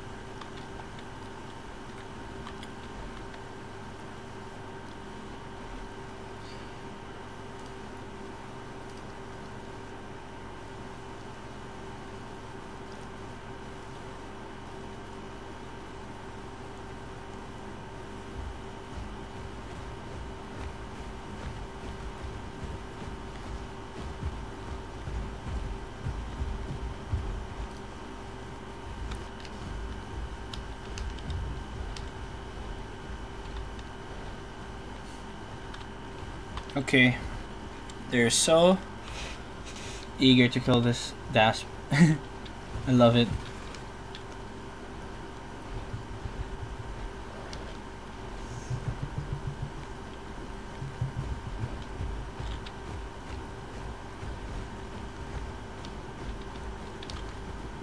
I'm so fat.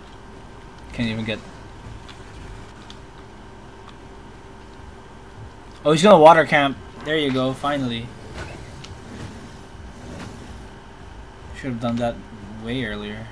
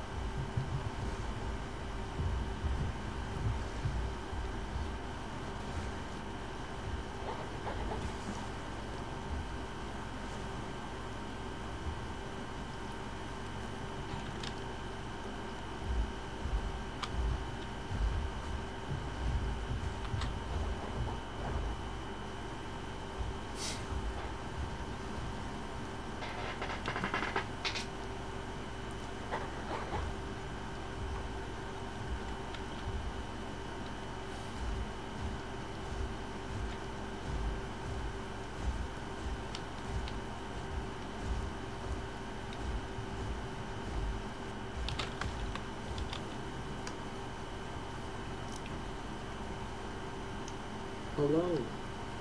Hello, everybody. Yo. How is it going?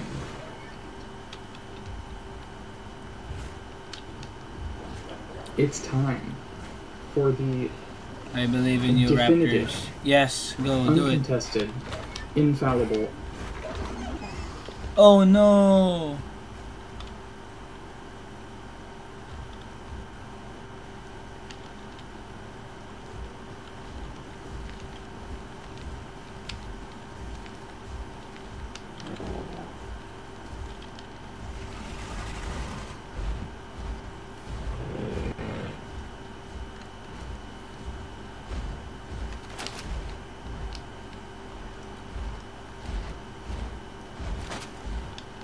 They lost.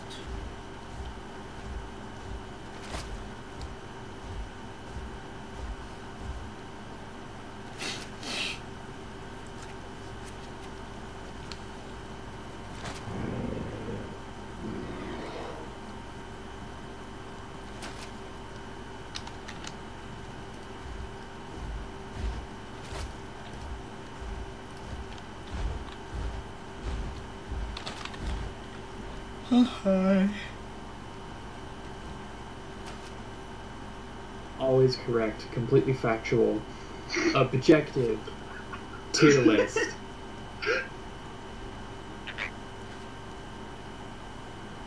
Okay, before we get into this, I think it's important that I explain the ranking system that we have present.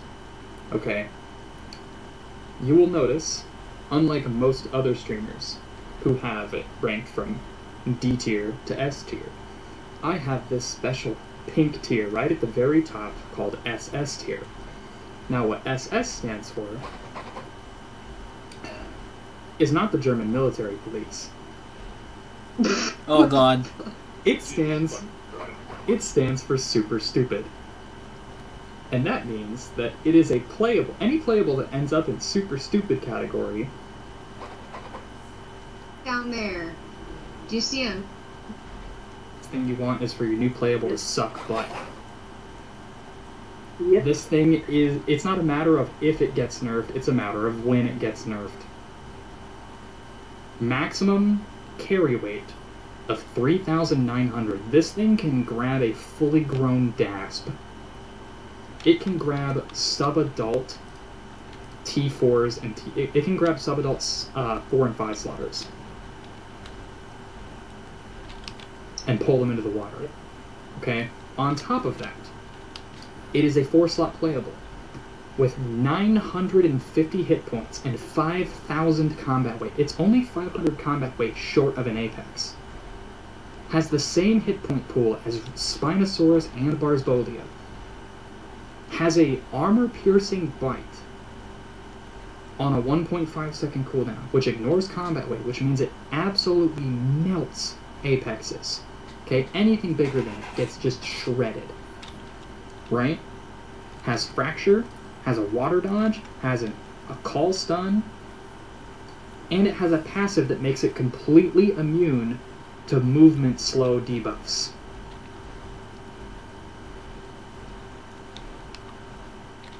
On top of all of that.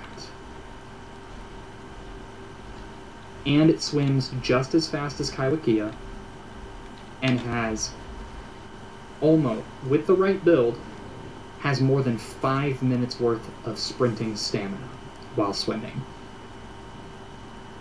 Which is almost double what any of the other aquatics have in terms of pure endurance.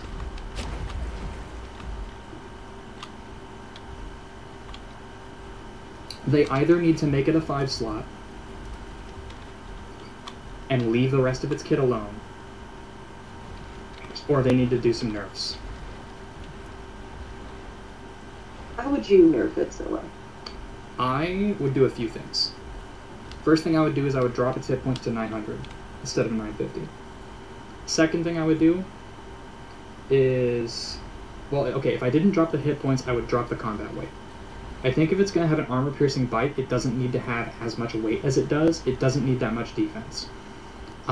So instead of dropping its health, I would drop its combat weight to 4,500 to put it on par with other 4 slots. It gets to be a little bit on the heavier end because it's an aquatic. Aquatic creatures notoriously weigh more because the buoyancy of the water helps support it. I would nerf the cooldown on its regular bite to either 1.75 seconds or 2 seconds. I would reduce the damage bonus from Feral Instincts to 10% from 20.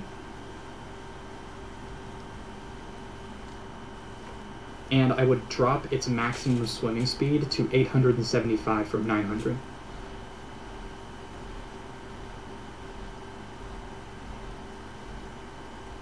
As a start. And then I would readjust as needed from there.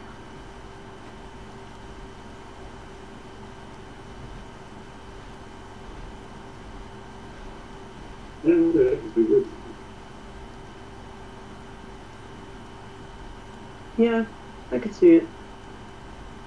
I really don't have any opinions on this.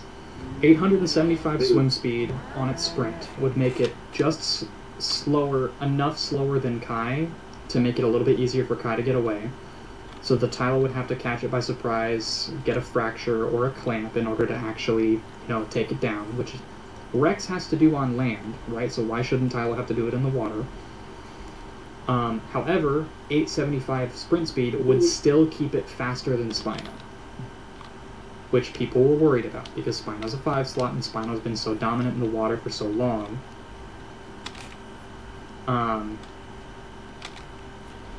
So I would drop that. That's the sweet spot for nerfing its speed, is 875. The combat weight is too high, it gets too much damage resistance. I think that's the fact that a beached Tylo can win a face tank with a Rex is proof of that. It has too much weight, it's too heavy. A 4 slot should not be winning a face tank against a 5 slot in its unfavored terrain. Oh, it's a tier list thing on Path. It's not me.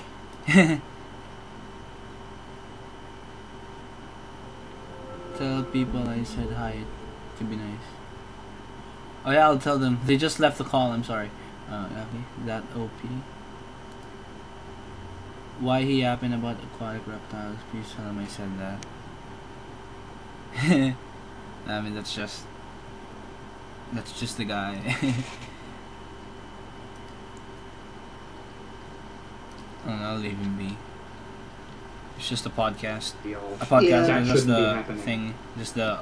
I would attribute that just to its fucking piercing bite. Which is also why I would reduce the damage bonus provided by the Feral Sense, which increases with the Feral Instincts, which increases its AP damage by 20%. I would drop that to 10, and I would increase the cooldown on the AP bite to reduce its overall DPS even further.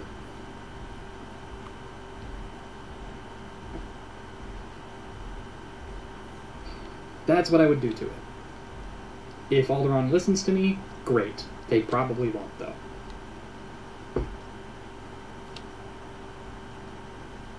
Yeah, I think that makes sense. Now that we have discussed the Rex of the sea,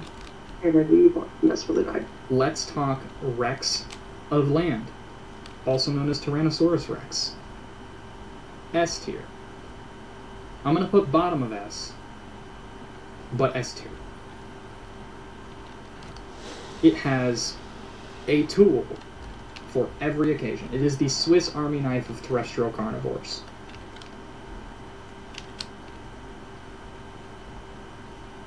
It has clamp for dealing with mid-tiers.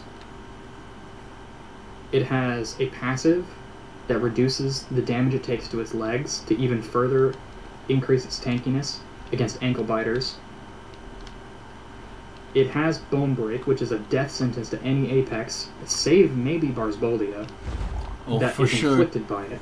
Bars, it has the highest DPS that's nothing to bars. That's why I don't really hunt bars anymore. Bar none. Like, I can't think of a single bad thing to say about Rex. It's just good. Except it's player-based? It just does everything good. Yeah. It's like the perfect all-rounder. And they're scary quiet. They're scary quiet. I can't tell you how many times I've had a Rex sneak up on me. Like, intentionally or not. Yeah. The worst part is when I spot a Rex and I'm like, I didn't know that was there, and I realize it's not hunting me, and I have to understand the fact that it let me see it. Oh yeah, I do that a lot. That scares me more than a Rex actually ambushing me. Is a Rex basically telling me, I could have killed you and chose not to.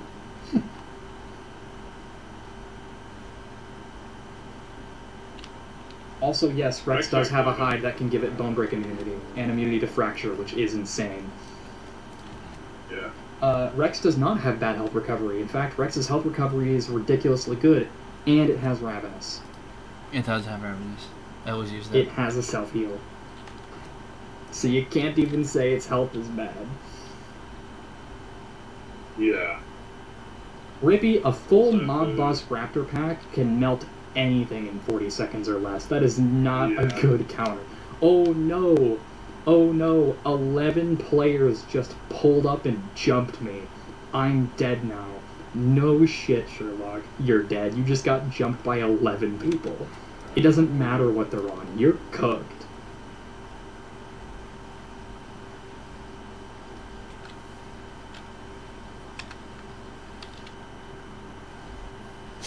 Oh god. Oh, so you were referring to the bone break immunity you get after you've been bone broken. It's just a Path of Titans Dino tier list. It's nothing much. If it's bothering you, then it's just a tier list. About the hide that Rex has that makes it just completely straight up fracture and bone break immune. Also, good Rex players know how to manage how much fracture they're dealing to you in order to not fully bone break you too quickly. It's actually psychopathic. They have torture down to a science. It's insane. Rex mains terrify me.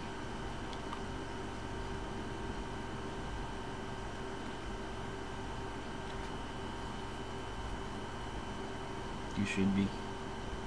Rex near water is very strong. Rex near a cliff when not facing anything with strong knockback is also strong. Rex with a terrain advantage in general, just really strong. Rex's turn speed can't get buffed more or it wouldn't be beatable. It has to be how it is now or it wouldn't be fair. Can I get an amen? Amen. Amen. Okay.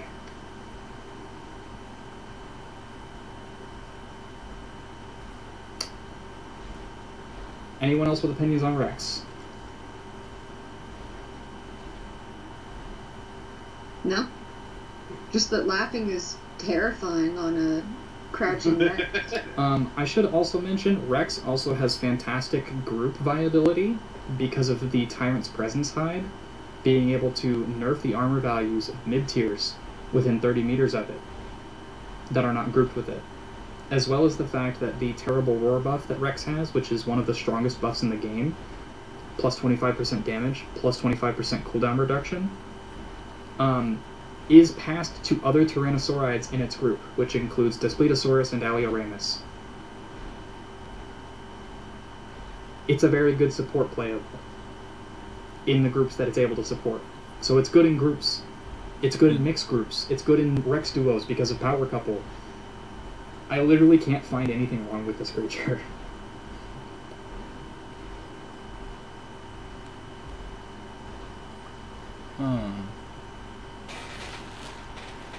Also, it's worth mentioning, Clamp's hitbox is crazy, on top of the fact that if you hit something on the tail with the clamp, you still clamp them. Yeah. Which, personally, I think should be changed. I think it shouldn't work like that, but that's how it is in the game right now. You land a tail hit, you still get the clamp.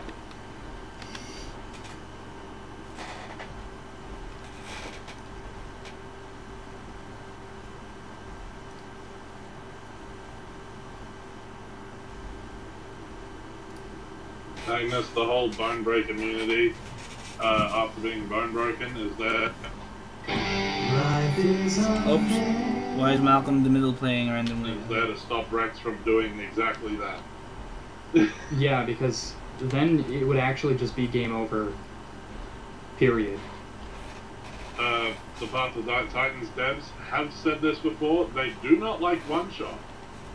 Yeah, and having your bones broken indefinitely is effectively a one-shot, even though it just takes a little bit longer.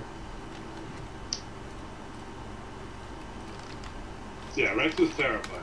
Yeah, Hunter, I feel you, brother. I feel you. That nonsense is terrifying. A Rex spooked me one time, and I almost got arrhythmia from it. It was bad. It was bad news bears. Speaking of Tyrannotitan, Alien. I want to hear their opinions on Titan. Tyrannotitan, ladies and gentlemen. S tier? What's not to love? True. I mean hate. It has the same HP as every other Apex in its tier. It has good sustained damage and some of the best burst damage. It has bleed on its regular spammable attack. It has multiple bleed heal debuffs in its kit. It has the best stamina recovery of its tier, the best trot speed of its tier, the best sprint speed of its tier, and it has juke, which completely mitigates the weakness of its worst turning. Mind you, in addition to this, its biggest weakness is bleed, meaning the best thing to counter a Tyrannotitan is another Titan.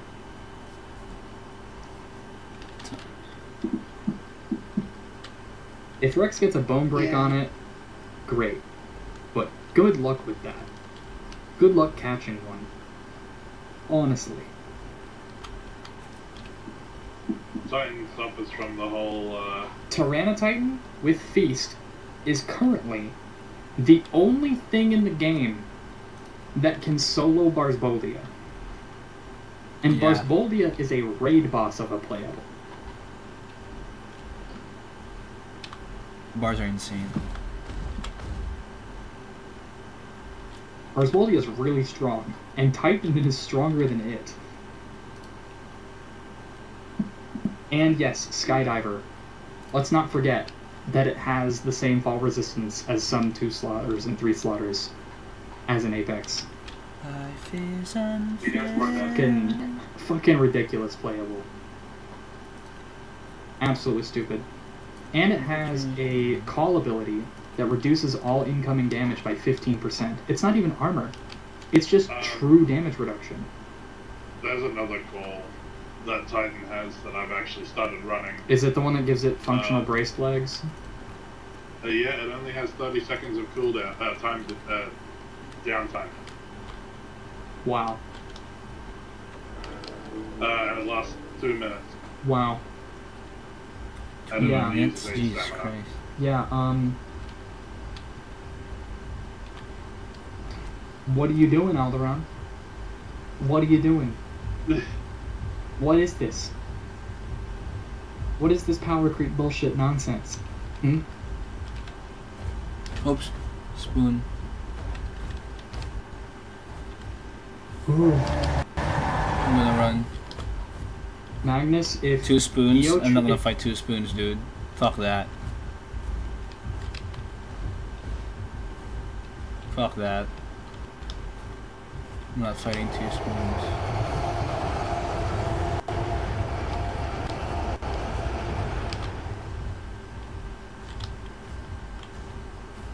I'm not fighting you.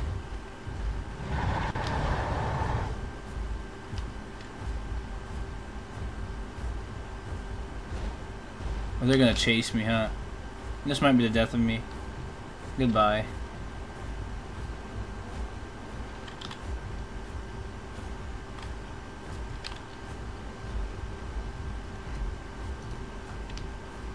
I'm not gonna fight 2 spoons.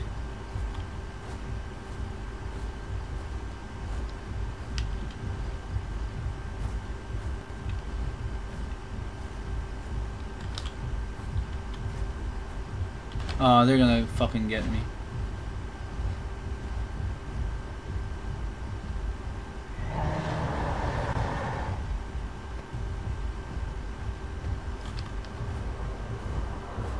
Yes.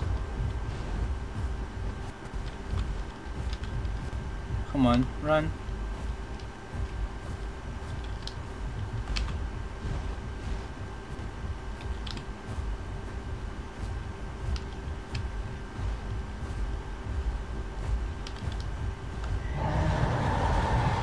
Yeah, run. Mm-hmm.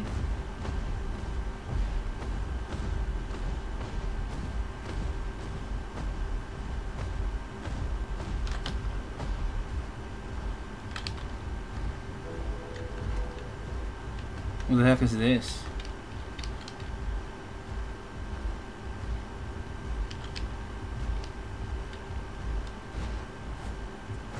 Yeah, we run and then crouch.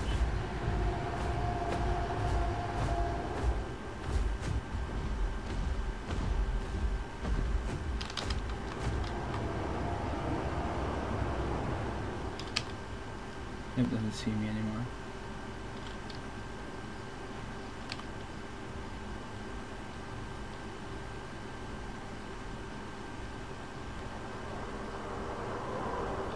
Oh yay, that's a Rex. Who's the Rex? I need you. I need a friend right now.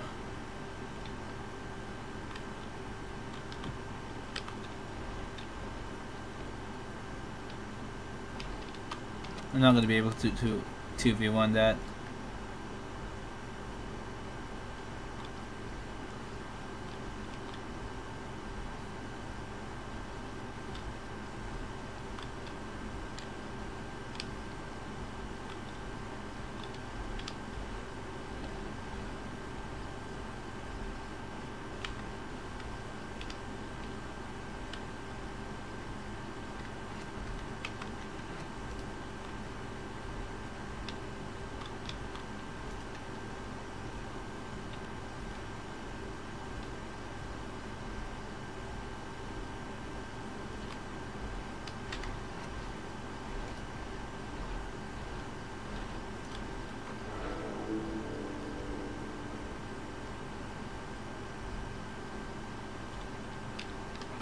If your Eotrike hasn't lost a 1v1 to a Tyranititan, I hate to be the bearer of bad news, but you have been fighting some very, very bad Tyranititan players.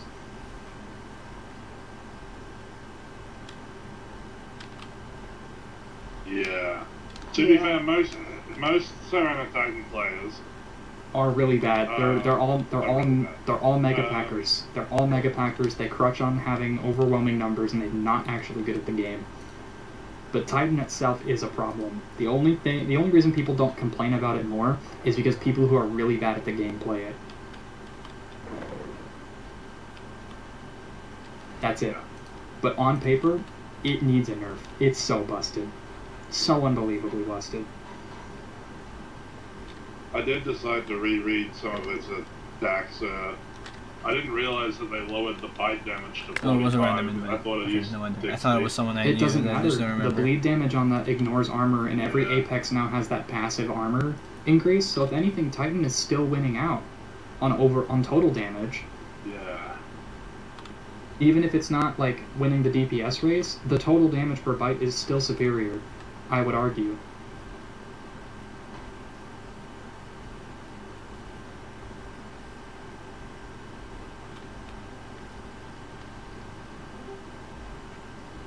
Yeah, I don't know, I guess the majority of people that play Titan are generally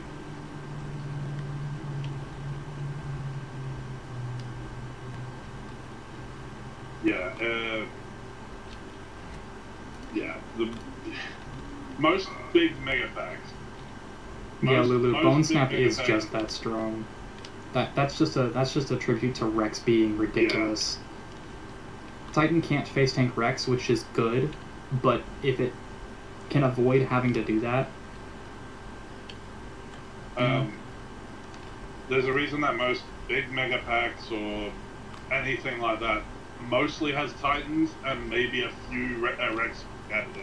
they use Rexes to pin things down, and then you use the Titans to bleed things out. Yeah. If the Rexes can't catch them, the Titans will.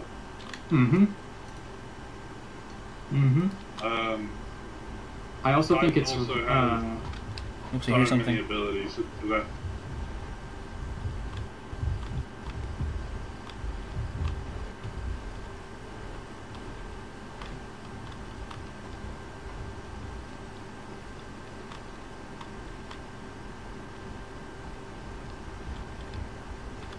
Oh yes, they're here.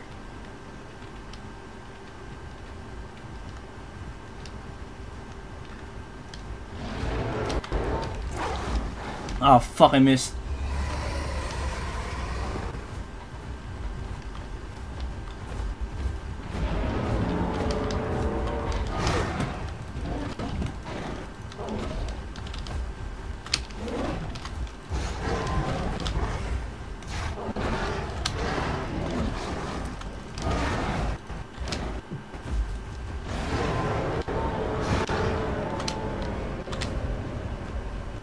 Can't see.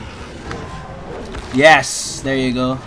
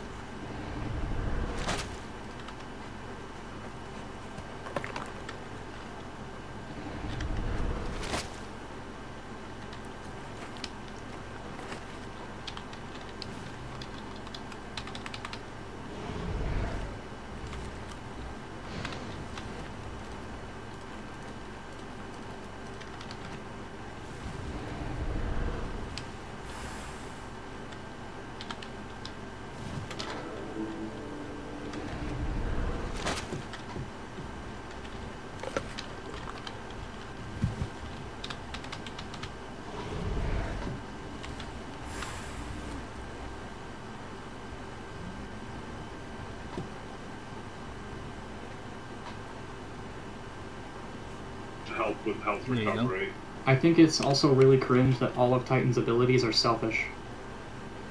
It doesn't have a single group oriented ability. Hey, how's it going? Blood chilling Still roll. there. That's good. That barely Thank you counts. for watching.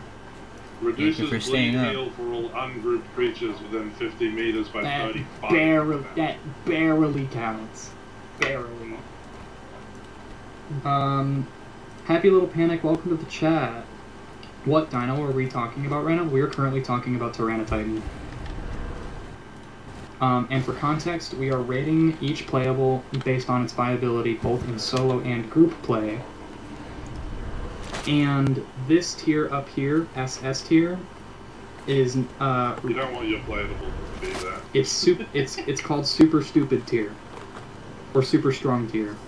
Anything in this tier, we are of the belief will be nerfed eventually, or needs a nerf eventually.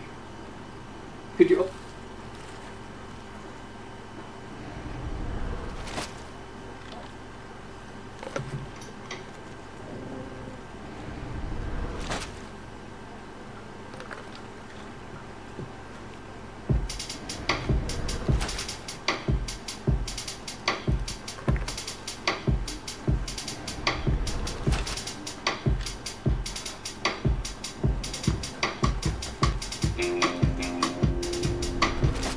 No, I killed a Styra. Just a Styra. I haven't seen an Appa.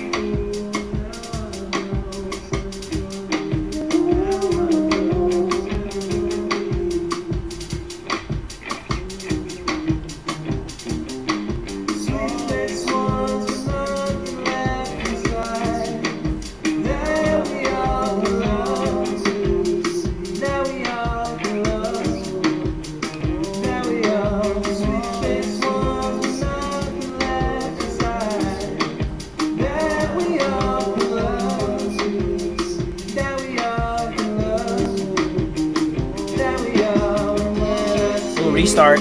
Okay.